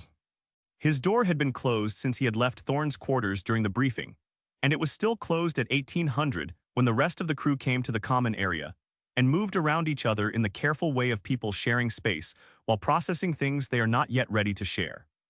Marin heated food that most people ate without tasting. Ronan sat at the far end of the table and looked at his hands periodically and then looked away from them. Eris, who had been one of the 3 in the sealed outer corridor section and who had said almost nothing since coming back aboard, ate quickly and left without looking at anyone directly. And Soren, across the table from the empty chair that had been Eris's, watched him go and then looked at his own food for a long time before eating any of it. Callum was not at dinner. He had gone to his bunk after the bay and had not come out, and nobody knocked on his door, because there are times when the thing a person needs is to be left in the dark with what they saw and nobody demanding they come out of it on anyone else's schedule. Jackson was at the table. He ate with the mechanical efficiency of a man refueling rather than eating, and he spoke when spoken to and initiated nothing. And the Jackson at the table was a reduced version of the ordinary Jackson in a way that everyone noticed and nobody commented on. Lyra sat beside him and ate her food and once reached over and put her hand briefly on his forearm, and he looked at the hand and then looked at her and nodded once, and she took her hand back and they both ate their food. Thorne ate in his quarters and began writing the incident report at 1930. He had a methodology for incident reports that he had developed over the years, and that he applied with the care of someone who has learned through experience that the language of an incident report is not neutral and is never read as neutral, and that every word in it will be interpreted by someone with an interest in a particular interpretation. The methodology was this: state the observable facts in sequence, attribute every piece of information to its source and note the confidence level of that source, distinguish clearly between what was known at the time of each decision and what was known afterward, and never use language that implies a conclusion without stating the conclusion explicitly so it can be examined and disputed. He had not always followed this methodology. He had learned it from not following it, from the Cassian report that he had written in the 48 hours after the incident when he was still inside the shock of it, when the language he had used to describe his decision had been imprecise in ways that seemed like simplification at the time, and that became the architecture of the inquiries finding against him in the months that followed. He wrote for 2 hours and stopped and read what he had written and rewrote several sections and read them again. The section about the decision was the longest and the most carefully constructed. He wrote it 4 times before he had a version that said what he meant without saying things he didn't mean, that described the information available to him at 10:50 when he had laid out the options to Kira with complete fidelity to what that information actually was rather than what it turned out to have been. He wrote, at the time of the decision, the information available to the commanding officer indicated 3 possible courses of action. He wrote out each course of action with its associated risks and uncertainties as he had understood them at the time, and he was scrupulous about the phrase at the time, because the phrase at the time was the difference between a decision made in a specific information environment and a decision evaluated from outside that environment with information the decision-maker did not have, and that difference was the entire question. He wrote about the 4 deaths with the directness they deserved, the names, the circumstances as understood from the biometric record and from the accounts available, the uncertainty in the identifier record that Veda had documented. He did not resolve the uncertainty in the report, because the report was not the place to resolve it. The report was the place to record it. He wrote about Hale and what Hale had said after the incident in the bay, the statement about the activation threshold response, and the assessment data that had characterized it as low probability. He wrote it as a direct account of what had been said and by whom and when, and he did not editorialize around it, because the account stood without editorializing, and editorializing would give someone a reason to dispute the framing rather than the substance. He finished at 22:15 and read through the complete report and found it accurate and found it insufficient, which was the nature of incident reports, and sent it to the ship's log with his command authorization attached and went to bed and did not sleep for a long time.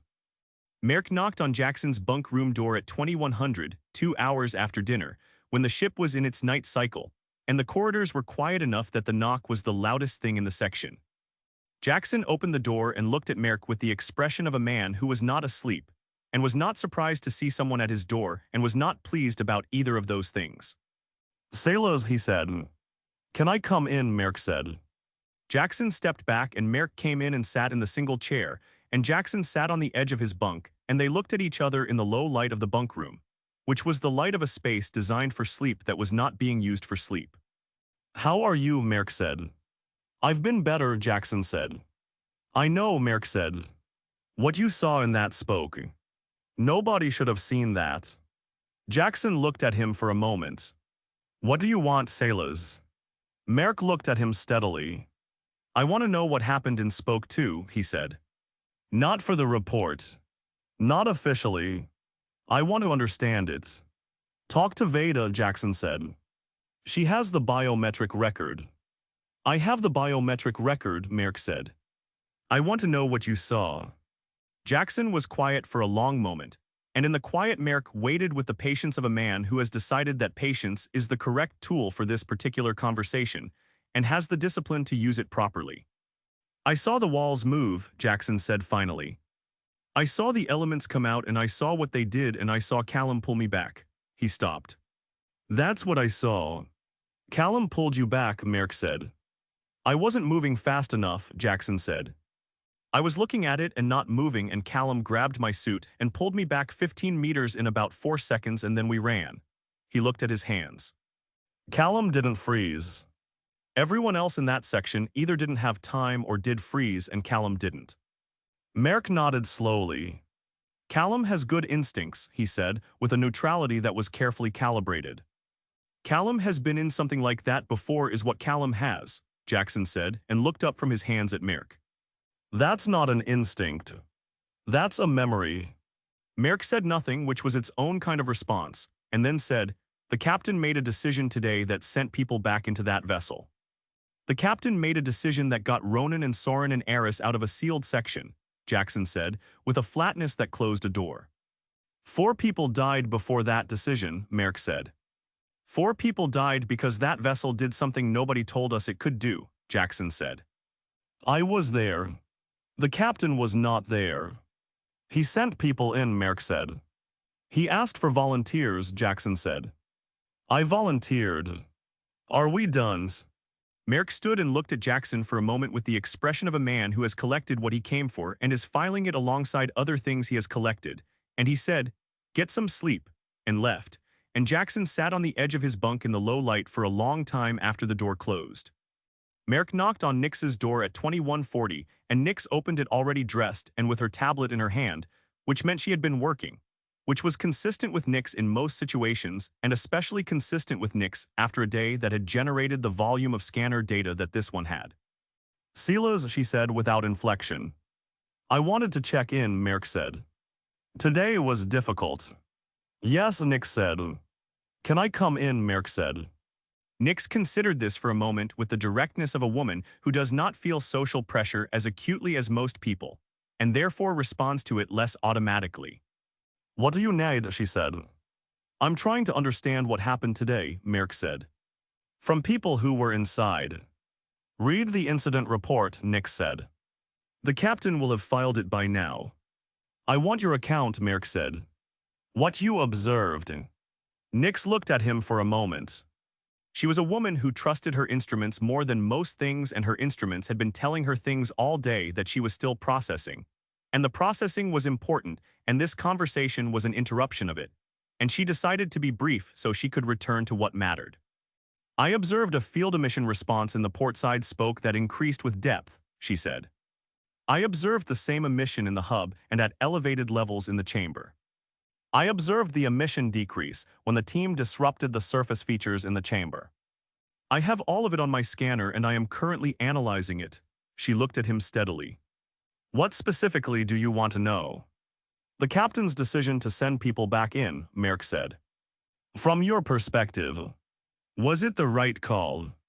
Nix was quiet for a moment. The captain laid out the options and the uncertainties and asked for volunteers, she said. I volunteered because my scanner data was the best available information about the interior conditions, and I was therefore the most useful person to include in the team. She paused. Whether it was the right call is a question that requires knowing what would have happened if we hadn't gone back in, which we don't know. What I know is that Ronan and Soren and Eris came out of a sealed section alive. And 4 people died before the decision was made, Merrick said, using the same phrasing he had used with Jackson, and Nix heard the repetition and noted it the same way she noted things on her scanner, as data that had a pattern to it. 4 people died when the vessel's defensive systems activated, Nix said. That is what the record will show, she looked at him. Is there something specific you are trying to establish, Silas? Merrick held her look for a moment and then said, I'm trying to understand whether the captain's decisions today cost lives that didn't need to be lost. Then you should talk to the captain, Nix said, and stepped back and closed her door, not with hostility but with the finality of a conversation that had reached its natural end. And Merrick stood in the corridor for a moment and then walked toward the crew quarters where the light was still on under Lyra's door. And the corridor was quiet around him and the Auster ran on through the dark, carrying everyone forward whether they were ready or not. Thorne was still awake at 100, not at his desk but in his bunk, lying in the dark with the sounds of the ship around him and the incident report filed and the dead counted to the best of current ability, and the living distributed through their bunks in whatever relationship with sleep they could manage tonight. He was thinking about the report and about the words he had chosen and about the words he had not chosen, specifically the ones he had not chosen in the section about Hale and what Hale had known and when he had known it. Because he had written that section 4 times and each version had been accurate, and each version had also been, in its way, a decision about what the record would look like and what the record would do. He had been in this position before. Not identical, not the same facts and the same people in the same ship, but the same fundamental position, the position of a man who has survived something and is now building the account of it and knows that the account will outlast the event and will be read by people who were not there, and will be the only version of events that most of those people will ever have access to. He had built that account badly once, and the badly built account had become the architecture of something that had cost him everything he had built in the legitimate world, and he had told himself since then that he would not build it badly again, and tonight he had not built it badly, and he was lying in the dark wondering if not building it badly was the same as building it well, and whether building it well was the same as building it honestly. And whether honestly was a word that covered everything it needed to cover in this particular situation. He did not reach a conclusion before sleep took him, which was at approximately 1:40, and when it took him it was complete and without dreams. The sleep of a body that has been running at full capacity for 18 hours and has simply run out of capacity. And the Auster moved on through the dark and Hale's door stayed closed and Merrick's light stayed on for another hour. And in the morning Veda would talk to Jackson and the count would be as confirmed as it was going to get, and the number would be 4 and the number would be contested anyway. And all of that was still ahead of them, waiting with the patience of things that do not need to hurry because they know you are coming toward them whether you choose to or not. The tribunal was called on the 4th day out from the salvage coordinates, which gave the crew 3 days of the particular atmosphere that forms on a small ship when everyone knows something is coming, and nobody is talking about it directly.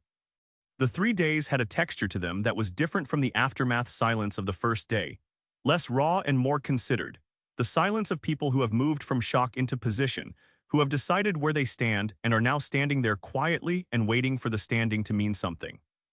Merrick had spent those 3 days in the conversations that Nix had noticed the pattern of, and that Jackson had ended early, and that several other crew members had participated in to varying degrees of willingness. He had been methodical about it in the way he was methodical about everything, working through the crew in an order that suggested a plan rather than a process. And by the 3rd day, the crew had divided in the way that crews divide when something serious is in the air, not cleanly, not into 2 neat camps with clear borders, but into the gradations of position that real disagreement produces. People who were with Merrick and people who were with Thorne, and people who were not sure and people who were sure but didn't want to be the ones who said so first. Thorne had spent the 3 days running the ship and writing supplementary notes to his incident report, and not talking to anyone about what was coming in the way that Merrick was talking to people, which was either dignity or strategy or both depending on how you read him, and which the crew read in as many ways as there were crew members to read it. He ate his meals in the common area rather than his quarters during those 3 days, which was a change from his ordinary habit and which several people noticed without commenting on. He did not appear to be performing accessibility. He appeared to be a man who had decided that eating alone in his quarters was a kind of hiding and that he was not going to hide, and the distinction between those two things was visible to anyone who was paying attention. Kira was paying attention. She ate across from him on the second evening, and they talked about the ship's fuel consumption and the route back to Prentice, and said nothing about the tribunal or the incident or the 4 dead or the contested count or anything that was actually present in the room. And the conversation was both completely mundane and entirely loaded, and they both knew it and neither of them acknowledged it.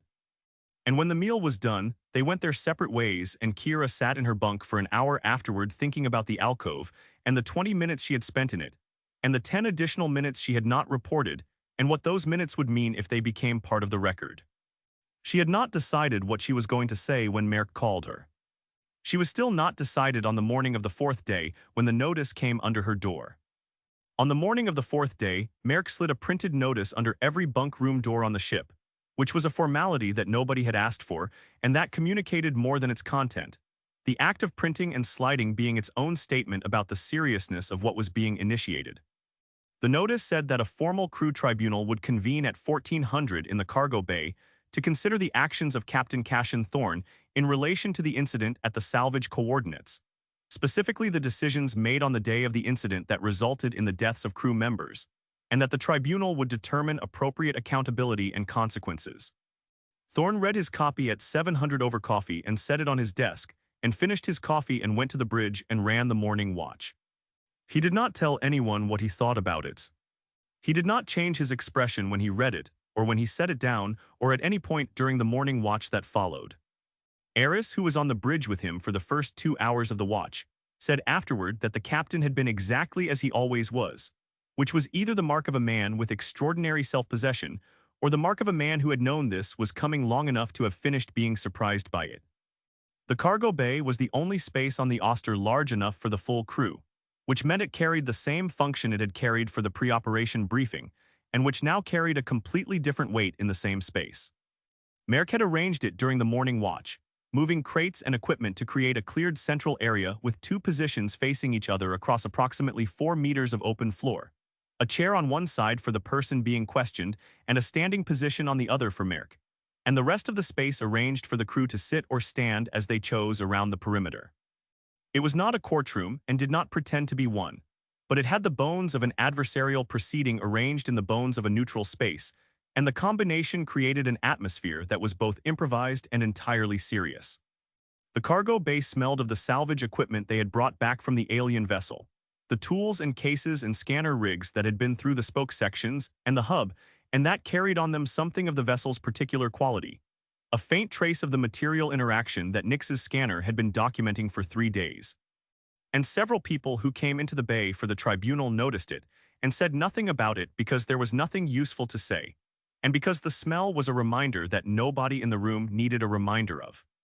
People arrived from 1350 onward and arranged themselves with the self-consciousness of people who understand that where they stand is a statement. Jackson and Nix took positions on the left side of the bay near the equipment racks, which put them at an angle that committed them to neither side, and which both of them had probably chosen for exactly that reason. Ronan stood near the door with Sauron and Aris, the 3 of them together in the way of people whose recent shared experience has created a temporary solidarity that transcends their ordinary relationships with each other. They were alive because of what had been decided in this room 4 days earlier, and they knew it, and they also knew that the decision that had saved them had come after the decision that had gotten 4 people killed, and the 2 facts sat together in an uncomfortable proximity that none of them had finished resolving.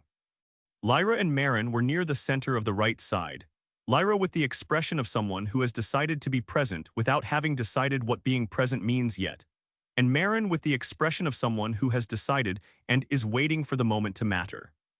Lyra had been quieter than usual since the incident in a way that went beyond the general quiet of the ship, a specific inwardness that Veda had noted during the follow-up examination, and that she had logged as consistent with acute stress response, and that she was monitoring without intervening, because intervention required a clearer picture of what she was intervening in than she currently had. Callum was at the back. He was always at the back. Kira was on the left, closer to Merrick's position than to Thorne's, which was a geography that several people noticed, and that meant something different to each of them depending on what they knew and what they had concluded from what they knew. She had positioned herself there without entirely deciding to. The way people position themselves in rooms when their inner state has made a decision, their conscious mind hasn't fully ratified yet. And she noticed where she was standing about 3 minutes after she had arrived there and did not move. Hale stood near the cargo bay entrance with his tablet and the expression of a man attending a proceeding in which he has a significant interest and no official role, which was accurate on both counts. He had been visible again since the second day after the incident, emerging from his quarters with the careful pleasantness reassembled but not quite at full operational capacity, slightly diminished, like a piece of equipment running on reduced power that is doing its best to present at full specification. Several crew members had looked at him when he came into the cargo bay and looked away again with the specific economy of people who have a great deal to say to someone, and have decided that this is not the time or the place for any of it. Veda stood at the right side of the bay near the medical kit she had brought out of habit or preparedness. She would not have been able to say which, and she watched the room arrange itself with the clinical attention that was her default mode in situations with elevated stakes, reading biometrics without instruments, the way doctors learn to do when the instruments aren't available. Looking at postures and breathing rates, and the particular tension that lives in people's hands and shoulders when they are managing something difficult. Thorne came in at 13:59 and went to the chair on his side without looking at the assembled crew with any particular emphasis, the way he did everything, with the economy of a man who does not perform for the room. He sat down and put his hands on his knees and looked at Merrick across the 4 meters of open floor, with the steadiness of a man who has decided what he is and is prepared to defend it. He looked older than he had looked on the bridge that morning, or perhaps the cargo bay light was different from the bridge light, or perhaps it was simply that the context changed what was visible in a face that had always been difficult to read in full. Merrick stood at his position and looked at the assembled crew and then at Thorne and said, "I'm calling this tribunal under the authority of the crew's collective right to hold command accountable for decisions made in the exercise of command authority that result in crew deaths. This is not a legal proceeding, and it doesn't pretend to be one. What it is the crew of this ship exercising the only mechanism available to them to establish accountability for what happened 4 days ago." He paused. 4 people are dead. They were under the command of Captain Cassian Thorne when they died. The question before this tribunal is whether the decisions that led to those deaths represent a failure of command that warrants consequences up to and including removal of command authority. "Up to and including," Ronan said from near the door, and the phrase landed in the room with the weight of its full implication. The weight of what removal of command authority meant on a ship in deep transit with no port in range, and no authority beyond the people in this room to enforce or dispute whatever was decided. "Up to and including," Merrick confirmed. "I want everyone in this room to understand what they're participating in. This is not an after-action review. This is a tribunal. The outcome has consequences." He looked around the room and gave people a moment to understand the full dimensions of what he had just said, and the moment stretched long enough that it became its own kind of pressure, and then he continued. "The process is this. I present the case against the captain. The captain responds. We hear from witnesses who were present during the incident. The tribunal asks questions. At the end, we vote on findings and consequences, and the vote of the majority carries." He paused. The captain has already confirmed he does not contest the tribunal's right to convene. We proceed." The room was quiet for a moment with the quality of people who knew what they had come to and were now standing inside the full reality of it, and finding it larger than the idea of it had been. Someone near the back shifted their weight, and the sound of it was audible in the bay because the bay was that quiet. Merrick turned to Thorne. "Captain, do you have anything to say before I begin?" Thorne looked at him. "Go ahead," he said. Merrick nodded and turned to address the room rather than Thorne. which was a rhetorical choice that put the assembled crew in the position of jury rather than audience. And it was a good choice, deliberately made, the choice of someone who had thought about what he was doing and had prepared the way a person prepares when the preparation matters. I'm going to present what happened and why it matters, and then the captain will respond, and then we'll hear from the people who were there. He looked at his tablet and then set it down on the crate beside him, a deliberate gesture, the signal of a man who has prepared well enough that he doesn't need his notes. 4 days ago, this crew was inside an alien vessel at the direction of Torrin Hale, acting as a representative of Renova Extraction, who contracted us for a salvage operation that was described to us as the recovery of materials from an unregistered derelict. The vessel was not what we were told it was. The risks were not what we were told they were. Renova knew more about what we were walking into than they shared with us, and Hale knew more than he shared with us, and the captain knew this and took the contract anyway. I knew the vessel was of uncertain origin, Thorne said from his chair. I did not know the specific risks that were withheld from us until after the incident. You knew the telemetry was incomplete, Merck said. You said so to Hale at Callan. You said so again after the diagnostic. You knew the information you were operating on was insufficient, and you proceeded anyway. I proceeded with the information available and with the conditions I was able to impose, Thorne said. The full survey data was requested. The staged entry was my decision. The daily withdrawal was my decision. The decision to send people into the spoke sections on the 3rd day was your decision, Merck said. Yes, Thorne said. 4 people died in the spoke sections, Merck said. Yes, Thorne said. Merck let the yes sit in the room for a moment before continuing, which was the right instinct, and he had the discipline to follow it all the way. The yes needed time to be what it was, an admission that was true and limited simultaneously, and rushing past it would have reduced it to something smaller than it was. He looked at the crew and let them sit with it, and then he continued. The incident report the captain filed describes 3 courses of action available to him after the incident began, and 4 people were dead. Withdrawal and waiting for the seals to reverse. Sending a team back in to disrupt the central mechanism. External breach of the outer corridor, he looked at the room. The captain chose to send people back in. He asks for volunteers, the report notes. People volunteered.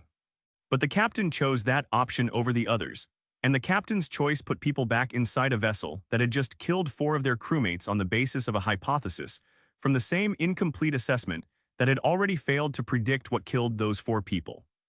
The withdrawal option also depended on that assessment, Thorne said. Every option available to me ran on incomplete information. That's documented. You've documented your reasoning, Merck said. We're here to examine whether your reasoning was sound. He paused and looked at the room with the confidence of a man who knows what he is about to say and knows it will land. But before we get to the decision inside the incident, I want to talk about the decision before the incident. The decision to accept this contract. The decision to take this crew into an alien vessel with incomplete information and insufficient preparation. Another pause, shorter, the space between a thought and its consequence. And I want to talk about why this captain's judgment on questions of incomplete information and insufficient preparation should concern everyone in this room. The room waited in the way rooms wait when they know something is coming and have decided to let it come. Captain Thorne was blacklisted from legitimate commercial shipping before he came to work for Renova, Merck said. Most of you know that. What most of you don't know is why, he looked at Thorne. Would you like to tell them, or would you like me to? Thorne looked at him across the 4 meters of open floor with an expression that was entirely still. Tell them what you know, he said. I'll correct what you get wrong. Merck held his look for a moment and then turned back to the room. 7 years ago, Cassian Thorne was captain of a vessel called the Cassian, operating a contract route through the outer Harsel for Renova Extraction. A containment breach occurred in the extraction processing unit. 8 crew members were in the affected sections. Captain Thorne sealed those sections without attempting evacuation. 8 people died, he let that sit. The official inquiry found dereliction of duty. His certification was suspended. He was effectively finished in legitimate shipping, and he has been working the margins ever since. The room absorbed this. The faces showed various versions of the expression that appears when a suspected thing is confirmed, the particular expression of people whose suspicion has been validated, and who are processing not just the information, but the fact of having been right about it. Ronan's expression was different, more careful, the expression of a man who is doing arithmetic rather than processing emotion. Jackson was looking at the floor with the concentration of someone using a fixed point to stay steady. Lyra had her arms crossed and was looking at Thorne with something that was not quite accusation and not quite sympathy, the expression of a person who hasn't finished deciding. Callum at the back was looking at Thorne with an expression that was not readable from any distance, and that Thorne did not look back at. Hale near the door was looking at his tablet. And now, Merrick said quietly, because the quiet was right for this part, the volume of a man who doesn't need to raise his voice because the room is already with him. 4 people are dead on another Renova vessel under the same captain. In another situation involving incomplete information. In another situation where the captain made a unilateral decision that determined who lived and who died. He looked at the room for a moment and then looked at Thorne. That's what I have. That's why we're here. He stopped and the room was quiet with the specific quality of a room that has heard something substantial and is now sitting with its weight, not ready to speak yet. The silence of people who have been given something to hold and are still finding out how heavy it is. Thorne sat in his chair and looked at Merrick and then looked at the assembled crew, moving his eyes around the room without hurry, taking in each face for a moment, and then moving to the next with the methodical attention of a man conducting an inventory. And then he said, "Everything Sila's just told you is accurate as far as it goes." The Cassian incident happened. 8 people died. I sealed those sections. I was found derelict. I've been working for Renova since because it was the work available. He paused and let that sit the same way Merrick had let the yes sit, because the yes needed its moment and so did this. What he left out is that the containment system that failed had been flagged for replacement 8 months before the incident and that Renova had deferred the work twice. And that finding was in the preliminary inquiry report and was removed from the final one. And that I chose not to contest the removal publicly for reasons I'll explain if anyone asks me to. He looked at Merrick. You left that out. I told them what the official record shows, Merrick said. The official record was shaped by people with an interest in what it showed, Thorne said, with the same level voice he had used throughout, not heated, not defensive, just present and precise. That's worth knowing when you're evaluating the official record.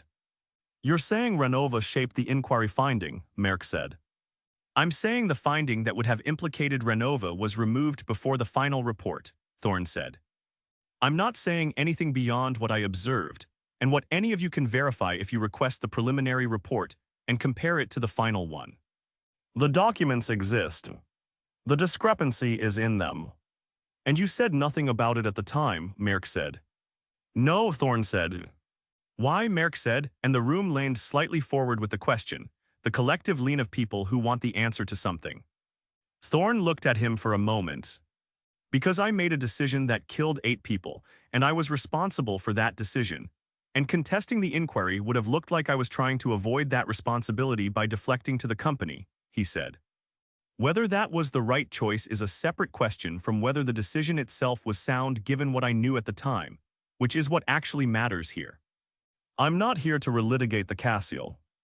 I'm here to account for this ship and these people and what happened 4 days ago, and I'll do that fully and directly, and anyone who wants to ask me anything will get a direct answer. Merrick looked at him for a moment with the expression of a man who has heard something he wanted to hear and something he didn't want to hear in the same statement, and is filing both. Then he looked at the room. It matters here because it's a pattern, he said. Incomplete information. Unilateral decision. People die. And the captain's explanation is always that the decision was sound given what he knew at the time. He let that sit. At some point, the question stops being about the individual decision and starts being about the judgment of the man making it. About whether this crew can trust that judgment going forward. About whether this crew should have to. The room was quiet and it was a good closing line and Merrick knew it and did not add to it, and the quiet that followed it had the quality of something settling into place, a weight finding its resting position, and several people in the room shifted almost imperceptibly in response to it, small physical adjustments that reflected internal adjustments, positions being consolidated or reconsidered by fractions. Thorne looked at the assembled crew for a moment longer and then said, "I'll answer any question any of you have. I'll answer it directly and completely, and I won't ask you to take my word for anything I can document. And what I can't document, I'll tell you plainly, is undocumented so you can weight it accordingly. That's what I can offer." He looked at Merrick with the level directness he had maintained throughout. "Who's your first witness?" Merrick looked at his tablet, which he picked up now with the deliberateness of a man returning to a prepared order, and then looked at the room and found the person he was looking for and said, "Callum Pike." At the back of the cargo bay, Callum straightened slightly, the small adjustment of a man who has been leaning against the wall and has decided to stand without the wall's support. He looked at Merrick and then at Thorne and then at the chair across from Merrick's position, the chair that was 4 meters from the man he had followed from one disaster to another and had never once explained why, and something moved across his face that was gone before it could be named. And then his face was what it always was, the face that told you only that he was present and attentive and keeping everything else where you couldn't see it. He walked forward from the back of the room through the assembled crew with the unhurried patience of a man who has been waiting for something for a long time, and has learned through long experience that hurrying toward it changes nothing about what it is when you arrive. And the crew parted for him and watched him pass, and the cargo bay was very quiet around the sound of his footsteps on the deck. Callum sat in the chair across from Merrick with his hands on his knees and the expression he always had, which was the expression of a man who is present and attentive, and has decided in advance to give away as little as possible, not out of deception, but out of the deep habitual caution of someone who has learned that words have consequences that outlast the moment of saying them, and that the safest words are the ones that stay inside. Merrick looked at him for a moment before speaking, the look of a man taking the measure of a witness he has already assessed, and is now reassessing in the specific context of a chair and a room full of people watching. "Callum," he said, "how long have you worked under Captain Thorne?" "7 years," Callum said. "Continuous service," Merrick said. "More or less," Callum said. "What does more or less mean?" Merrick said. Callum looked at him steadily. "There were gaps between contracts," he said. "I didn't work for other captains during the gaps. I waited for Thorne's next posting." The room absorbed that. Several people looked at Callum with the expression of people hearing something they had suspected confirmed and finding it heavier than the suspicion had been. Jackson, near the equipment racks, looked at the floor. "You waited specifically for Thorne's postings," Merrick said. "Not for the next available contract with any captain." "That's what I said," Callum said. "Why?" Merrick said. Callum was quiet for a moment with the particular quality of his pauses, the quality that made it impossible to know whether he was remembering something or deciding something. "He runs a clean ship," Callum said finally. "He's straight with the crew. That's not common in this work." "He runs a clean ship," Merrick said, with a neutrality that was doing considerable work. "You were on the Cassian." It was not a question, and Callum did not treat it as one. He sat with it for a moment and said, "Yes." "You were on the Cassian when 8 people died," Merrick said. "Yes," Callum said. "And after that you waited for Thorne's next posting and signed on again," Merrick said. "Yes," Callum said. Merrick looked at the room briefly, the practiced look of an advocate who wants the jury to understand the significance of what they have just heard without being told its significance directly, and then looked back at Callum. "I want to ask you about the day of the incident," he said. "You were in Spoke Section 2 with Jackson Brooks and 2 other crew members when the defensive systems activated." "Yes," Callum said. "Tell us what you saw," Merrick said. Callum looked at his hands for a moment and then looked up. "We were at 90 meters in the spoke when the elements on the walls started to change," he said. "Not color, not like the port spoke. They moved outward. Extended across the corridor." "Quickly," Merrick said. "Steadily," Callum said. "Not an explosion. A steady extension.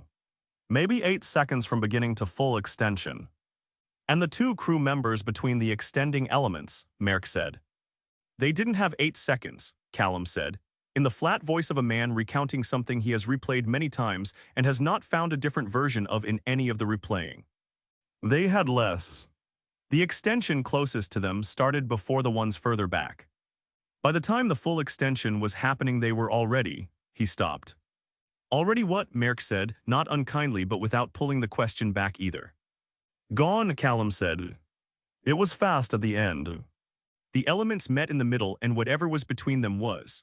He stopped again, and this time the stop was harder, the stop of a man running into something he cannot put language around, and the cargo bay was very quiet around it.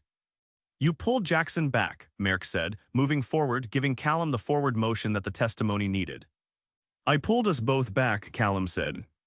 15 meters in about 4 seconds. Jackson was closer to the extension than I was, and he wasn't moving. I grabbed his suit and moved. Why weren't you closer to the extension, Merrick said. You were assigned to Team 2. You should have been at the same depth as Jackson and the others. Callum looked at him. I was at the back of the group, he said. I was running a tie-down check on the recovery equipment we'd brought in. I was further back than the others. So your position in the group is what saved you, Merrick said. Yes, Callum said.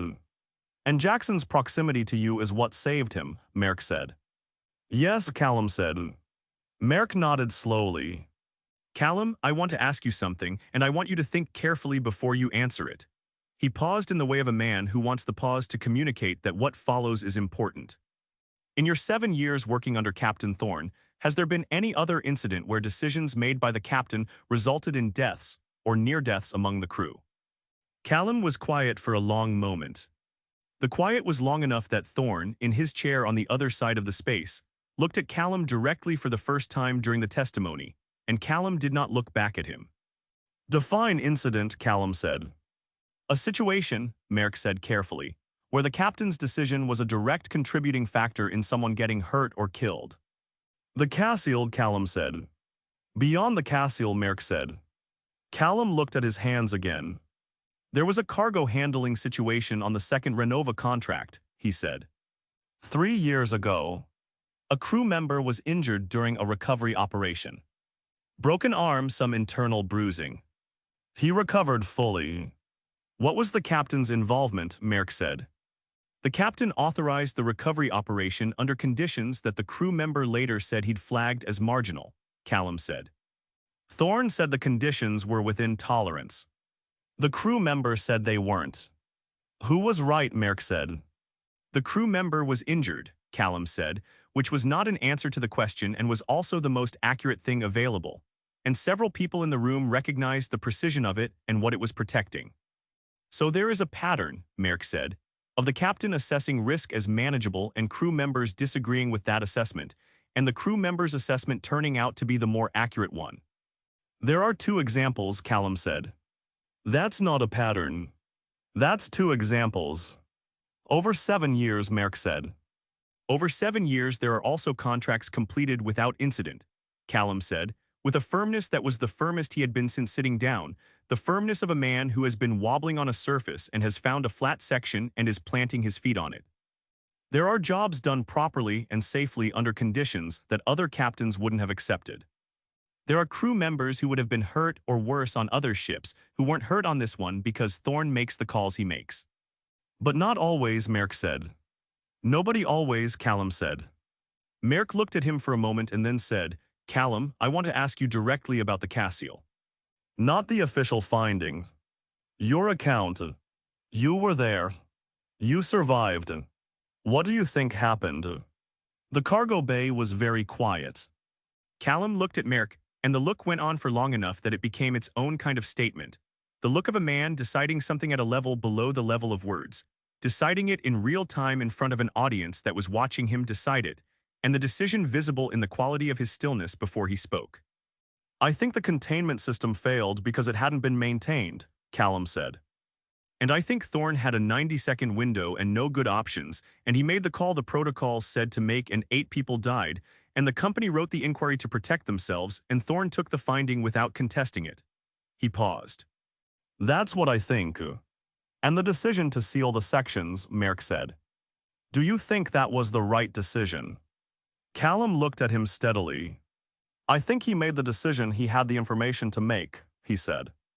Whether it was right. He stopped, and the stop was the wrong kind, not the considered stop of a man choosing his words carefully, but the uncertain stop of a man who has reached the edge of what he can say with confidence and is still moving forward anyway. Whether it was right depends on things I don't know, he said. Whether the evacuation was genuinely impossible in the time available. Whether the protocols were calibrated correctly for that specific type of breach. He paused again, and the pause was worse than the one before it. There's an argument that a faster captain might have gotten some of them out before sealing. The cargo bay absorbed this. The words hung in the space with the specific quality of words that have been said and cannot be unsaid, and Callum appeared to hear them the way the room heard them, as something that had landed differently than he had intended, and he said immediately, "That's not what I mean," which was the worst possible response because it confirmed that he had meant something and was now retreating from it, which was worse than having said nothing. "What do you mean?" Merrick said very quietly, the voice of a man who has just been handed something and is holding it carefully so it doesn't break.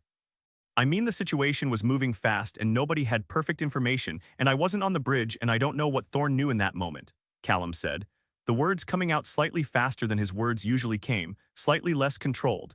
The cadence of a man trying to replace something with something else before the room finishes hearing the first thing. "I'm not saying he was slow. I'm saying I don't know what the full picture looked like from where he was, and I don't think any of us do." "But you raised the possibility that a faster captain might have saved some of them," Merrick said. "I raised it as an argument that exists," Callum said. "Not as my conclusions." "You said it," Merrick said. "I said it as a theoretical," Callum said, and his voice had the quality of a man who knows he is losing ground and is losing it faster the more he tries to recover it, the specific quality of a testimony going wrong in real time. Thorne from his chair said, "Sailors, ask him what you actually want to ask him." Merrick looked at Thorne and then back at Callum. "All right," he said. "Callum, do you trust Captain Thorne's judgment with your life?" The question sat in the room in the way that direct questions sit when they have been perfectly constructed. No room on either side of them, no place to stand that is not an answer. Callum looked at Thorne for the first time during his testimony, and Thorne looked back at him, and whatever passed between them in that look was not available to the rest of the room because the rest of the room was watching, and neither of them gave it away. "Yes," Callum said. And then, because Callum was Callum and could not let a clean answer stand when a more accurate but messier one was also true, he said, "With reservations." Merrick said nothing because nothing was needed. "What reservations?" Thorne said from his chair, and his voice was even, but it was the even of a man applying control rather than the even of a man who doesn't need to. Callum looked at him. "The reservation that you have been in this position before and people died, and you took a finding that was designed to protect the company and didn't dispute it," he said. And now the words were coming with the terrible clarity of a man who has decided that if he is going to say a thing he will say it properly, all of it, the version that is actually true rather than the version that is safe. "And the reservation that I have followed you from one Renova contract to another for 7 years, and I know why I did it, and I also know that knowing why I did it is not the same as being certain it was right." He stopped and looked at his hands and then looked back at Thorne. "You are the best captain I have worked for. That doesn't mean you are without fault. I don't think it helps anyone for me to pretend it does." The cargo bay was very quiet. Thorne looked at him for a long moment and said, "No. It doesn't help anyone," and then to Merrick, "Anything else?" Merrick looked at Callum and appeared to be deciding whether to push further and decided not to, which was the right call, because Callum had said more than Merrick could have extracted by pushing, and pushing now would only give Callum the opportunity to qualify, and the qualifications would dilute what was already in the room. "No," Merrick said. "Thank you, Callum." Callum stood and went back to the wall at the back of the room and leaned against it and looked at the floor, and the cargo bay let out a breath it had been holding for 20 minutes. Merrick called Soren next, which was a tactical choice. The choice of a man who understands that following a complicated witness with a simpler one allows the complicated testimony to settle into the room without competition. Soren came to the chair and sat down with the straightforward manner of a man who has thought about what he is going to say and has decided to say it plainly and is not anticipating complexity. "Soren," Merrick said, "you were in the sealed outer corridor section during the incident." "I was," Soren said. "With Ronan Graves and Aris Valen," Merrick said. "Yes," Soren said. "Tell us about the seal," Merrick said. "What happened when the seams closed?" Soren described it with the plainness he had promised himself. The way the seams had gone from barely visible to invisible in a matter of seconds. The way the section had gone from a corridor to a box with no visible exits. The way the three of them had stood in it and looked at each other and done the arithmetic on the air supply and understood what the arithmetic meant. He described it without drama, and the absence of drama made it more present in the room than drama would have. The specific horror of a contained space, and a countdown described in the flat language of a man who has processed the fear of it into fact. What did you think was going to happen? Merk said. Soren looked at him. I thought we were going to run out of air, he said. I thought Thorne was going to try everything he could, and I thought it might not be enough, and I thought that was the situation. You trusted the captain to try everything he could, Merk said. Yes, Soren said. Why? Merk said. Soren considered this with the genuine consideration of a man who doesn't answer questions before he has an answer. Because he's the captain and it's his job, he said. And because in 3 years on this ship, he has done his job without cutting corners on the things that matter. He paused. And because I didn't have any other options, so trust was what I had. The last part landed with an honesty that was slightly uncomfortable for everyone in the room. The honesty of a man acknowledging that his trust was partly pragmatic and not entirely diminished by that. The team that came back in to disrupt the mechanism, Merk said. That was the decision that opened the seal. Yes, Soren said. 4 people died before that decision was made, Merk said, using the phrase for the 3rd time, establishing it as a refrain, a thing the room would hear often enough to carry its weight automatically. Yes, Soren said. If the captain had made a different decision earlier, Merk said, do you think those 4 people might still be alive? Soren looked at him for a long moment.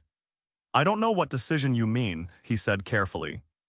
The decision to send teams into the spoke sections on the 3rd day, Merk said.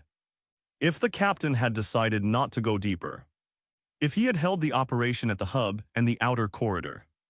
Then we wouldn't have the salvage, Soren said. The salvage, Merk said. 4 people are dead and you're talking about the salvage. You asked me about a decision and the decision had a context, Soren said, with a sharpness that was not his usual register, the sharpness of a man who has been put in a corner by the framing of a question and is pushing back against the framing rather than the question. The decision to go into the spokes was a decision to do the job we were contracted to do.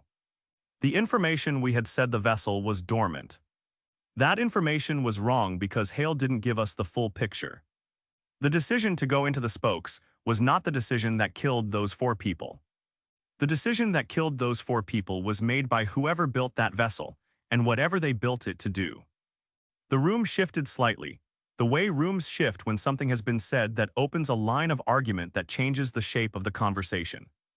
Several people looked at Hale, who was near the door with his tablet, and Hale received the looks with the careful pleasantness that had returned to him imperfectly and held them without expression.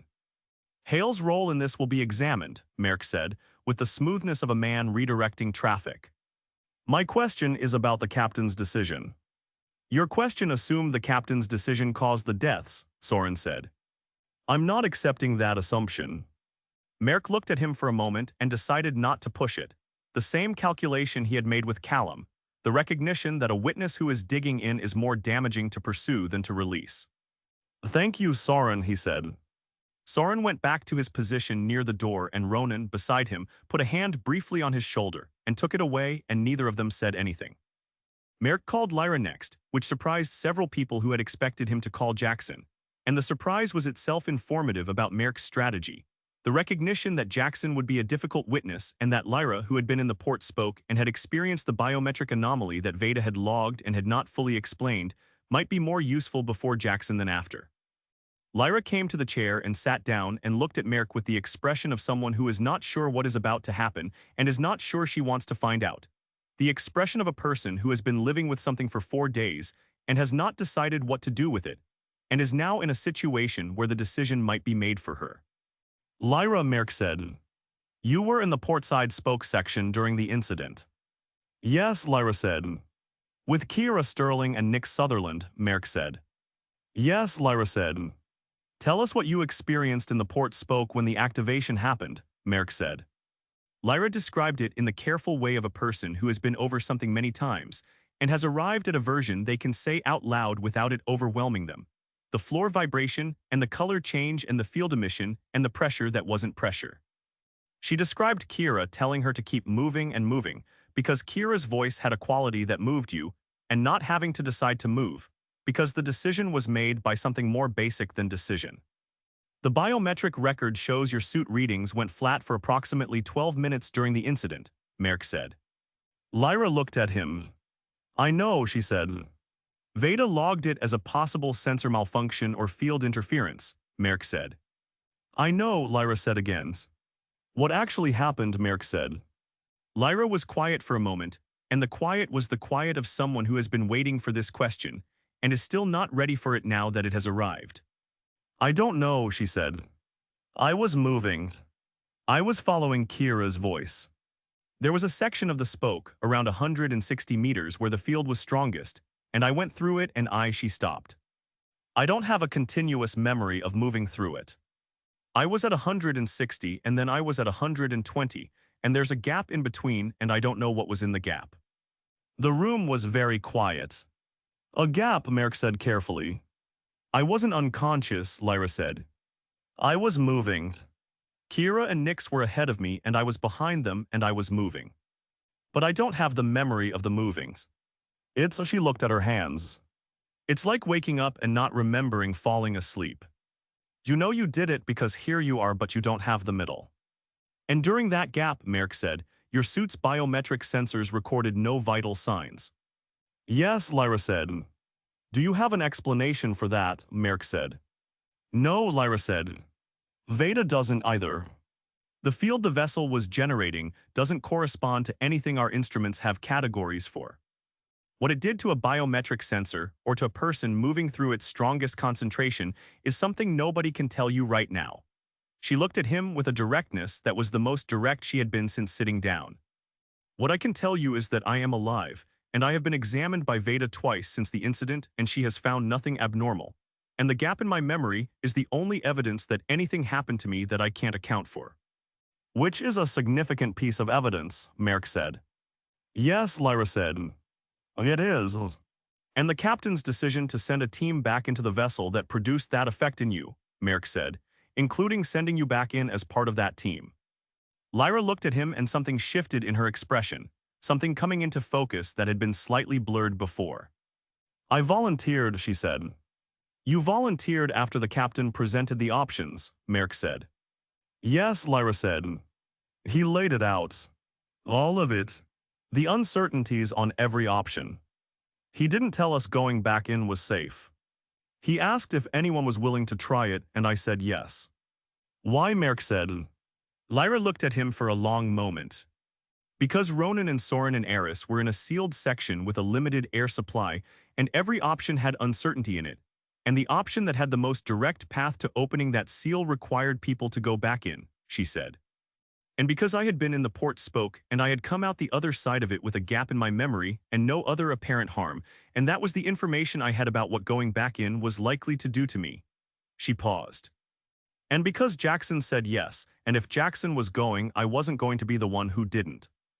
Jackson, near the equipment racks, looked at the floor. Thank you, Lyra, Merrick said. Lyra went back to her position, and Merrick stood for a moment looking at his tablet and then looked at the room and said, I want to return to the death count before we continue with further witnesses, because the count is part of the record, and the record has a discrepancy that needs to be addressed formally. Veda, from her position near the medical kit, straightened slightly with the expression of a person who has been waiting for her subject to come up and has prepared for it. Veda, Merrick said, you filed the biometric analysis of the incident. The analysis shows 4 flat readings consistent with death and 2 additional readings, including Lyra's that went flat and recovered.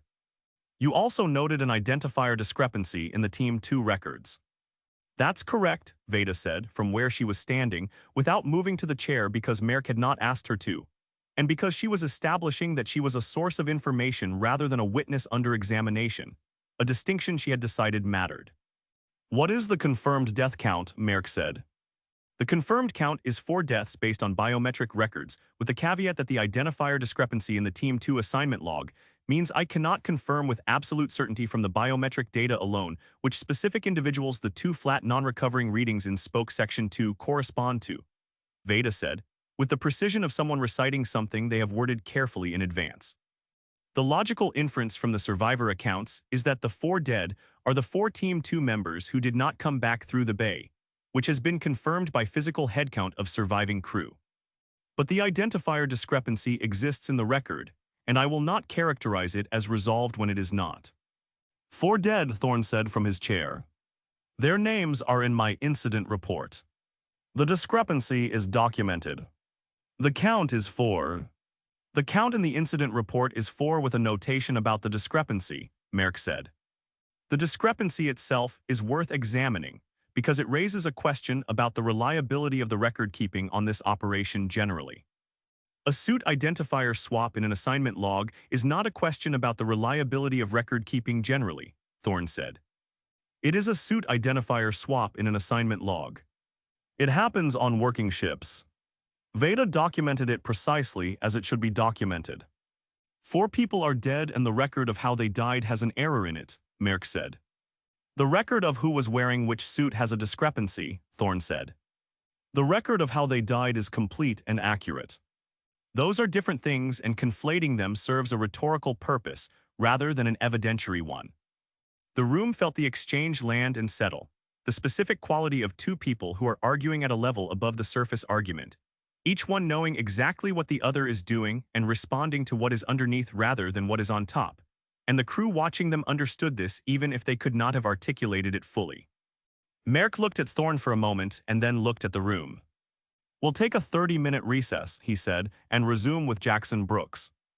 The room broke apart into the small conversations that formed during recesses in serious proceedings, people sorting themselves into proximity with the people they are aligned with, and the cargo bay filled with the low sound of voices that were careful and contained, nobody performing for the room, because the room had temporarily stopped being a performance space and had become a place where people were simply trying to figure out what they thought.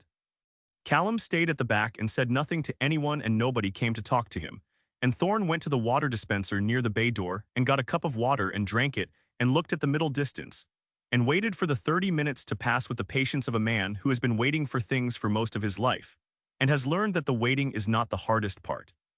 The hardest part was still ahead. Jackson's testimony took 40 minutes and covered the Spoke 2 incident with the precision of a man who has been over something so many times that the repetition has worn the memory into a specific shape, smooth in some places and sharp in others, and who has learned which parts he can describe and which parts he cannot and has arranged his testimony accordingly. He described the elements extending and what they did, and he described pulling back and Callum pulling him and the running, and he described it all in the flat, careful language of someone who has decided that flat and careful is the only register in which the description is survivable. And the room listened to it with the stillness of people receiving something that they needed to receive and did not want to.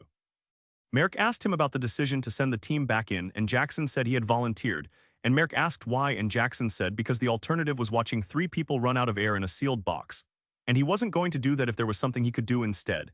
And Merck asked whether he thought the captain's decision was the right one, and Jackson was quiet for a long moment, and said he thought it was the decision he would have made in the same position. Which was not the same as saying it was right, but was as close as Jackson was going to get, and Merck let it stand. Thorne asked Jackson 2 questions. He asked whether at any point during the Spoke 2 incident, Jackson had received any communication from the bridge that was unclear or contradictory, and Jackson said no, the communications from the bridge had been clear throughout. He asked whether, in Jackson's assessment, the information available to the captain at the time of the decision to send the team back in was sufficient to make a responsible decision. And Jackson said that was a question about what sufficient meant, and that in his experience sufficient and available were not always the same thing, and that the captain had worked with what was available, and that was what captains did, and Thorne said thank you and sat back.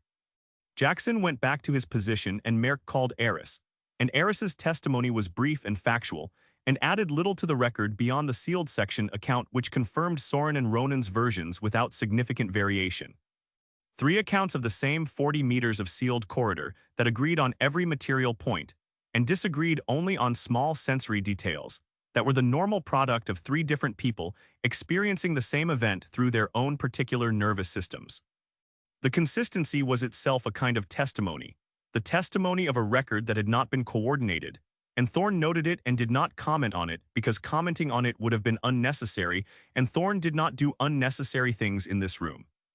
The morning passed into afternoon, and the afternoon had the quality of a proceeding that has found its rhythm, the rhythm of testimony and response and the accumulating record, and the crew in the room had settled into the specific kind of attention that long proceedings produce, Not the sharp attention of the opening, but the deeper, sustained attention of people who have committed to understanding something and are in the middle of that commitment and will not leave it unfinished.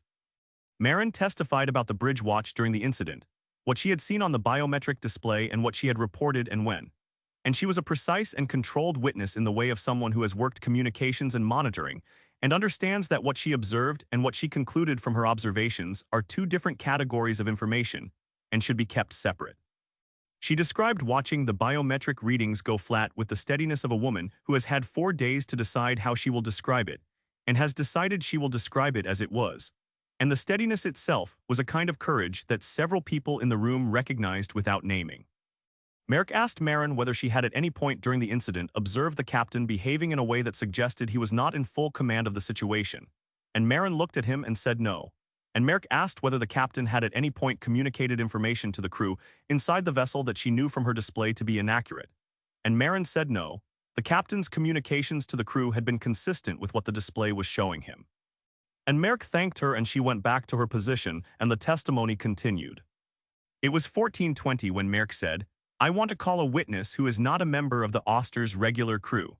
And the room shifted slightly with the shift of people who have been in a particular rhythm and have just heard something that will change it.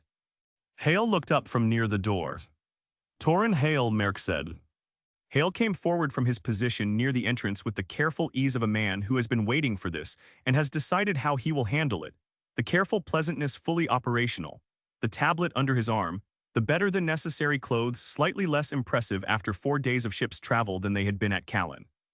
He sat in the chair with the comfort of someone who has sat in chairs like this before, not identical chairs, not tribunals exactly, but rooms where information was being extracted and managed, and who has survived those rooms through a combination of preparation and the specific skill of giving people what they need while protecting what he cannot give.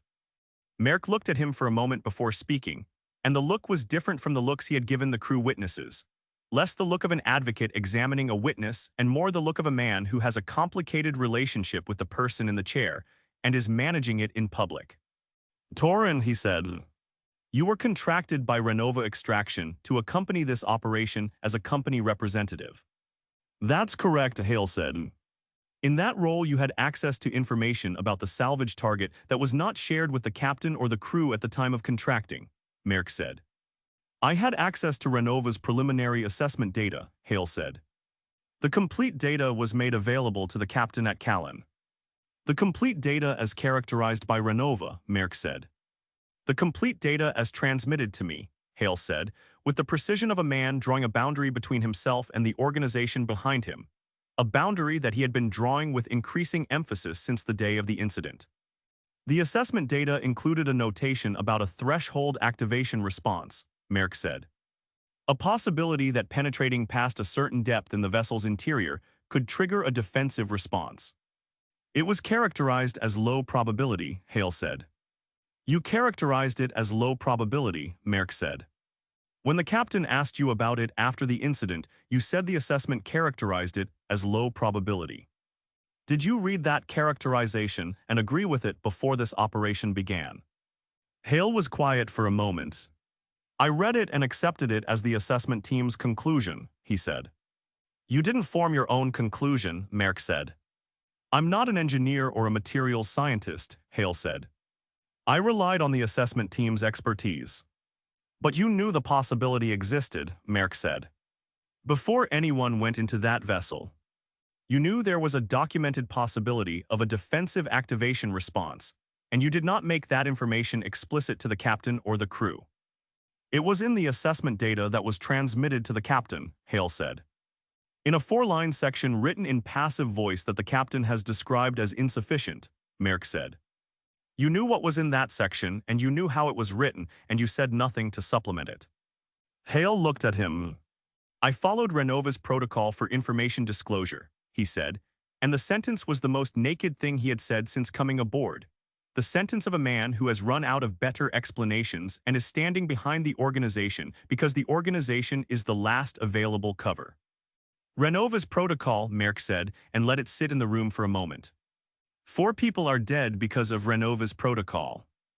4 people are dead because a vessel that we did not build and do not understand activated a defensive response that was not fully predicted by any analysis available to anyone on this operation, Hale said, with a sharpness that was the most unpleasant he had been since the incident, the sharpness of a man who has absorbed a succession of blows and has decided that one more is one too many.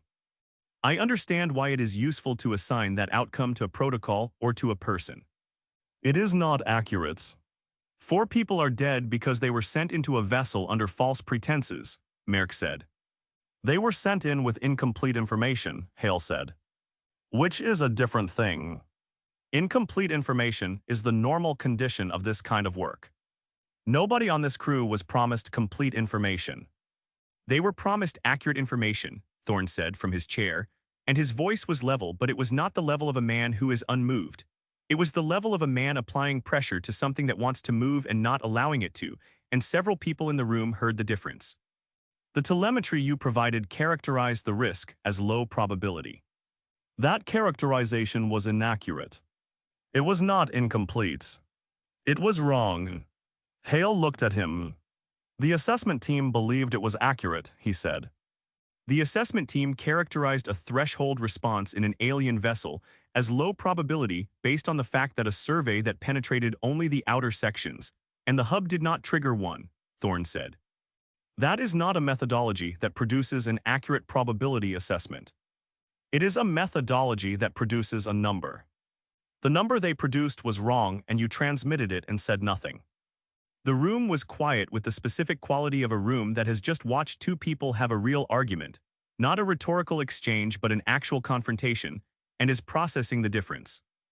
Merck looked at Thorne for a moment and then back at Hale and decided that the exchange had served his purposes and that continuing it would only give Hale more opportunities to distribute the blame laterally, which was Hale's primary skill and which Merck had no interest in facilitating further. "Thank you, Thorne," he said, and Hale went back to his position near the door and the room breathed.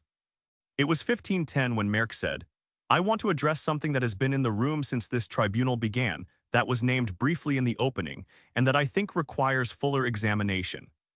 The room stilled in the particular way it had been stilling at intervals throughout the day, the stilling of people who know a shift is coming.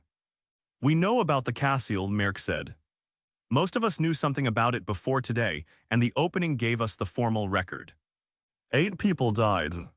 The captain sealed the sections. The inquiry found dereliction." He paused. "What I want to examine now is something that the formal record does not contain and that I believe is relevant to this tribunal's understanding of the pattern we are looking at." He looked at the room. Callum Pike was on the Cassian. The room already knew this. Callum had said it himself during his testimony. But Merck said it again with a specific weight that suggested he was not repeating it, that he was using it as an entrance to something else, and the room understood this and waited. "Callum Pike was on the Cassian and survived," Merck said. "And Callum Pike then signed on again under Thorne's command, and has served under him continuously since. I asked Callum about this, and he said that Thorne runs a clean ship and is straight with the crew, and that's not common in this work." He paused. That answer tells us something about Callum's loyalty and possibly about Thorne's qualities as a captain, and it doesn't tell us everything we need to know. He looked toward the back of the room where Callum was standing. What it doesn't tell us is why a man who survived one disaster under a specific captain would choose to put himself in that captain's care again. What the history between those 2 men actually is. What Callum knows about the Cassian that the official record doesn't contain. Callum looked at him from the back of the room with the flat expression that was his default and said nothing. "I'm not going to call Callum back to the chair," Merck said. "He said what he's going to say and we all heard it." He looked at the room. "But there is someone else here who knows things about the Cassian that aren't in the record and who has been in this room since the tribunal began and has said nothing, and I think that ends now." The room looked around itself, the collective look of a room trying to identify who is being named, and several people's eyes landed on Hale, and several others arrived at a different conclusion a moment later. "Veda," Merck said. "In your medical examination of the crew before this operation, you would have reviewed personnel files." Veda looked at him with the careful attention of a woman who knows where a line of questioning is going, and is deciding how to stand in relation to it. "I reviewed medical histories," she said. As part of standard pre-operation health screening, personnel files include service history, Merck said. They include medical service history, Veda said. Employment history is a separate document. Did you review employment histories, Merck said. I reviewed what was relevant to medical clearance, Veda said. Veda, Merck said, and his voice had the quality it had when he was being direct rather than rhetorical, the voice beneath the advocate's voice. Did you know before this operation that Callum Pike had served on the Cassial? The room was very still. Veda looked at Merck for a long moment. Yes, she said. And did you know that there was a third survivor of the Cassial incident who subsequently served under Thorne? Merck said. The stillness deepened.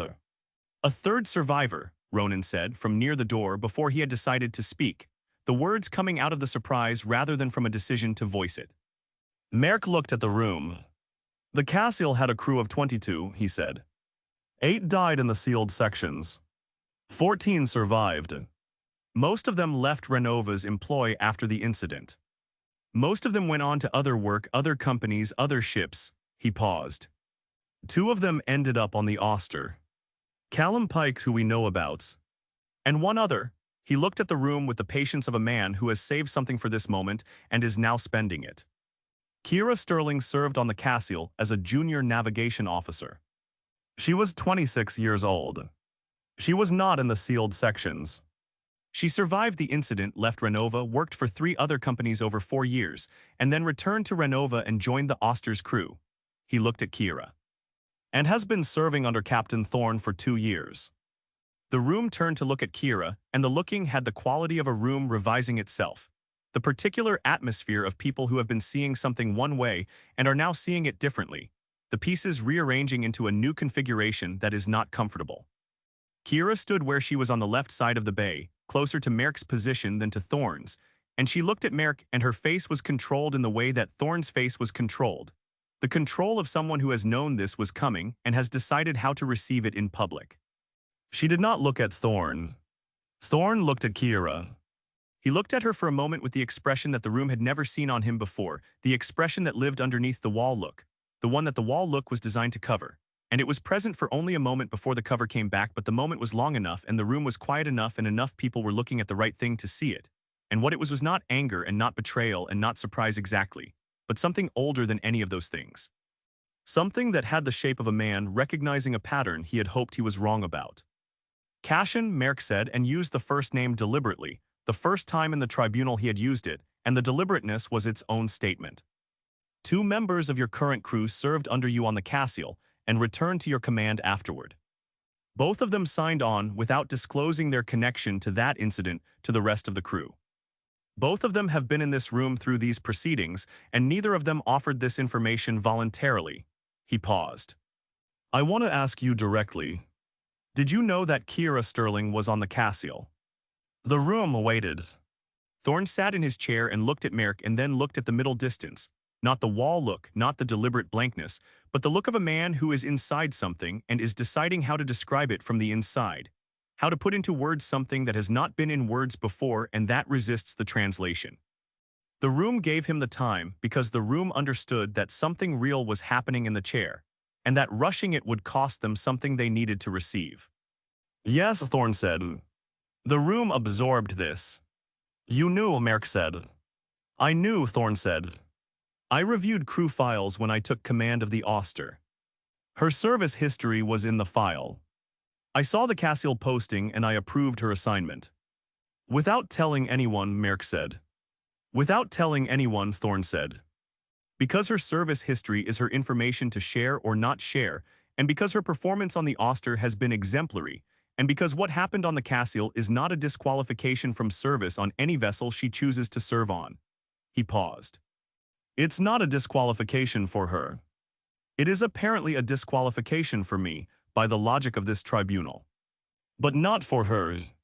The logic of this tribunal, Merck said, is that the captain of this vessel has surrounded himself with people who are connected to a previous disaster under his command, and who have maintained that connection in silence, and that this pattern of silence has consequences for this crew's ability to trust the information they are given and the decisions that are made with it. Callum and Kira are on this ship because they are good at their jobs, Thorne said. and his voice had something in it that was not quite heat but was the next thing along from heat. The voice of a man who has held something carefully for a long time and is holding it carefully still, but the holding is visible now in a way it has not been before. Their history with the Cassian is their history. It belongs to them. I did not recruit them because of the Cassian, and I did not keep it from the crew to protect myself. I kept it from the crew because it was not mine to share. But it is yours, Merc said. The Cassian is entirely yours. 8 people died and you were the captain and the decisions were yours, and the 2 people in this room who know what those decisions look like in real time are people you have kept close and kept quiet for 7 years.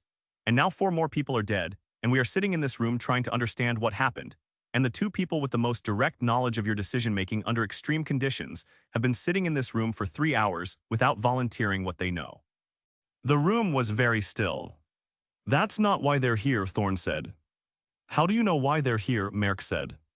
Thorne looked at him. Ask them, he said. Merc looked at Kira. The room looked at Kira. She stood on the left side of the bay with the controlled expression and the position that was closer to Merc than to Thorne, and she looked back at the room and said nothing for a moment. And then she said, I came back to work for Thorne because he is the best captain I have worked for, and because what happened on the Cassian was not his fault in the way the inquiry found it was his fault, and because I was 26 years old and I made a decision not to say so publicly, and I have spent 3 years on this ship deciding whether I made the right decision and I still don't know. She paused. That's why I'm here. Not because he recruited me into silence. Because I chose to come back and I chose to be silent, and those were my choices and I own them. And what you know about his decision-making on the Cassian, Merc said. Are you prepared to share that with this tribunal?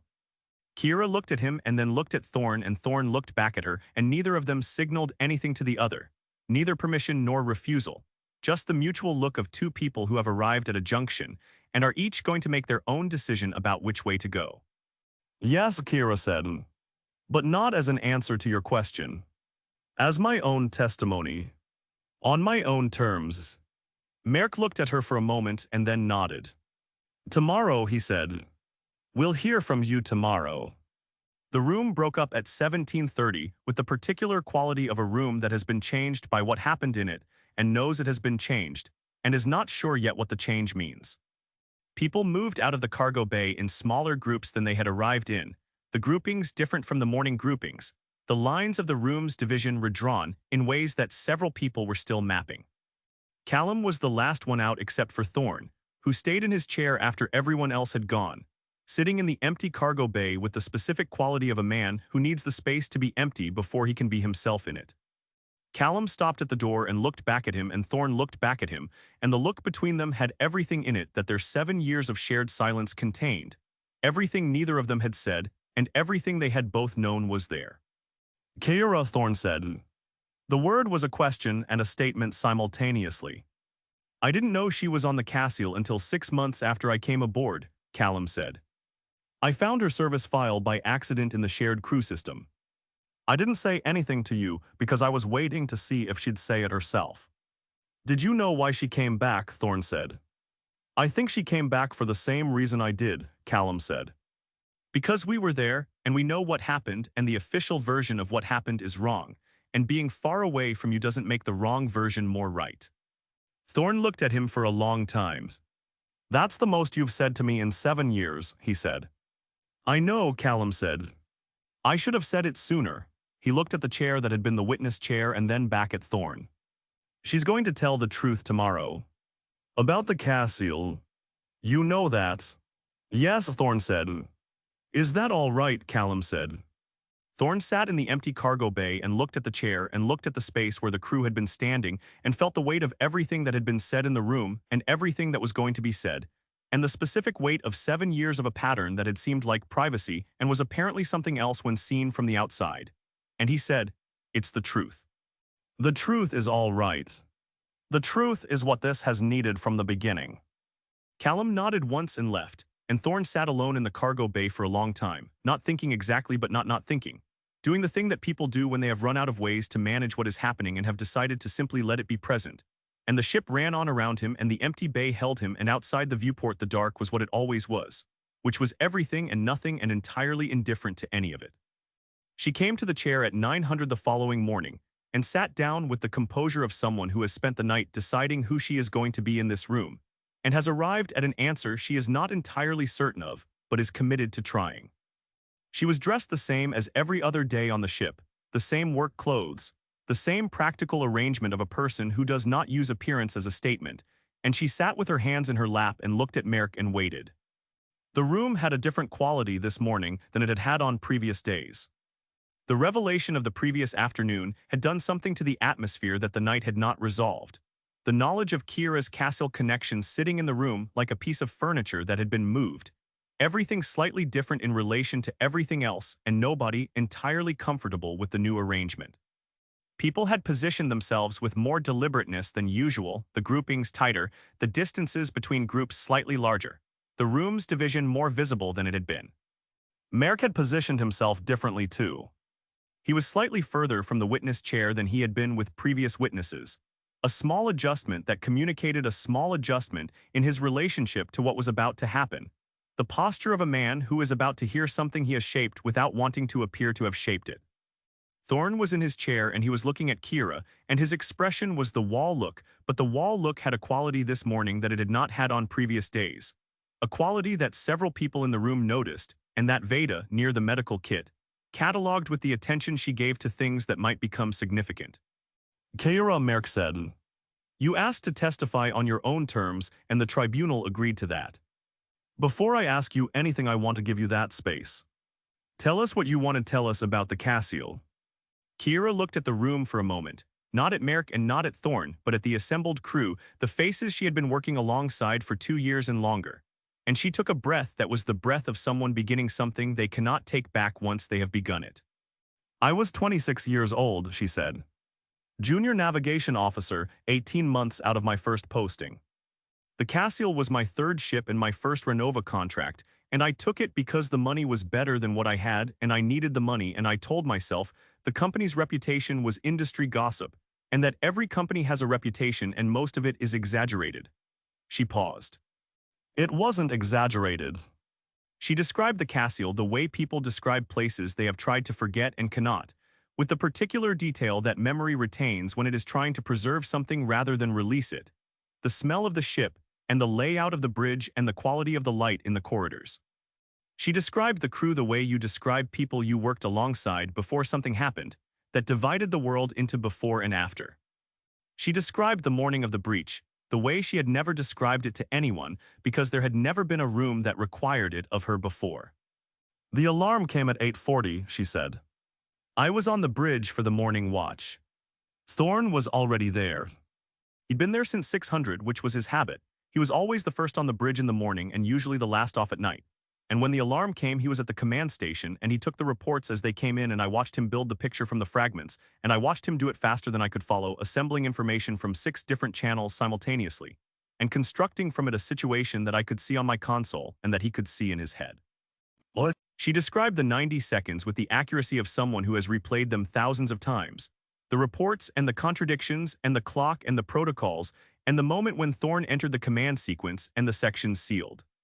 She described what happened after, the 14 survivors and the station arrival and the inquiry team coming aboard. And she described the specific moment when she read the preliminary inquiry report and saw the finding about the deferred maintenance and understood that the finding was accurate and important and was going to disappear. I knew it was going to disappear, she said. Not because anyone told me. Because I understood by then how Renova operated, and because the preliminary report was the only version of events that implicated the company, and the final report is always the one that matters, and the final report is the one Renova's lawyers see before it's published. She looked at her hands.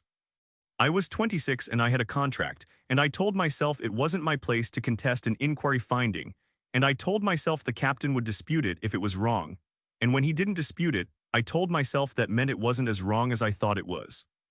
But you knew it was wrong, Merrick said. I knew the preliminary finding was accurate and the final finding was not, Kira said. Oh yes. And you said nothing, Merrick said. I said nothing, Kira said.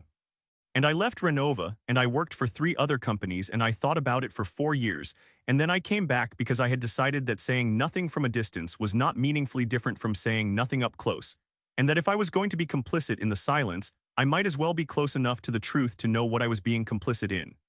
She paused. That is not a good reason. I know it is not a good reason. It is the reason I had. The room was quiet with the quality of people receiving something that is true and uncomfortable, and that they did not entirely expect in the form it has arrived. The decision to seal the sections, Merrick said. In your direct observation, Standing on the Cassial's bridge when Thorne made that call. What did you see? Kira looked at him. I saw a captain with 90 seconds and no good options make the decision the protocols required him to make, she said. I saw a man who had been given a broken system and asked to manage a failure that the system's owner had created, and who managed it in the way that saved the most people, and who then accepted a finding that blamed him for managing it that way. She paused. That is what I saw. You saw a man make the only available decision, Merrick said.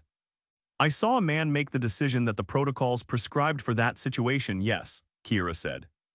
Then why, Merrick said carefully, does your testimony of the incident here align so closely with my account of events rather than with the captain's? The room shifted. Kira looked at him and something moved across her face that was quick and controlled, and did not entirely disappear before several people saw it. My testimony aligns with the facts as I observed them, she said. The facts as you observed them, Merrick said, include the conclusion that the captain's decision to send people back into the vessel was the primary cause of additional risk to this crew. The facts as I observed them include that the captain sent a team back into a vessel that had already killed 4 people, Kira said. Which is my characterization, Merrick said. Not the captain's. It's a fact, Kira said. Not a characterization. The captain's account characterizes the decision as the best available option in a situation with no safe choices, Merrick said. Your account characterizes it as an unnecessary risk taken after unnecessary risk had already killed 4 people. Those are different characterizations of the same set of facts. I've given you my account, Kira said. You've given me an account that tracks with mine, Merrick said. And I want to understand why, given that you just described the captain as a man who made the only available decision on the Cassial and accepted a false finding without disputing it, your account of this incident reflects something considerably less favorable to him. The room was doing the arithmetic that Merrick had known it would do, the slow, careful addition of proximity and alignment and history, and the sum it was arriving at was visible in the quality of attention several people were directing at Kira, a sharper attention than before, the attention of people who have been presented with a new variable and are integrating it. Nix, near the equipment racks, was looking at Kira with the focused attention she normally reserved for scanner readings, the attention of a person identifying a discrepancy and tracing it to its source. Ronan, near the door, had the expression of a man who has done the arithmetic and arrived at a number he does not like and is checking it again. Jackson was looking at the space between Kira and Merrick, with the expression of a man watching something he had suspected become visible. Kira, Thorne said from his chair, and his voice had the quality it had when he was being direct rather than measured, the quality that appeared rarely and that the people who had worked with him long enough recognized as the voice beneath the captain's voice. How long? The question was incomplete and entirely clear, and the room understood both of those things simultaneously. Kira looked at him.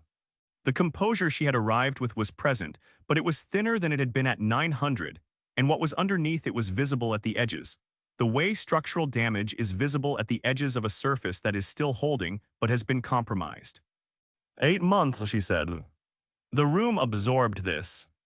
8 months, Thorne said. Not a question. The repetition of a man confirming the dimensions of something. Yes, Kira said. And during those 8 months, Thorne said, you were present for conversations about this tribunal. Silas didn't plan this tribunal 8 months ago, Kira said, with a sharpness that was the first break in her composure, the sharpness of someone defending something they can hear sounds wrong as they defend it. No, Thorne said. But he has been building toward a position of authority on this ship for longer than 8 months, and the conversations you were present for during those 8 months were part of that building, and your testimony reflects those conversations rather than your direct observation. My testimony reflects what I observed, Kira said. Your testimony of the Cassial reflects what you observed, Thorne said. Your testimony of this incident reflects something else. The difference between the two is visible in this room, and I think you can hear it too. Kira looked at him and the composure was holding, but it was holding the way things hold when they are very close to not holding, the specific tension of a surface at its limit. What I said about the decision to send people back in is accurate, she said. It is accurate as a description of an event, Thorne said. It is not accurate as a characterization of the decision. You know the difference. You just described it to this room in your account of the Cassian. You described a captain making the best available decision with the information he had, and you described the accurate characterization of that decision being replaced in the official record with an inaccurate one that served someone else's interest. He looked at her directly. What would you call what is happening in this room right now? The cargo bay was very quiet. Kira sat with the question, and the room sat with Kira sitting with it, and the silence stretched long enough that it became its own kind of testimony, the testimony of a person in a room full of people who are watching them decide something. I would call it complicated, she said finally. Complicated, Thorne said. Yes, Kira said, and her voice had changed. The flat certainty she had arrived with replaced by something more effortful. The voice of someone who is still saying the things they came to say but is now aware that the room can hear the effort. Because it is complicated. Because you made a decision that sent people back into a vessel that had already killed 4 of our crew, and 3 people came out of a sealed corridor alive because of it, and neither of those things cancels the other out. And the complication is real regardless of what Silas's account says or what your account says. That is a true thing, Thorne said. That is the most true thing that has been said in this room today. The complication is real. The question is whether your testimony of that complication is yours or someone else's. Kira looked at him and something gave, not completely, not visibly to everyone in the room, but enough that Veda saw it and Nix saw it and Jackson, who had been watching the space between them with the attention of a man reading a card game, saw it. Ask me a specific question, Kira said. About what I observed. Specifically, Thorne looked at her for a moment and then said, when I presented the 3 options to you in my quarters after the incident began, before the briefing to the full crew, did I characterize the withdrawal option as viable? Yes, Kira said. Did I characterize the return option as safe? Thorne said. No, Kira said. Did I ask you for your assessment before I made the decision? Thorne said. Kira was quiet for a moment. Yes, she said. What did you tell me? Thorne said. I told you the withdrawal hypothesis depended on an assessment that had already failed, Kira said. I told you the port-spoke response had been manageable at the depth we reached. I told you the external breach option was constrained by time. She paused. I told you what I observed. And the decision I made, Thorne said. Was it consistent with the assessment you gave me? Yes, Kira said, and the word came out with the weight of something that has been held back and has finally come through. Not loudly, not dramatically, just present in the room in a way that could not be retracted. Merrick said from his position, Kira, and his voice had the quality of a man who has watched something go in a direction he did not intend and is trying to redirect it without making the redirection visible, and the attempt was visible, and several people in the room saw it be visible. Don't, Jackson said, from near the equipment racks, not loudly, not aggressively. Just the single word of a man who has been watching something for long enough that he has decided one word is what the situation requires. Merrick looked at him. She's answering a question, Jackson said. Let her answer it. The room waited. Kira looked at Merrick and then looked at Thorne, and then looked at her hands for a moment with the expression of a person arriving at a junction they have been approaching for 8 months and have not been able to see clearly until now, standing at it, taking it in, understanding what the 2 directions actually are. The decision was consistent with the information available, she said. The decision to go back in was consistent with the assessment I gave him and with the information we had, and with the realistic alternatives in the time we had. I told him that in his quarters, and it was true then, and it is true now. Then why, Nix said from across the room, and her voice was not hostile, but it was precise in the way her scanner readings were precise. The voice of a woman who does not ask questions she doesn't need the answer to. Does your testimony track with Merrick's account rather than with that? The room looked at Kira and Kira looked at the room, and the moment had the quality of a moment that has been building for a long time and has finally arrived at the surface, and is now simply what it is, visible and unmanageable and real. Because, Kira said and stopped and started again. Because I have been in a position for 8 months where two things that I know to be true have been in conflict with each other, and I have been managing that conflict by staying close to both of them, and I have not done that well. She looked at Mirk. Silas is not a bad person. He believes what he believes about the captain. Some of what he believes is accurate. The captain has made decisions that cost people their lives. That is true. The captain has also made decisions that saved people's lives in situations where the information available was insufficient to guarantee either outcome. That is also true, she paused. I came to this chair with a version of testimony that weighted the first truth and managed the second one. I don't think I can sustain that in this room. The room was very quiet. Merrick looked at her with the expression of a man who has watched something he built come apart and is deciding how to manage the coming apart without making it worse. And the deciding was visible in a way it would not normally have been visible on Merrick's face. The control slightly less complete than usual, the effort slightly more apparent. Kira, he said, the core of your testimony. What the captain did on the day of the incident. Are you changing that? I'm clarifying it, Kira said. The captain made a decision that sent people back into a vessel that had killed 4 of our crew. That is accurate. The captain made that decision on the basis of the best available information, in a situation where every option carried significant risk. That is also accurate. The first fact without the second is an incomplete account. I have been giving an incomplete account. Why? Thorne said, and his voice was very quiet now, the quietest it had been in the tribunal. The quiet of a man asking a question he is not certain he wants answered and asking it anyway, because not asking it would be a different kind of dishonesty. Kira looked at him. Because I have been trying to maintain something that required me to be in 2 places at once, she said. And I couldn't do it in this room with this room watching. I'm sorry. Thorne looked at her for a long moment and the wall look was gone, not replaced by anything dramatic, just absent, the face underneath it present and tired and more human than the room had seen it. Don't apologize to me, he said. Tell them the rest. The rest, Kira said. The alcove, Thorne said. Tell them about the alcoves. The room looked between them with the expression of a room that has just discovered there is more. Kira sat in the chair and looked at her hands and then looked at the room and said, I went back to the alcove in the port spoke section alone on the 2nd day of the operation. Before the incident, I spent 10 additional minutes in it. I didn't log the second visit. I didn't report it to the captain or to anyone. Why? Merrick said, and his voice was careful, the voice of a man who has lost control of one line of questioning and is picking up another. Because what was in that alcove was, Kira stopped and looked for the right word and found that the right word was one she had been avoiding since the first visit, significant. In a way I couldn't characterize with the instruments available. And I wanted more time with it, and I didn't want to explain why I wanted more time with it because I couldn't have explained it in terms that would have sounded like operational necessity. She paused. It felt like the most important thing in that vessel. I don't know why. I still don't know why. And I went back alone because I wanted to understand it before I shared it, and I didn't understand it. And then the incident happened, and everything after was about everything after.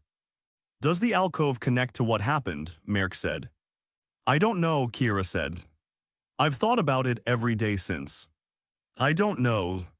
Did your time in the alcove affect the vessel's activation response? Merrick said. I don't know, Kira said. Nix's data might speak to that. I can't. Merrick looked at Nix.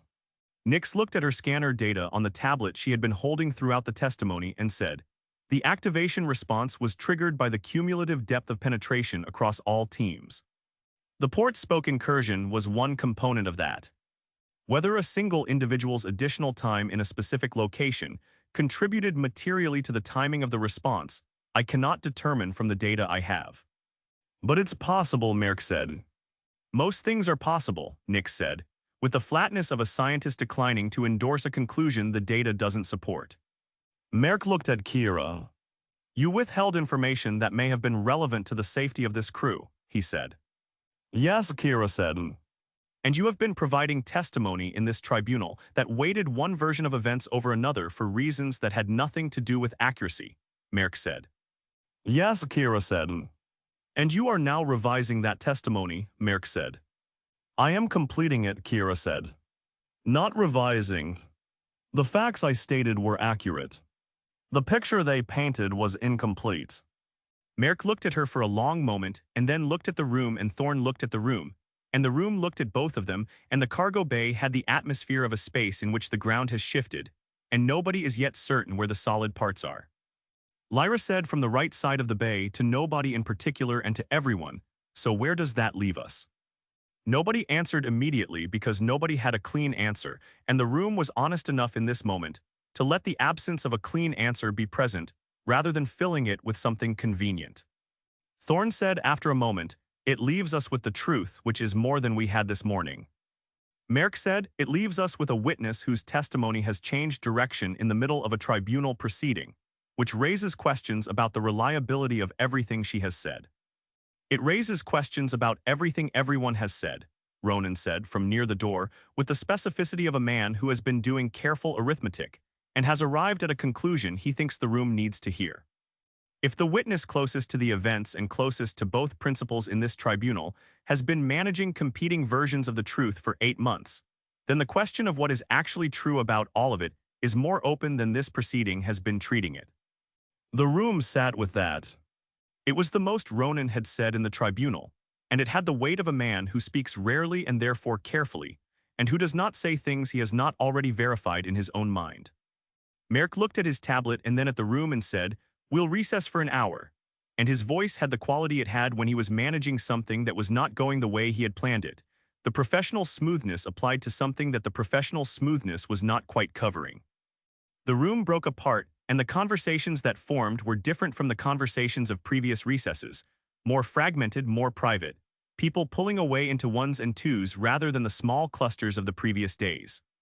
The lines of division that had been redrawing themselves through the testimony had been redrawn again, and nobody was entirely certain where they stood in relation to the new lines. Kira sat in the witness chair after the room had emptied and did not move for a while, and Thorne remained in his chair, and the two of them were in the cargo bay together with the particular quality of two people who have said things that cannot be unsaid, and are now in the space that exists after saying them. "The alcove," Thorne said. "What was it?" Kira looked at him. "I don't know," she said. "I know it felt like the most important thing I have ever been in proximity to. I know that feeling has not diminished since.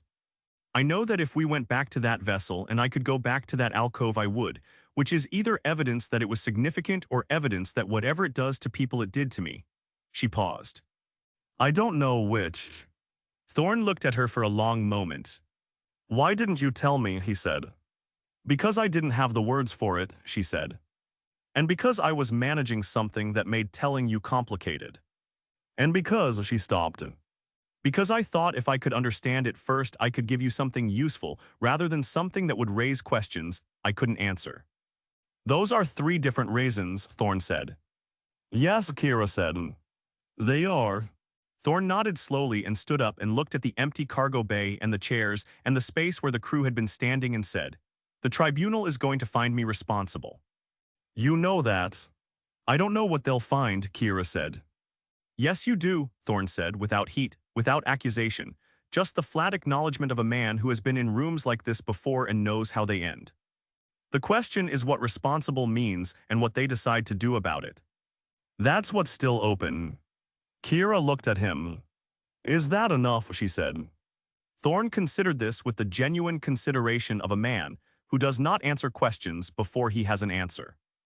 "It's what there is," he said, and left the cargo bay, and Kira sat alone in the witness chair in the empty room and looked at the space where the crew had been and thought about the alcove and the 10 minutes she had spent in it and the feeling in its entrance that had not diminished since, and thought about the difference between an incomplete truth and a complete one, and what the distance between those two things had cost in this room today and might still cost before the tribunal was finished. The hour recess after Kira's testimony had extended to 2 hours without anyone formally extending it, the kind of extension that happens when a proceeding has generated enough material that the people running it need time to recalibrate before continuing. Merrick had spent the 2 hours in his quarters with his tablet and the door closed, and several crew members had noticed the closed door and the length of time behind it, and had drawn their own conclusions about what recalibration looked like from the inside. Thorne had spent the 2 hours on the bridge running systems checks that did not need running, which was his way of occupying his hands while his mind worked on something else. An heiress had been on the bridge with him and had said nothing beyond what the system's checks required, which was the correct response, and which Thorne noted without acknowledging. Kira had stayed in the cargo bay for 20 minutes after the room emptied and then had gone to her bunk and had not come out until the tribunal reconvened. And what she did in her bunk during those 20 minutes was her own business, and she kept it that way. The crew reassembled at 1100 with the particular quality of a group that has been through something and is now returning to the place where the something happened. The slight reluctance of re-entry that people manage with varying degrees of success, depending on their relationship with what the room now contains. The positions people took were different again from the morning positions, the geometry of the room continuing to shift as the testimony shifted the internal landscape that the positions reflected. Merrick stood at his position with the tablet and the professional composure that had been slightly less than complete since Kira's testimony, and that he had spent 2 hours restoring to something closer to its operational specification. He looked like a man who had recalibrated. He also looked like a man for whom recalibration had required effort, which was new, and which several people in the room filed alongside other things they had been filing. Jackson, near the equipment racks, had spent part of the recess talking to Soren in a corner of the common area in the low voice of a conversation that was not meant to carry, and the two of them had arrived back in the cargo bay standing slightly closer together than their ordinary proximity, the proximity of people who have reached an alignment and are standing in it. Ronan was near the door as always and had the expression he had developed over the course of the tribunal, the expression of a careful man who has received more information than he expected and is still integrating it and will not reach a conclusion until the integration is complete. Callum was at the back. He would always be at the back. Hale was near the entrance and he had known since the previous day that this morning was coming for him, and he had prepared for it in the way he prepared for things, which was thoroughly, and with the specific attention of a man who understands that preparation is the only variable he can control. He had his tablet. He had the careful pleasantness at something close to full operational capacity. He had the suit that was better than the situation called for, slightly less impressive after the days at sea, but still doing the work it was designed to do, which was to communicate a category of person that the situation should treat with a corresponding category of regard. What he did not have and what his preparation could not produce was a version of events that protected both himself and Renova simultaneously, because the 2 weeks since the incident had made it increasingly clear that those two things could not both be protected from the same position, and that the choice of which one to sacrifice was the only real decision left to him. He had made the decision. He was not certain it was the right decision. He was certain it was the only one available to him, and that certainty would have to be sufficient. Merrick called him at 11:05, and Hale came forward and sat in the chair with the ease of a man who has sat in difficult chairs before, and has learned that the chair itself is not the problem, and he looked at Merrick and waited. Torin, Merrick said, I want to start with something basic. What is your official role on this operation? Company representative, Hale said. Renova Extraction appointed me to accompany the salvage operation as an oversight and coordination presence. Oversight of what specifically, Merrick said. The operation's compliance with the contract parameters, Hale said. Ensuring that the recovery efforts were directed toward the areas of identified salvage value, and that the operation's timeline and scope remained consistent with Renova's contractual objectives. You were there to make sure we did what Renova wanted us to do, Jackson said, from near the equipment racks, and it was not a question, but it had a question's function. And Merrick let it stand rather than objecting to the interruption because the interruption had said what Merrick would have said, and had said it with a plainness that the more formal version would have lacked. I was there to facilitate the operation's success, Hale said, with the smoothness of a man replacing a true statement with a more palatable one. Those are different things, Jackson said. Jackson, Merrick said, not harshly, just the redirect of a man who needs the proceeding to maintain its shape. He looked back at Hale. Before this operation began, what did Renova know about the nature of the salvage target? Hale looked at him. Renova knew what was in the assessment data that was provided to the captain at Callan, he said. I'm going to ask you to be more specific than that, Merrick said. The assessment data covered several categories of information. I want to go through them one by one. First, did Renova know before contracting this crew that the salvage target was of non-human origin? The cargo bay was very still. Hale was quiet for a moment with the specific quality of a man at a decision point, the quality of someone who has decided which way to go and is now committing to the direction. Yes, he said. Renova knew the vessel was of non-human origin before the contract was offered. The stillness deepened into something that was not quite silence and not quite sound, the collective intake of a room receiving something it had suspected and is now having confirmed, which is a different experience from suspicion and a heavier one. They knew before we were contracted, Thorne said from his chair, and his voice was flat in the way it was flat when he was being very precise about something. Yes, Hale said, looking at Thorne now rather than Merrick. The preliminary survey team identified the vessel's non-human origin in their first assessment. That assessment preceded the contract offered to the Auster by approximately 4 months. 4 months, Ronan said quietly from near the door. He was not directing the word at anyone. He was doing what Ronan did, which was saying a number out loud to confirm its dimensions. They knew for 4 months, Soren said, and his voice had something in it that was not its usual register. The voice of a man for whom patience is a default and who is finding that the patience has a floor. They knew for 4 months and they put us on that ship. The contract described the target as an unregistered derelict of unknown class, Thorne said. That was the description in the documentation I signed. Unknown classes. Unknown class was the characterization used in the contract documentation, Hale said. Non-human origin is not unknown class, Thorne said. Those are not the same category of information.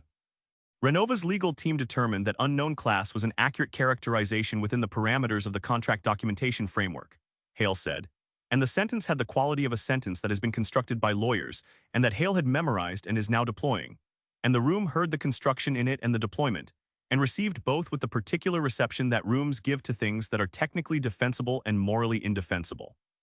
Renova's legal team, Marin said, from the right side of the bay, and she said it with the tone of someone holding an object up to the light to see what it is made of. Second question, Merrick said, continuing with the list he had constructed. Did Renova know, before contracting this crew, that the vessel had a documented potential for a defensive activation response? The assessment data included a notation about threshold response possibility, Hale said. Oh yes. Renova was aware of that notation. And they contracted us anyway, Thorne said.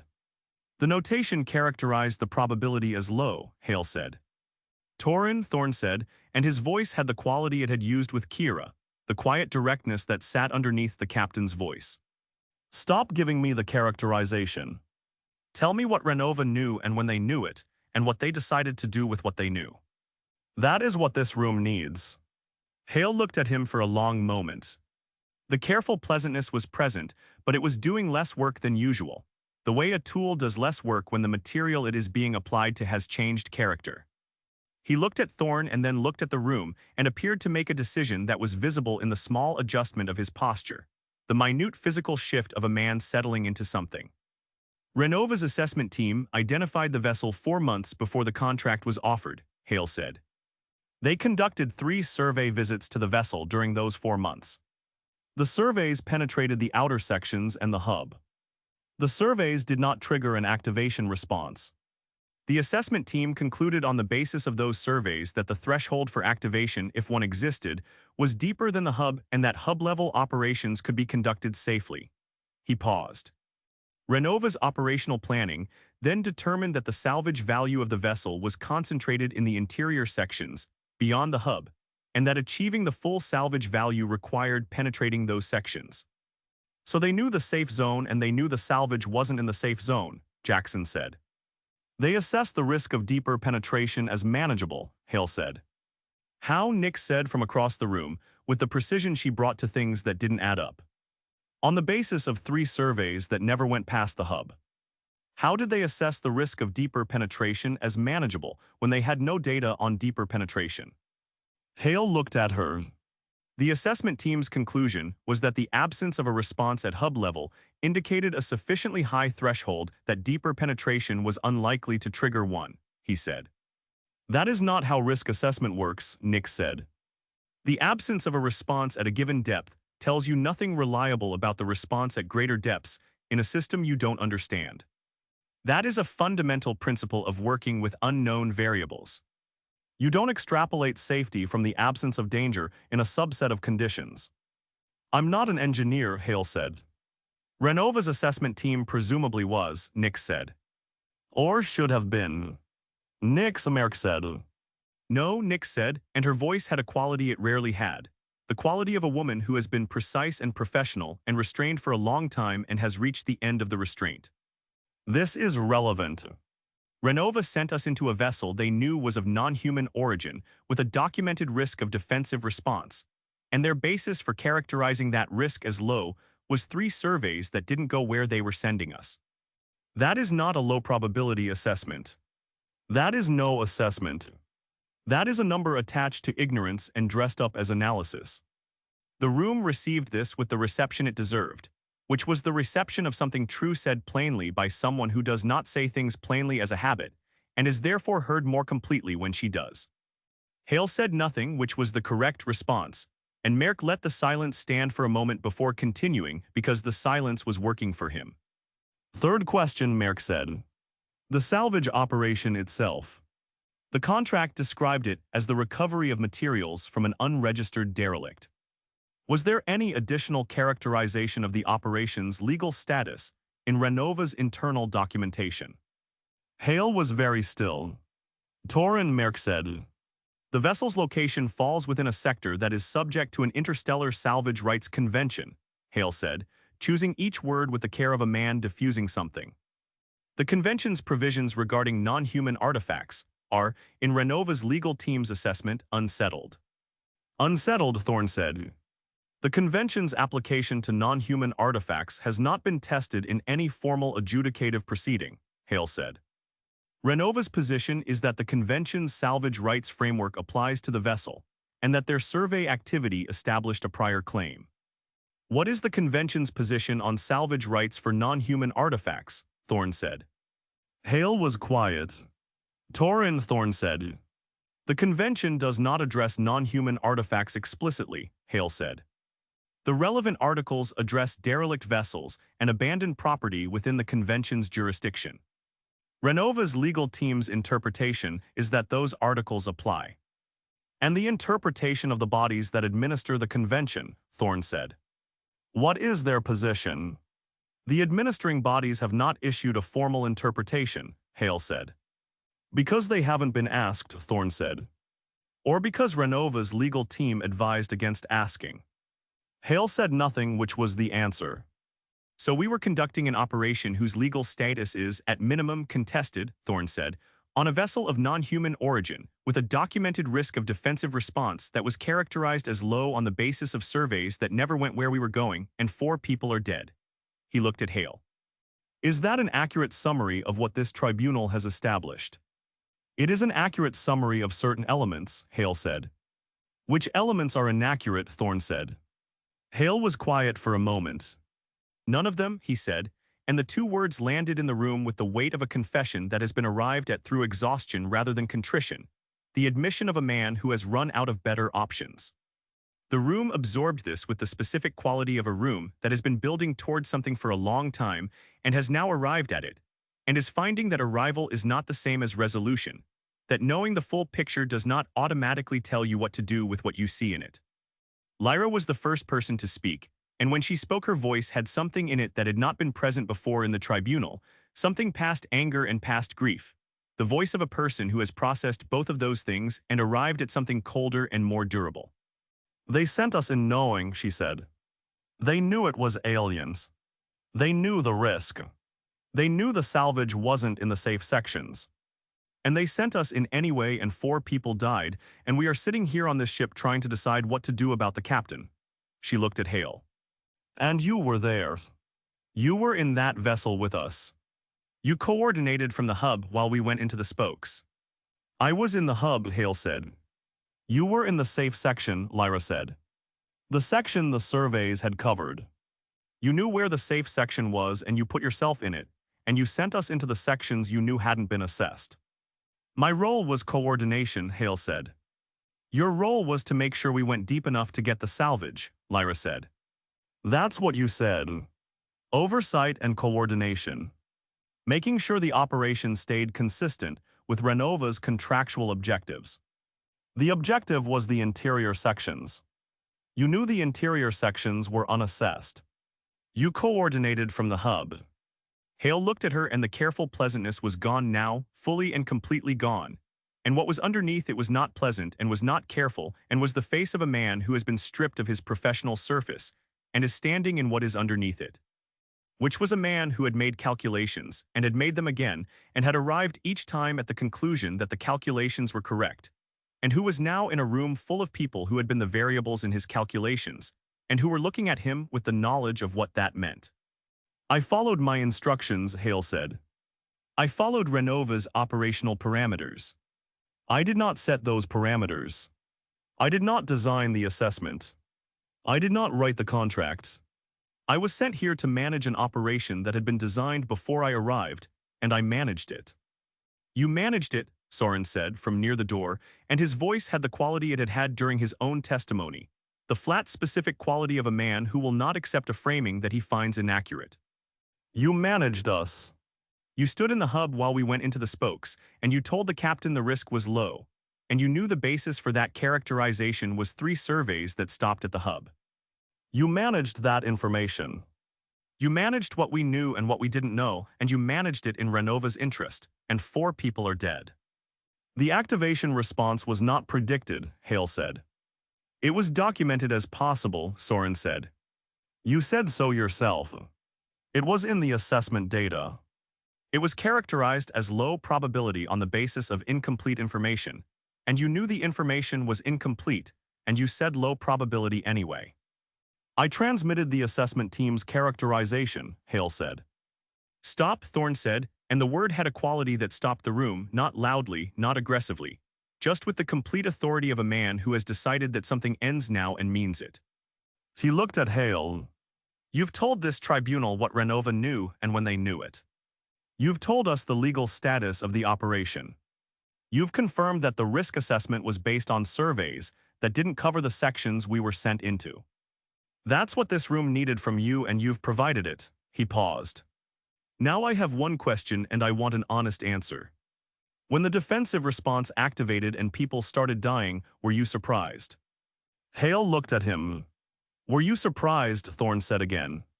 The cargo bay was completely quiet. No, Hale said. Not entirely. The room received this, and the receiving of it was visible in every face in the cargo bay. The specific expression of people hearing a thing confirmed that they had known and hoped was not true. The expression of people for whom a suspicion becoming a fact changes the weight of everything around it. You expected it, Thorne said. I considered it possible, Hale said. More possible than the assessment characterized it. I had read the assessment carefully, and I had a different reading of the probability than the assessment team did. I thought the threshold response was more likely at the depths we were targeting than the assessment indicated. And you said nothing, Thorne said. I had no data to support a different characterization, Hale said. My reading was intuitive, not analytical. I had no standing to contradict the assessment team's formal conclusion on the basis of an intuition. You had standing to say, I think the risk might be higher than this document indicates, Thorne said. You had standing to say, I am not confident in this characterization. You had standing to say before anyone went into those spokes that your own reading of the probability was different from the official one. He looked at Hale with the steady attention that was the most complete version of his attention, the attention that had no performance in it and no management, just the direct regard of one person looking at another and seeing them fully. 4 people are dead partly because you did not say those things. Yes, Hale said, and the word was small and unadorned and was the most honest thing he had said since sitting in the chair. The room sat with it. Merck looked at Hale and then at the room and appeared to be assessing something, the assessment visible in the small adjustments of his expression as he calculated what Hale's testimony had done to the proceedings' architecture and what adjustments were required. The testimony had done something he had not entirely anticipated, which was to provide Thorne with a co-defendant, and the presence of a co-defendant complicated the tribunal's calculus in ways that Merck was now working through in real time. Because the room had shifted. The room had been shifting since Kira's testimony and it had shifted further with Hale's, and the direction of the shift was away from a simple narrative of Captain's culpability and toward something more complex and less manageable, the the narrative of a company that had sent a crew into danger with insufficient information for reasons of profit, and a company representative who had known more than he said and had positioned himself safely while others went into the unsafe sections. And a captain who had made decisions under conditions that had been deliberately constrained by people who were not in the room when the decisions had consequences. It was not a narrative that absolved Thorne, but it was a narrative that distributed the weight differently, and the different distribution changed what accountability meant and who it applied to and in what proportions. Ronan said from near the door, "I want to ask Hale something." Merrick looked at him. In the structure of the tribunal, direct questions from crew members to witnesses had not been formally established as a mechanism, and Merrick considered objecting and decided against it because objecting would look like management and management would look like the thing it was, which was an attempt to contain a line of inquiry that was not serving his purposes. "Go ahead," Thorne said, which was also not within the formal structure and which established that the formal structure was less important than the truth, and several people in the room registered the difference between the two men's responses and filed it. Ronan looked at Hale with the direct attention of a man who navigates for a living, and who understands that the difference between accurate information and inaccurate information is the difference between arriving somewhere and not arriving. "The Cassian," he said. Was Renova aware that Captain Thorne had previously commanded a vessel for Renova, on which a Renova maintenance failure contributed to crew deaths? Hale looked at him. "Yes," he said. "Thorne's service history with Renova is in his personnel file. The Cassian incident is documented. And they contracted him for this operation anyway," Ronan said. "His certification was reinstated after the suspension period," Hale said. "He was a qualified captain with Renova experience and familiarity with Renova's operational parameters."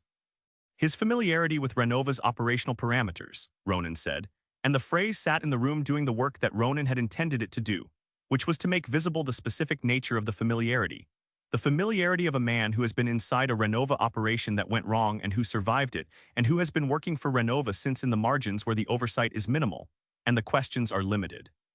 And the room understood what Ronan was saying without him saying it completely, understood that Renova had contracted a captain who had already survived one of their information failures, and who had already demonstrated, under the pressure of an inquiry, that he would absorb a false finding rather than contest it. "They chose him specifically," Jackson said, from near the equipment racks, and it was not a question and it was not directed at Hale. It was the statement of a man arriving at a conclusion in public because the conclusion was too large to arrive at privately. They chose him because he'd been through it before and he hadn't burned them. He took the finding and he kept working for them, and they knew that about him, and they chose him for a job they knew was risky, because they had a captain who had already shown them he wouldn't push back. The room sat with this. It sat with it the way rooms sit with things that reorganize the understanding of everything that preceded them, the particular stillness of a collective mind revising itself. Thorne looked at the middle distance with the expression of a man hearing something he has not heard stated aloud before, and finding that the statement fits the shape of something he has known without articulating, the specific quality of a recognition that is not entirely welcome but is entirely accurate. Merrick said, "That's a conclusion that goes beyond what the testimony supports."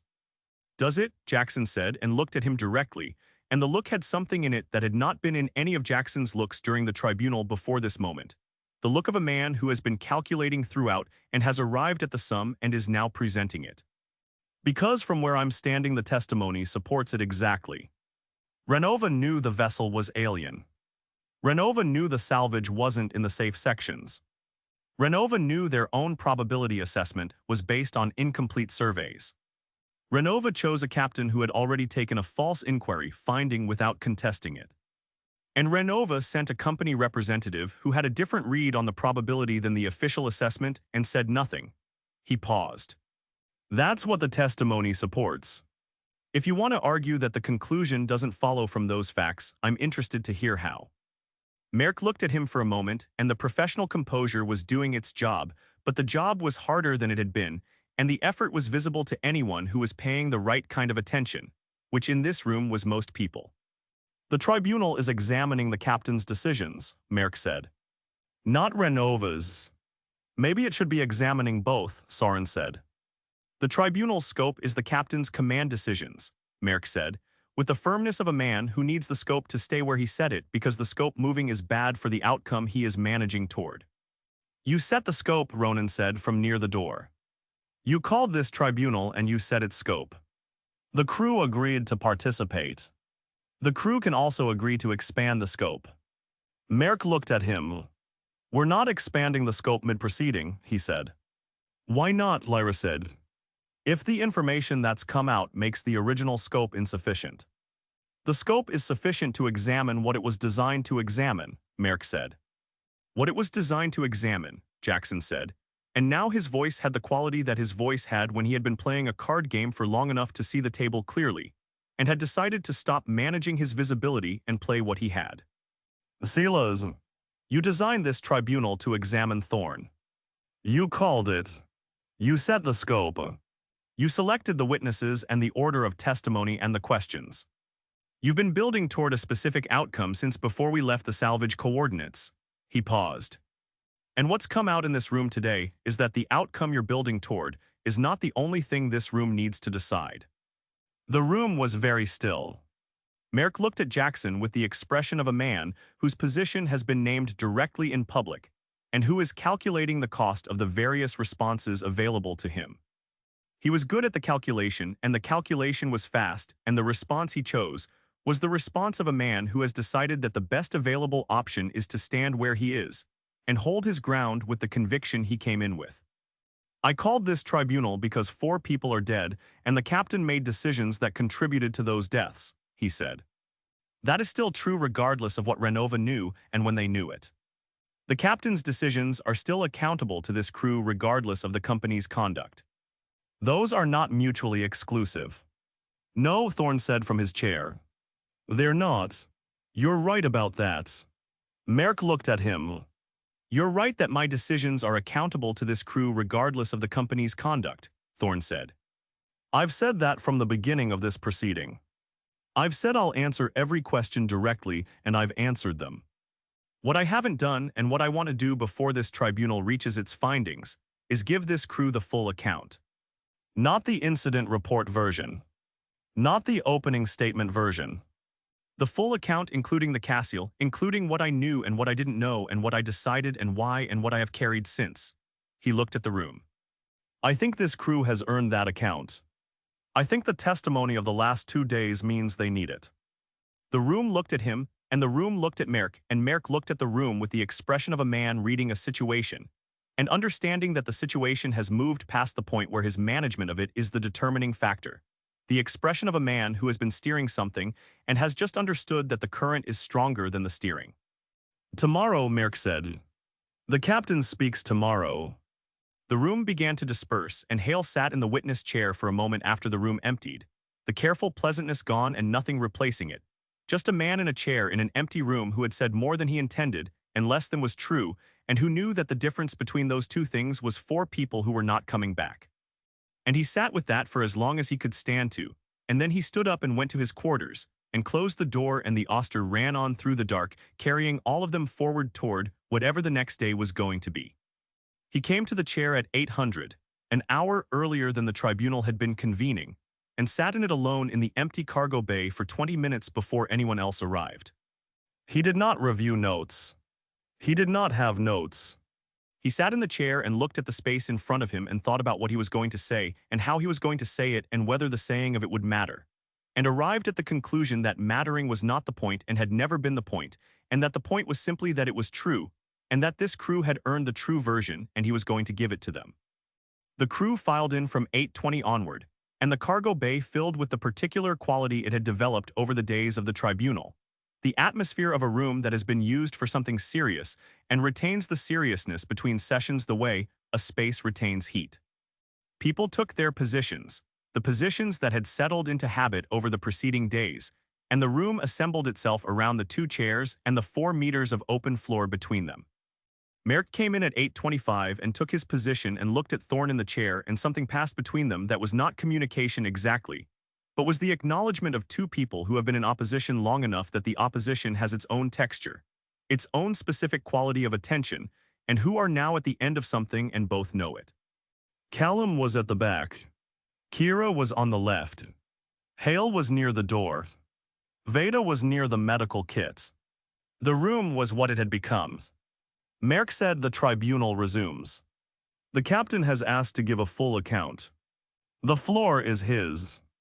Thorne looked at the assembled crew and took a moment with them, a full unhurried moment of looking at the faces of the people he had been responsible for, and who had been responsible for him in the way that crews are responsible for their captains, which is not the official direction of responsibility but is the real one, the responsibility of people whose lives are affected by your decisions, and who therefore have a claim on the quality of your thinking that goes beyond any contractual arrangement. I'm going to start with today, he said. And then I'm going to go back to the beginning. And I'm going to tell you things that are not in the incident report and not in the inquiry record and not in anything that Renova has on file, because those documents were constructed for purposes that were not entirely about the truth, and this account is going to be entirely about the truth, and you can do with it what you decide to do with it. The room was quiet. On the day of the incident, Thorne said, I was on the Auster's bridge when the activation began. I was there because of a navigation array anomaly that turned out to be minor, and that kept me on the wrong side of the docking tunnel for 40 minutes that I had intended to spend inside the vessel with Team 2. He paused. I have thought about those 40 minutes. I want to be direct with you about what I have concluded.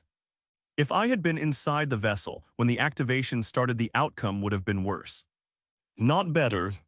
The coordinating function on the bridge was the most important single function during the incident, and it required someone who had the full picture, and the full picture was only available from the bridge. That conclusion is uncomfortable because it sounds self-serving. I am telling you it anyway because it is what the evidence supports. He walked through the incident in the order it had happened, beginning with Kira's report of wall movement in the port spoke, and moving through the sequence of communications and biometric readings and the picture that had assembled itself on the bridge display. He was specific about what he had known at each moment and what he had not known and where the gaps had been, and the specificity had the quality of a man who has been over this many times and has arrived at a version that is accurate rather than a version that is favorable, which are not always the same thing and in this case were sometimes in tension. At 9:23, the biometric display showed me 4 flat readings, he said. I knew the names attached to those readings. I knew them before I matched the identifiers to the crew list because I knew which teams were at which depths, and I knew what Spoke 2 had done, and I did the arithmetic in the time it took to confirm what I already knew. 4 people were dead. That information was present in the room on the bridge, and I managed it the way you manage things that cannot be managed, which is to acknowledge it and set it aside and continue, because continuing was the only thing available to me and the only thing that could do anything for the 3 people who were still alive in the sealed outer corridor section. He described the briefing with Kira in his quarters, laying out the 3 options with the same precision he had used in the incident report and the additional precision that the incident report had not contained, the internal weight he had given each option, the specific reasoning behind the weighting, the moment when he had understood that he was going to ask for volunteers and what asking for volunteers meant in that context. I want to address something directly, he said. The decision to ask for volunteers rather than order people back in. Silas has implied in this tribunal that the ask for volunteers framing was a way of distributing moral responsibility while maintaining operational authority, that I preserved the option of sending people back in while avoiding the appearance of ordering them. I want to tell you that is not accurate, and I want to tell you why. He looked at the room.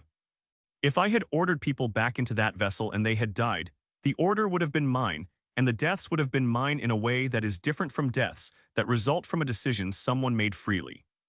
That distinction matters to me. It matters to me for reasons that are not about legal liability or command authority, but about what I owe to the people who serve under me. You had the right to know the options and the right to choose, and I gave you both. That is not the same as avoiding responsibility. That is the exercise of it in the only form that was honest in that situation. And if nobody had volunteered, Merck said from his position, and his voice had the quality of a man who has been waiting for an opening and has found one. If the crew had heard the options and decided not to go back in. What then? Thorne looked at him. Then I would have withdrawn and waited on the seal reversal and been accountable for whatever that produced, he said. I told Kira that in my quarters before the briefing, and I told the crew during the briefing, and I am telling this room now. The withdrawal option was on the table until the moment the volunteer team went through the tunnel. If at any point before that moment the crew had said no, the withdrawal option was what we had. But you didn't choose the withdrawal option yourself, Merrick said. You presented it as one of 3 options rather than as the option you were taking. Because it was one of 3 options, Thorne said. Not the only ones. Not the best one by the analysis available to me. One of 3 with different risk profiles and different uncertainty weights, and I laid them out honestly and let the crew weigh them. With your preference visible, Merrick said. With my analysis visible, Thorne said. My preference was for the option most likely to bring Ronan and Soren and Eris back alive. That preference was not hidden. I did not pretend to be neutral about the outcome. Your preference sent people back into a vessel that had just killed 4 of their crewmates, Merrick said. My analysis of the available options suggested that the withdrawal hypothesis was less reliable than the disruption hypothesis given the known failures of the assessment it rested on, Thorne said. That analysis was available to every person in the room. Every person in the room made their own decision.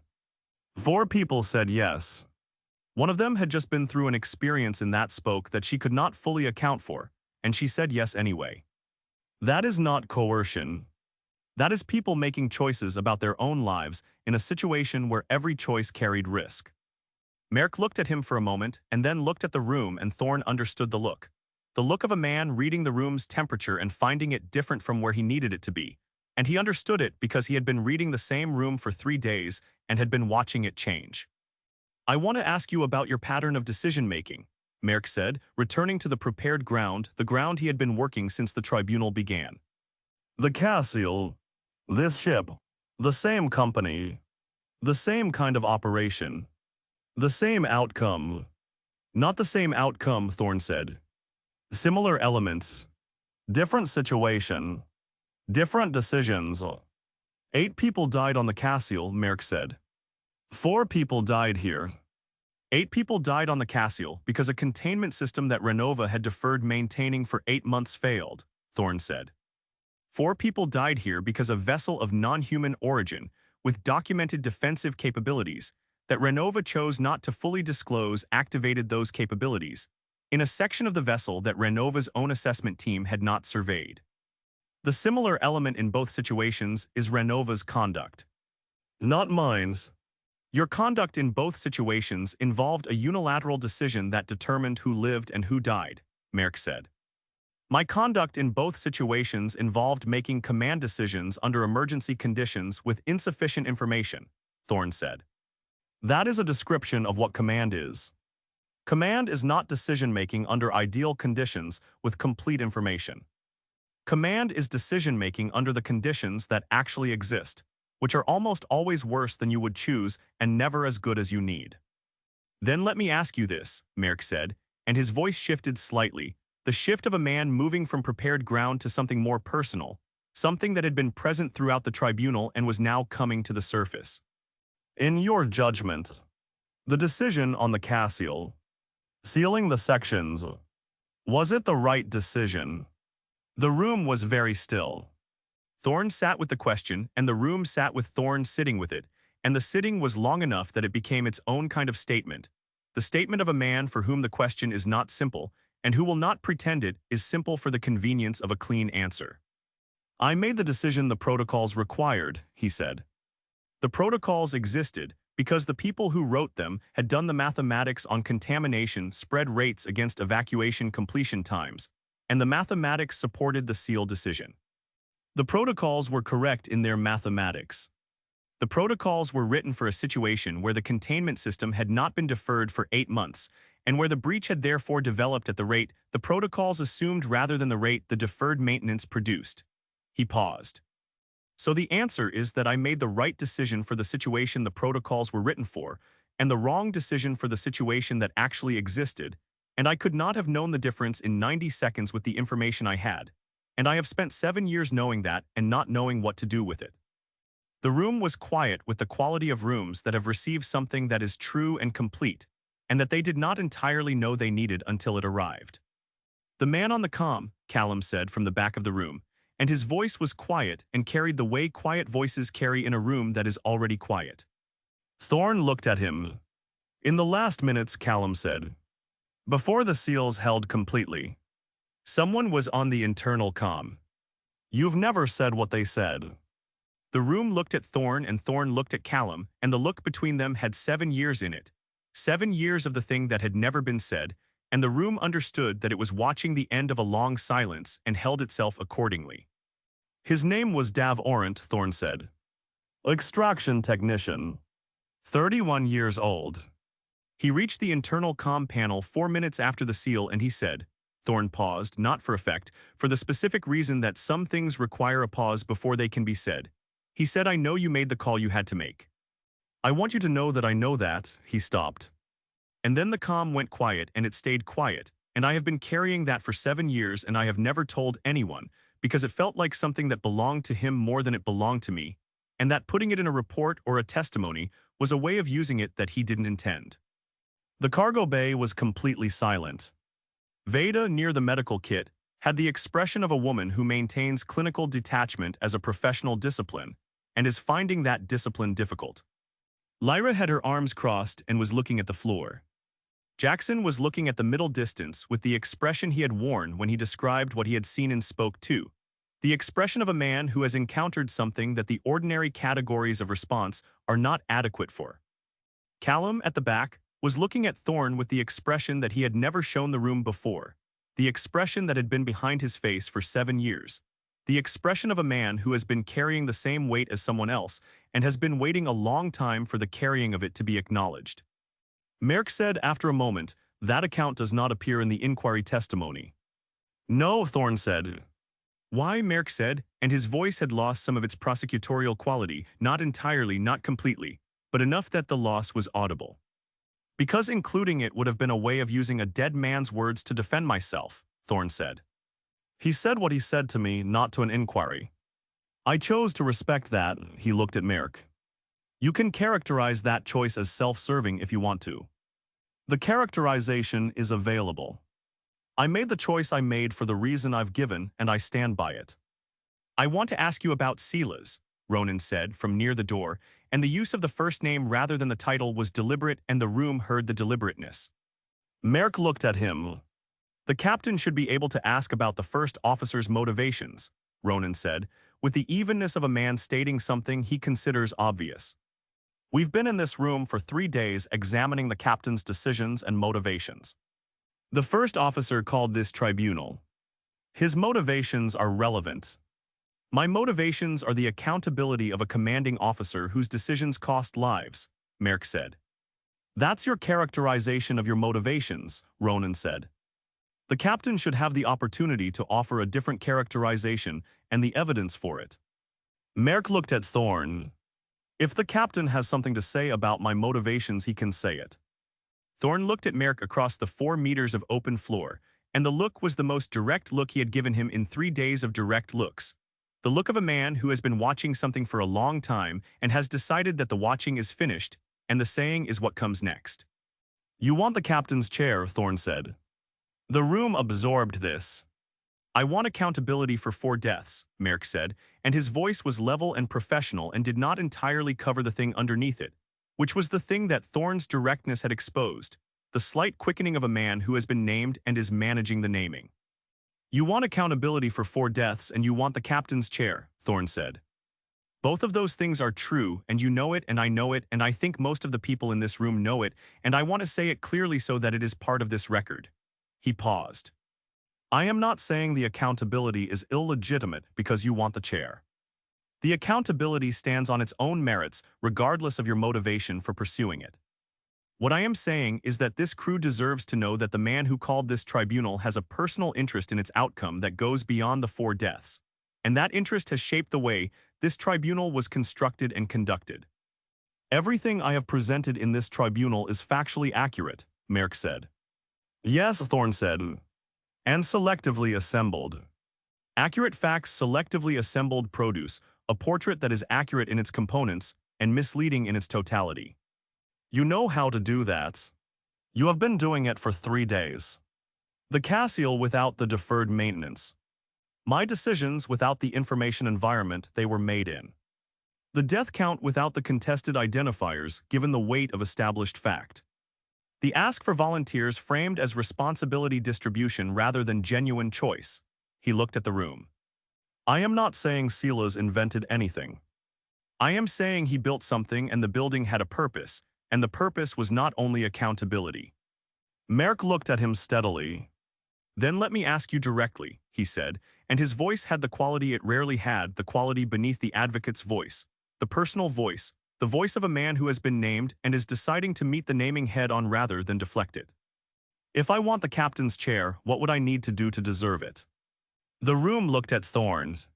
Make better decisions than I made, Thorne said. Which is possible. I have made decisions that cost people their lives and I will carry that, and it is fair to say I should carry it. If you can demonstrate to this crew that you would have made better decisions with the same information in the same conditions, then you have made the case for the chair. He paused. So make it. Tell this room what you would have done differently. Not in retrospect with the information we have now. In the moment. At 9:17 when the activation started and the comm picture was fragmenting, and 4 people's biometrics were going flat. Tell us what Silas Merrick would have done. The room waited. Merrick was quiet for a moment, and the moment was long enough that its length became part of the answer. The specific length of a man who has prepared for many things, and has not prepared for the question of what he would have done, because the question requires him to stand in the position he has been prosecuting from the outside, and to stand in it honestly. I would have prioritized the withdrawal option, Merrick said. I would have withdrawn the crew completely and waited for the seals to reverse. On the basis of a hypothesis from an assessment that had already failed to predict spoke 2, Thorne said. On the basis of not sending more people into a vessel that had already killed 4, Merrick said. And if the seals hadn't reversed in time, Thorne said. If the hypothesis was wrong. If Ronan and Soren and Eris had run out of air in that sealed section, because you chose the option that depended on an assessment you knew had already failed. What then? Merrick was quiet. What then, Silas? Thorne said, not harshly, not with triumph, with the genuine directness of a man asking a question he needs answered. I don't know, Merrick said. No, Thorne said. Neither did I. That is the nature of the decision. Neither option came with a guarantee. Neither option came with sufficient information. Both options ran on incomplete data from a source that had already demonstrated its incompleteness. I chose the option that had a direct causal path to opening the seal rather than the option that depended on the seal opening itself. You would have chosen differently. You might have been right. I might have been right. We will never know because we cannot run the version of events where I chose differently and see what happened to the 3 people in the sealed section. He looked at the room. That is the honest answer to the question of whether my decision was right. It is not a satisfying answer. It is the true one. The room was quiet with the quality of rooms that have received the truth, and are finding that the truth does not resolve things the way they had hoped resolution would feel. I want to address the pattern argument, Thorne said, looking at the room rather than at Merrick now, addressing the crew as the tribunal had always been addressed. Silas has argued that 2 incidents constitute a pattern that speaks to my judgment. I want to address that directly. The common element in both incidents is not my decision-making. The common element is Renova Extraction's conduct. On the Cassian, Renova deferred maintenance that their own schedule required, and then shaped the inquiry to protect themselves from the finding that would have resulted. On this ship, Renova contracted us for an operation involving an alien vessel with documented defensive capabilities, characterized the risk as low on the basis of incomplete surveys, and sent a company representative who had his own higher read on the probability and said nothing. He paused. I have worked for Renova for 7 years because they were the work available after the Cassian. I have known for 7 years what Renova is and how Renova operates, and I have continued to work for them because the alternative was not working at all.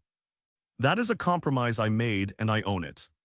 What I will not own is the characterization that my judgment is the pattern when the evidence in this room points to a different pattern entirely.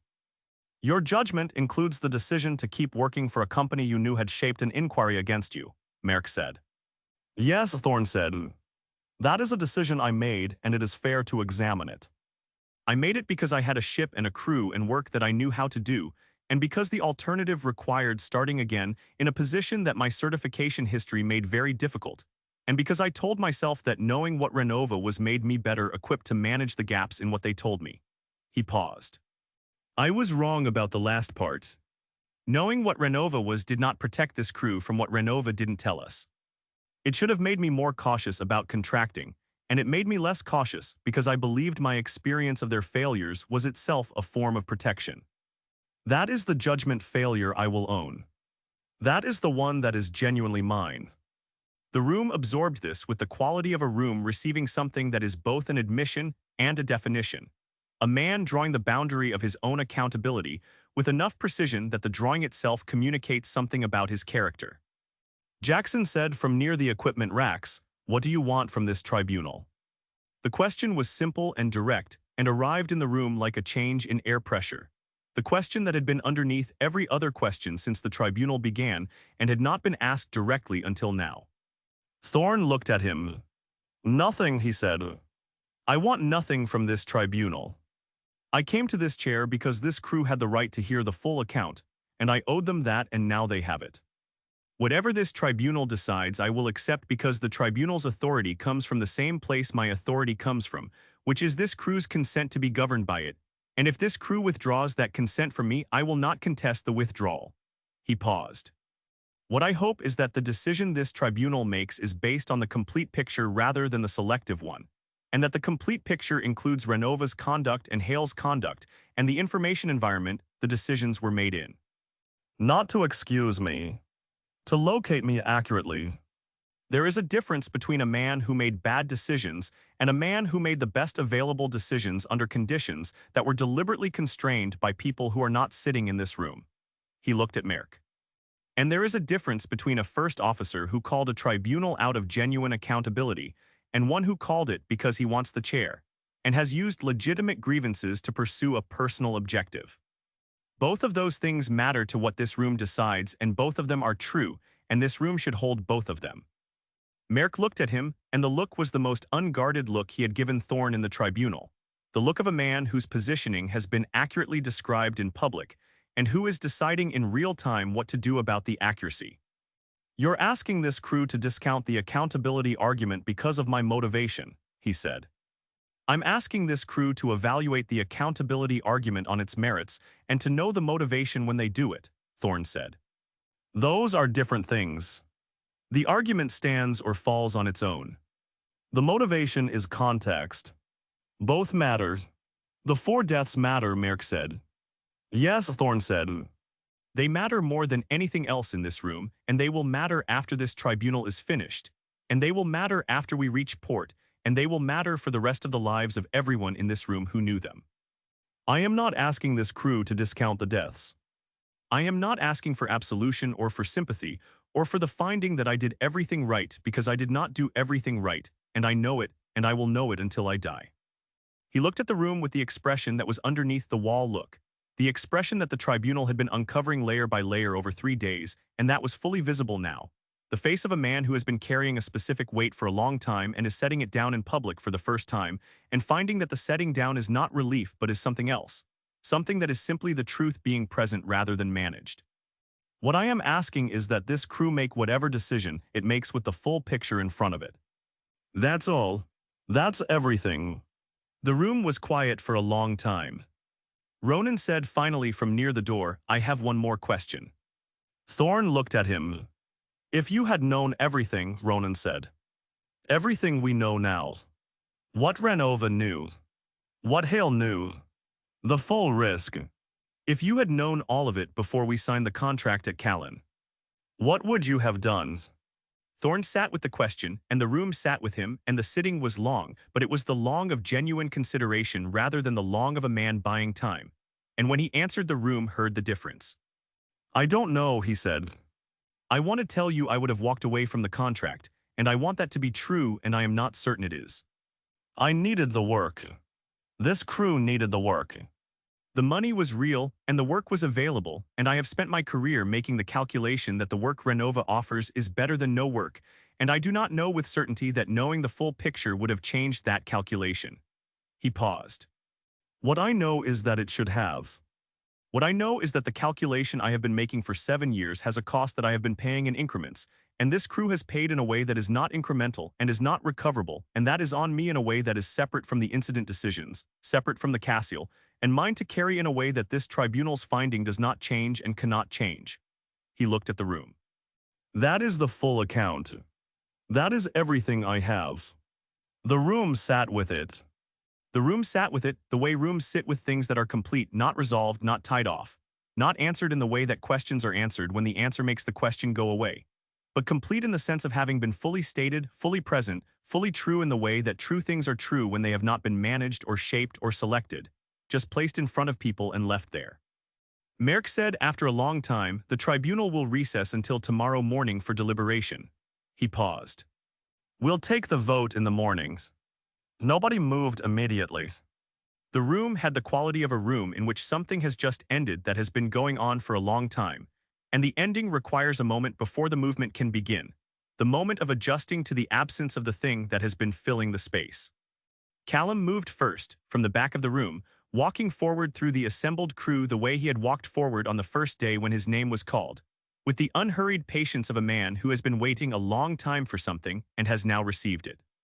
He walked past the witness chair and past Thorne's chair and past Merrick's position and out of the cargo bay without looking at anyone, and the room watched him go and understood that what they had witnessed in his movement was the conclusion of something that had started 7 years ago on a different ship, and that had been present in this room since the first day of the tribunal without being named, and that was now finally finished. Or as finished as such things ever are. Thorne sat in his chair after the room had emptied, which was his habit.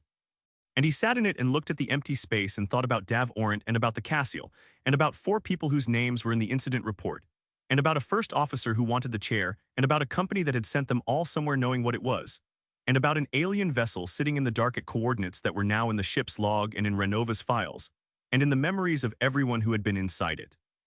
And he thought about the question Ronan had asked, and the answer he had given, and whether the answer was true or whether it was the truest available version of something that could not be fully true, because the full truth of what you would have done in a situation you didn't face is not accessible to anyone, not even yourself, and maybe especially not yourself. He sat with all of it for a long time, and then he stood up and went to the bridge and ran the evening watch and did his job, which was what he had always done, and what he would continue to do for as long as he was permitted to do it. And the Auster ran on through the dark toward port and the deliberation and whatever came after, and outside the viewport the stars were what they always were, which was everything and nothing and entirely indifferent to the small human dramas occurring in the small human ship, moving through the vast indifferent dark between them. The deliberation happened the way deliberations happen on ships, which is to say not in a single room at a single time with formal procedure, but in the corridors and the common area and the small spaces between watches where people found each other, and said the things they had been holding since the tribunal recessed, the actual conversation that the tribunal had been the formal version of. Thorne was not part of those conversations. He ran the ship and stayed out of the spaces where the crew was working through what they had heard and what they thought about it and what they were going to do, because inserting himself into that process would have been a way of influencing it, and influencing it would have been a way of not trusting the crew to arrive at their own conclusion. And not trusting the crew was the one thing he could not afford to do now regardless of what the conclusion turned out to be. Merck was part of those conversations.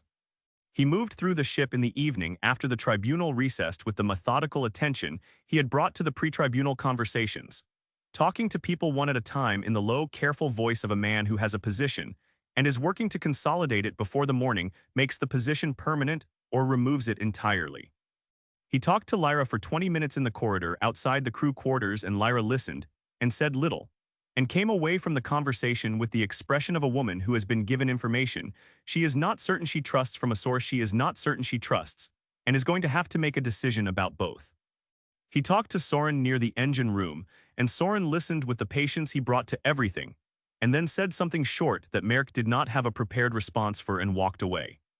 He talked to Marin, and Marin talked back, and their conversation lasted 40 minutes, and nobody who was not in it knew what was said in it. Jackson did not talk to Merrick. Jackson spent the evening in the common area with a cup of coffee that went cold and a card game he set up and did not play. The cards arranged on the table in front of him while he looked at the middle distance and ran the same calculation he had been running since Hale's testimony. The calculation that had a shape now that it had not had before Hale sat in the witness chair. a shape that pointed in a direction that was not the direction the tribunal had been built to point. Ronan sat with him for an hour without speaking and then said, "You're thinking about the motion." "I'm thinking about whether the motion changes anything," Jackson said. "It changes what the tribunal is about," Ronan said. "That's not the same as changing anything," Jackson said. Ronan was quiet for a moment. "It changes what the record says," he said. "When we reach port, what the record says matters." Jackson looked at the cards on the table and then looked at Ronan. "If Merrick gets the finding he's building toward, and we reach port with a captain removed for decisions made under conditions Renova created, Renova writes the next phase," he said. "They've been writing the narrative since the Cassian. The inquiries, the certification, the contracts that were the only work available after. Every sequence has been Renova's version." He picked up a card and set it down. "I'm thinking about whether this room can write a different ending." "A motion to redirect the findings," Ronan said. "A motion that says the record assembled in this tribunal constitutes a case against the company rather than the captain," Jackson said. "That the findings go to Renova's conduct. That we arrive at port with a document that says what actually happened rather than what Merrick's tribunal was built to say." "Merrick won't accept it," Ronan said. "Merrick doesn't get to accept or reject a motion from the floor," Jackson said. "He called the tribunals. He set the scope. The crew agreed to participate. The crew can also move to change what the participation produces." Ronan sat with this for a moment with the consideration of a man who navigates for a living, and who understands that the difference between a course and its alternative is not always visible, until you are far enough along one of them to see what the other one missed. "You'd need enough of the crew behind it to make the motion stick," he said. "I know," Jackson said. "That's what I'm calculating." Kira was in her bunk with the light on and the tablet in her hands and nothing on the tablet worth reading, the tablet serving the same function that fixed points had served in the port spoke, something to look at while her mind worked on something else. She had been in the same position since the tribunal recessed, and she had not resolved anything, and she was not going to resolve anything tonight, and she knew it, and was making peace with the knowing of it in the incremental way that people make peace with things that resist resolution. She heard Merrick's footsteps in the corridor and heard them stop outside her door and heard the pause and then heard them continue. And the pause had a different quality from the pauses she had heard outside Thorne's door on the transit from Callan. The quality of a man who has decided against knocking rather than the quality of a man deciding whether to knock. And the difference between those two things told her something about where things stood between her and Merrick that she had not fully acknowledged until the absence of the knock made it impossible not to. She put the tablet down and turned off the light and lay in the dark and thought about the alcove and the 10 minutes she had spent in it and the feeling in its entrance, and whether she would ever be able to explain what the feeling was to anyone who had not been there, and whether it mattered, and whether the things that could not be explained were less true than the things that could. She thought about tomorrow and what she was going to do when the vote was called, and she thought about Thorne in the empty cargo bay after everyone had left and the expression that had been under the wall look, and she thought about 7 years of silence and what the silence had cost, and whether the cost had been worth paying, and she did not arrive at an answer but she arrived at a direction, and the direction was enough for tonight. Callum did not sleep. He sat in his bunk in the dark and listened to the ship and thought about Dav Orant and about the internal comm panel, and about what it means to know something for 7 years and carry it alone, and then hear it said out loud in a room full of people, and find that the saying of it out loud does not make it lighter and does not make it heavier and does not change what it was. Which was a man telling another man that he understood what the decision cost, and that the understanding was a gift and a weight simultaneously and would always be both. He thought about tomorrow and about the vote, and he thought about what he was going to do when the vote was called, and he knew what he was going to do because he had always known, had known since before the tribunal began, had known since the day he had looked at Thorne's crew manifest and found his own name on it, and understood that the finding of his name on it was the decision, and that the decision was already made and had always been made, and that everything since had been the working out of what the decision meant. The morning came with the particular quality of mornings that follow nights of unresolved things, the light finding people who have not slept well in spaces that carry the atmosphere of what was said in them the day before, and the crew assembled in the cargo bay at 800 with the positions they had taken throughout the tribunal and the faces of people who have spent a night with a decision, and are now ready to make it even if they are not ready for what making it produces. Merrick stood at his position with the professional composure at full operational capacity, the recess having given him time to restore it completely, and he looked at the assembled crew with the expression of a man who has done his preparation and is confident in his position and is ready for what the morning requires. He looked like the first officer of a ship who is about to become the captain of one, the bearing of it already present in how he stood, and several people in the room saw it, and their seeing of it was its own kind of information about where they stood. Thorne sat in his chair with the expression that was no longer the wall look, and was not anything else that the room had a name for, the expression of a man who has said everything and is now waiting for the world to respond, and is prepared for any response it gives him. The tribunal will come to order, Merck said. We've had the night for deliberation. The crew has heard the full account and the full testimony, and we are here to vote on findings and consequences. He looked at the room with the organized attention of a man moving through a prepared agenda. The finding before the tribunal is that Captain Cassian Thorne, through decisions made on the day of the incident at the salvage coordinates, bears command responsibility for the deaths of 4 crew members, and that this responsibility warrants removal of command authority for the remainder of the transit and formal reporting to Renova Extraction upon arrival at Prentice Dock. He paused. Those in favor. The room was quiet for a moment, and then Marin raised her hand and Lyra raised her hand after a pause that was visible, and that Merck noticed, and that several other people noticed. And 2 other hands went up from crew members who had been in Merck's corner since the beginning and whose hands were not a surprise, and the room sat with 4 hands and waited. Merck looked at the room. Those opposed. Callum's hand went up from the back immediately, without hesitation, the hand of a man who has known what he was going to do since before he came into the room. Soren's hand went up. Ronan's hand went up, and Eris's beside him. Nyx raised her hand with the deliberateness of someone making a considered decision, rather than a reflexive one. The room sat with the count, and the count was close, and the closeness of it was its own statement about the tribunal and what the tribunal had produced. Merck was looking at the remaining crew members, the ones who had not yet raised their hands, and his look had the quality of a man calculating and recalculating, and then Jackson said, "I want to make a motion." Merck looked at him. "Before the vote is concluded," Jackson said, standing away from the equipment racks and into the center of the room, "I want to make a motion that changes what the vote is about." "The motion before the tribunal has been put," Merck said. "The vote is in progress." "The vote is not concluded," Jackson said, with the evenness of a man who has thought about this moment and knows exactly where he is standing in it. The motion before the tribunal was set by the first officer who called the tribunal. The crew agreed to participate in the tribunal. The crew has the same authority to make motions that the first officer has. That authority has not been exhausted by the vote being called. The procedure doesn't allow for motions during a vote, Merck said. There is no procedure, Ronan said from near the door. You wrote the procedure when you called the tribunal. It's your procedure. It doesn't have the authority of anything except your having stated it. The crew can accept it or change it.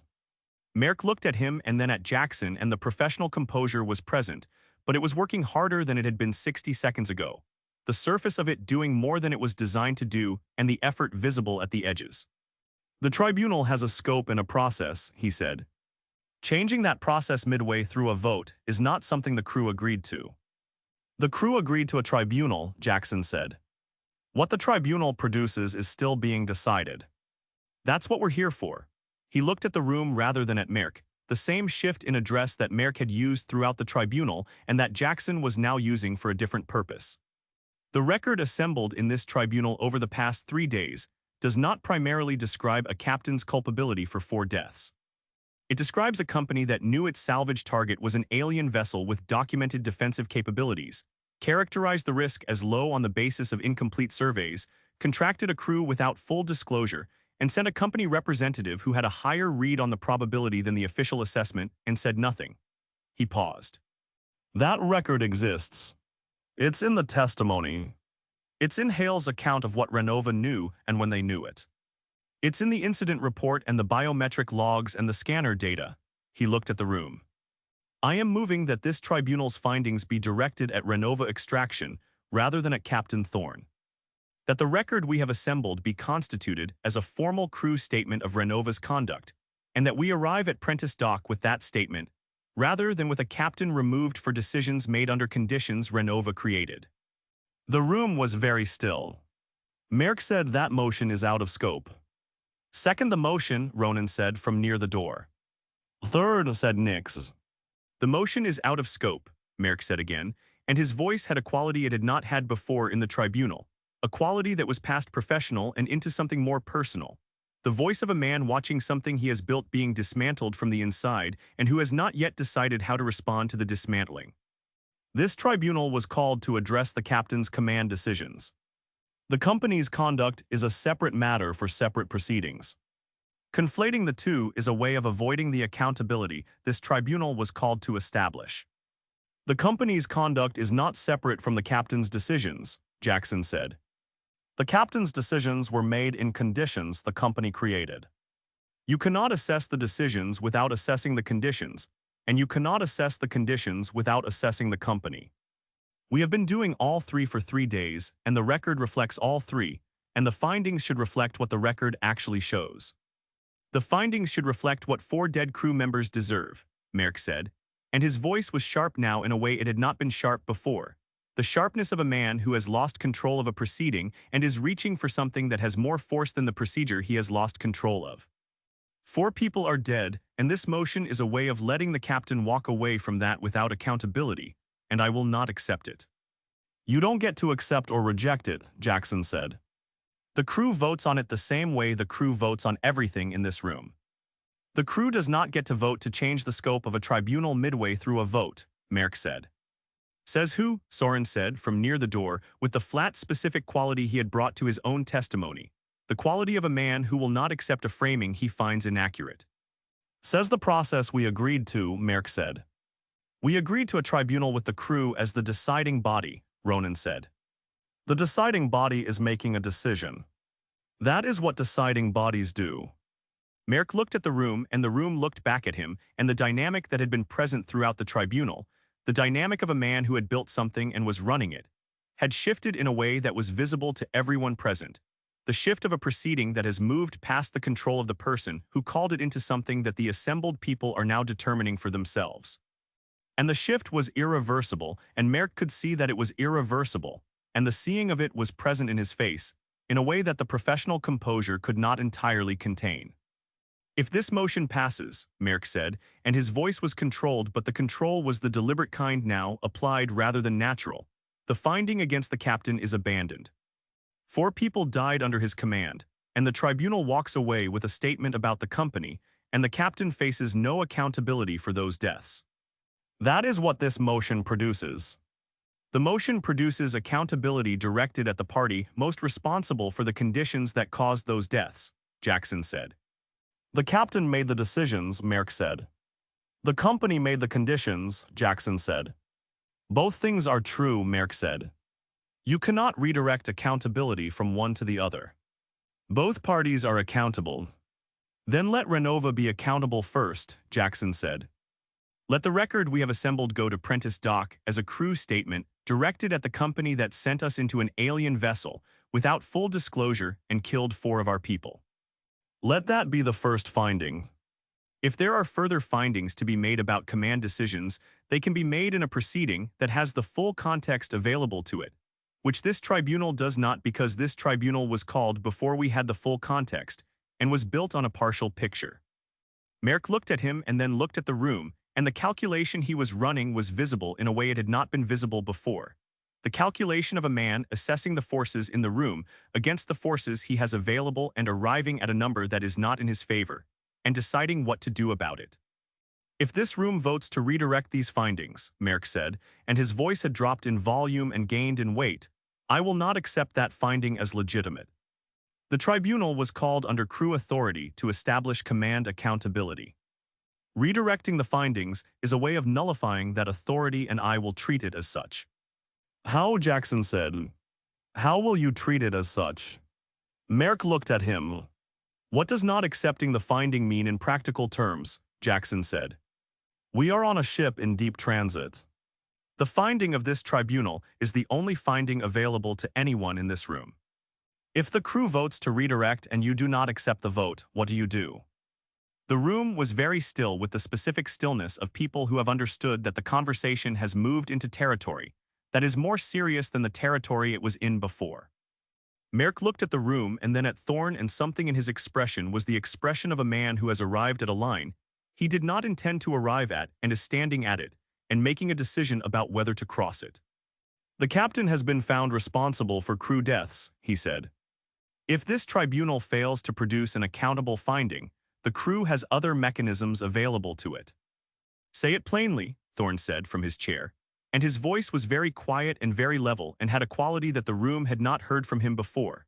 The quality of a man who has been patient for a long time and has reached the end of the patience not in anger but in something colder and more complete. Merrick looked at him. "You're talking about force," Thorne said. "You're telling this room that if the vote doesn't go the way you need it to go, you will use force to remove me from command. Say it plainly so this room knows what it is deciding." The silence that followed was the silence of a room that has just understood something fully, the specific silence of people who have been in a proceeding about one thing and have just discovered they are in a proceeding about something else, something larger and more immediate, and with consequences that are physical rather than procedural. Lyra lowered her hand, the hand she had raised in favor of Merrick's finding. She lowered it slowly and deliberately and looked at Merrick and said, "I did not come to this tribunal to be part of that." Merrick looked at her. "I am not threatening anyone," he said. "I am describing the crew's available mechanisms. The crew's available mechanisms include force only if the crew authorizes force," Ronan said from near the door, and he had moved slightly away from the door and slightly closer to the center of the room during the last exchange, the small physical repositioning of a man who has decided which side of a line he is on. "Are you asking this crew to authorize force against the captain?" "I am asking this crew to honor the finding of a properly constituted tribunal," Merrick said. "The tribunal's finding is what the crew votes," Jackson said. "Not what you decide it should be. If the crew votes to redirect, that is the finding. If you use force against the captain after the crew votes to redirect, that is not the execution of a tribunal finding. That is mutiny." The word landed in the cargo bay with the weight of a word that has a specific legal and historical meaning, and that everyone in the room understood in both registers simultaneously, the abstract meaning and the immediate one, the meaning of a word in a book, and the meaning of a word on a ship in deep transit with no port in range and no authority beyond the people in this room. Merrick looked at Jackson, and the careful pleasantness was entirely gone from his expression, and what was underneath it was what had been underneath it throughout the tribunal, the ambition and the genuine grievance and the calculation. All of it visible now because the room had stripped away the layers that had been covering it, and what was left was a man who wanted something and had been pursuing it through legitimate means that were now running out, and who was standing at the place where the legitimate means ended and something else began. "I want the captain's chair," Merrick said, and the room received the statement with the reception of people hearing a thing they have known said aloud for the first time, the particular reception of a confirmed thing, and the confirmation did not make it smaller, it made it larger, the way true things become larger when they stop being suspected and become known. "I have wanted it for 3 years and I have the qualifications for it, and I have been the operational backbone of this ship for 3 years while Thorne has been the face of it and the authority of it, and I have watched him make decisions that cost people their lives twice, and I have had enough of it." He looked at the room. "That is true.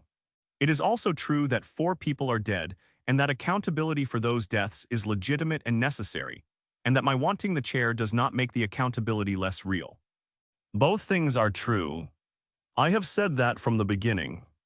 "Both things are true," Thorne said, standing up from his chair, and the standing was not dramatic but it was significant, the movement of a man who has been sitting in a position of defense and is no longer in that position.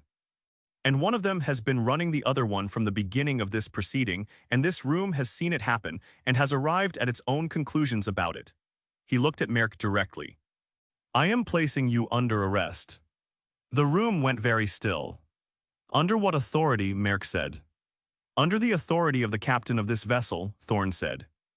"You have threatened the use of force against the commanding officer of a ship in deep transit. That is mutiny under the maritime and spacefaring codes that govern this vessel's operation, and under those codes, the commanding officer has the authority and the obligation to respond to a mutiny threat with the full available mechanisms of command authority." He looked at the room. "I am not asking anyone to act against Silas.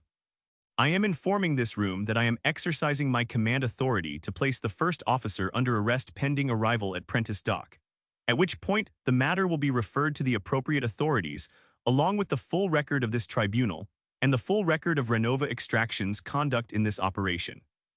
Merrick looked at him, and the room looked at Merrick, and the room looked at Thorne, and the cargo bay had the atmosphere of a space in which a great deal has just happened simultaneously, and nobody has yet finished processing what any single part of it means. "You can't arrest me for words said in a tribunal proceeding," Merrick said. "I'm not arresting you for words said in a tribunal proceeding," Thorne said. "I'm arresting you for the threat of force against a commanding officer. The words said in the tribunal proceeding are part of the record and will be evaluated by people with the authority to evaluate them. I am not that person's. I am simply the captain of this ship, and I am doing what the captain of this ship is required to do when the first officer threatens force." He looked at the room. "This ship is turning for Prentice Dock. We are not completing the delivery runs. We are not stopping at any intermediate waypoint. We are going home, and we are arriving with the full record of what happened on this operation, and we are putting it in front of people who have the authority to act on it." He paused. "Renova included." The room was very quiet. Jackson said after a moment, "I'll take the watch." "Thank you," Thorne said. Ronan said, "I'll plot the course." Callum from the back of the room said nothing, which was what Callum always said and which on this occasion meant what it had always meant, which was everything. The room fractured then in the way that rooms fracture when something decisive has happened, and the fracture is not a collapse but a realignment. People sorting themselves relative to the new reality the same way they had sorted themselves relative to the tribunal's daily revelations. The lines of division redrawing themselves along the new fault lines that the morning had produced.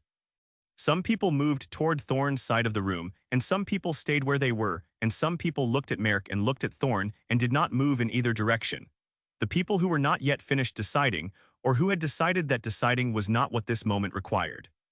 Merrick stood at his position and looked at the room with the expression of a man who has arrived somewhere he did not intend to arrive, and is taking inventory of what he has and what he doesn't have, and what the inventory means for what comes next.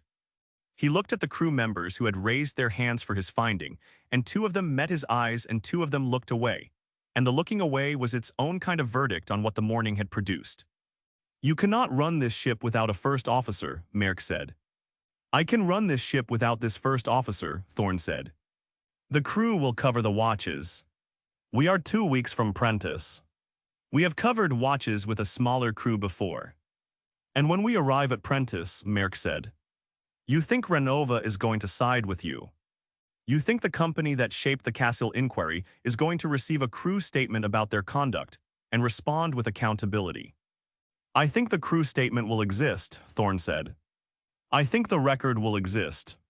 I think Jackson's motion will be voted on, and I think it will pass, and I think we will arrive at Prentice Dock with a document that says what actually happened on this operation signed by the surviving crew of the Auster, and that Renova will have to respond to that document in a way they have not had to respond to anything before, because this time the record was assembled in front of everyone and everyone signed it." He looked at Merrick. "You built a tribunal that was thorough enough to produce a real record. That is what you actually accomplished here. The record is real regardless of what you intended it to produce." Merrick looked at him for a long moment, and the expression on his face was the most complex expression the room had seen on him throughout the tribunal. The expression of a man processing something that has not resolved into a single feeling, something that was part recognition and part frustration, and part something else that was harder to name. The expression of a man who has been told something true about what he accomplished that is not what he set out to accomplish, and who does not know yet whether that truth is something he can carry. He said nothing.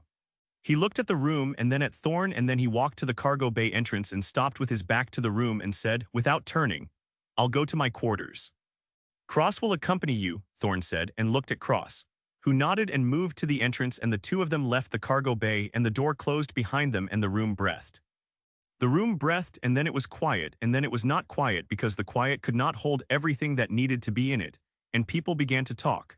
Not in the formal register of the tribunal, but in the register of people who have been through something together and are on the other side of it, and are still processing what the other side looks like. Jackson picked up the motion and put it formally before the room, and the room voted, and the motion passed with the majority that Jackson had calculated it would pass with. Not unanimous, not without the 2 crew members who kept their hands down, but sufficient. A majority that was real and that would carry the weight of a real finding when the document was written and signed, and carried to Prentice Dock. Ronan went to the bridge and plotted the course, and the Auster turned for home. Thorne stood in the cargo bay after most of the crew had gone and looked at the 2 chairs and the 4 meters of open floor between them and thought about everything that had been said in that space over the preceding days, and everything that had not been said and everything that had been said in the spaces between the saying. And he thought about the Cassian and about Dav Orant and about 4 people whose names were in the incident report.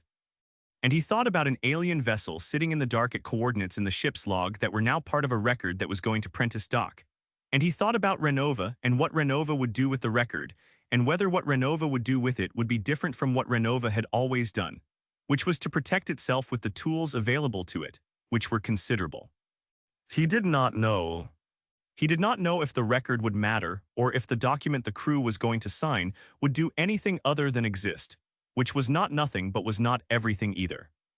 He did not know if the arrest would hold or what Prentice Dock would make of a first officer in quarters and a captain's account of why, or what the authorities would make of the tribunal record, or what Renova's lawyers would make of Hale's testimony, or what any of it would produce when it met the world that existed outside the ship, and outside this cargo bay, and outside the space that the tribunal had created over the preceding days, the space in which things had been true and visible and said and heard. He knew the record existed. He knew the crew had built it together and had signed it, and that the signing meant something about what kind of people they were even if it did not yet mean anything about what the world outside was going to do with it. He knew that Ronan was on the bridge plotting the course for home, and that Jackson was taking the watch, and that Callum was wherever Callum was, which was probably at the back of something, and that Kira was somewhere deciding something that was still in process, and that Veda was in the infirmary with her backorder list and her tissue regenerator that Renova had never approved, and that all of them were on a ship heading home with a story that had not finished being told, because the telling of it had only just reached the part where it had to meet the world.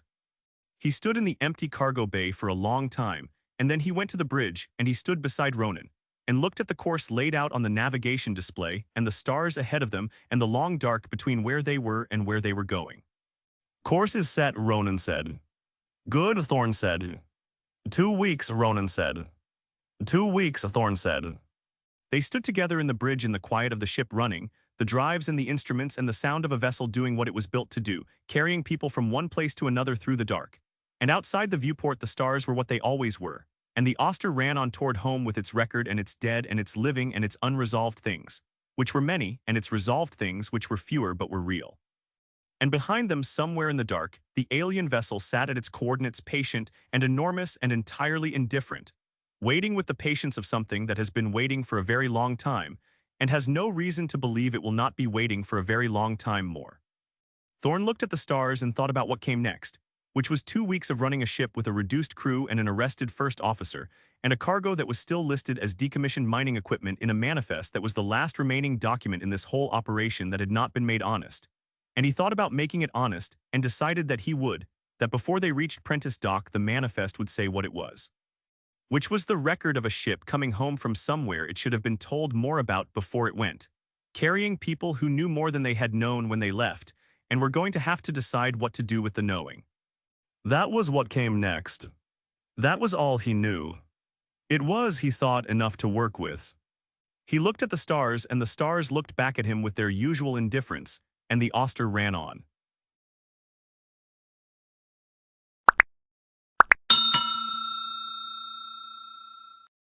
I would like to thank you for watching the video to the end. To encourage us to make more videos, please like, subscribe, comment, as well as share.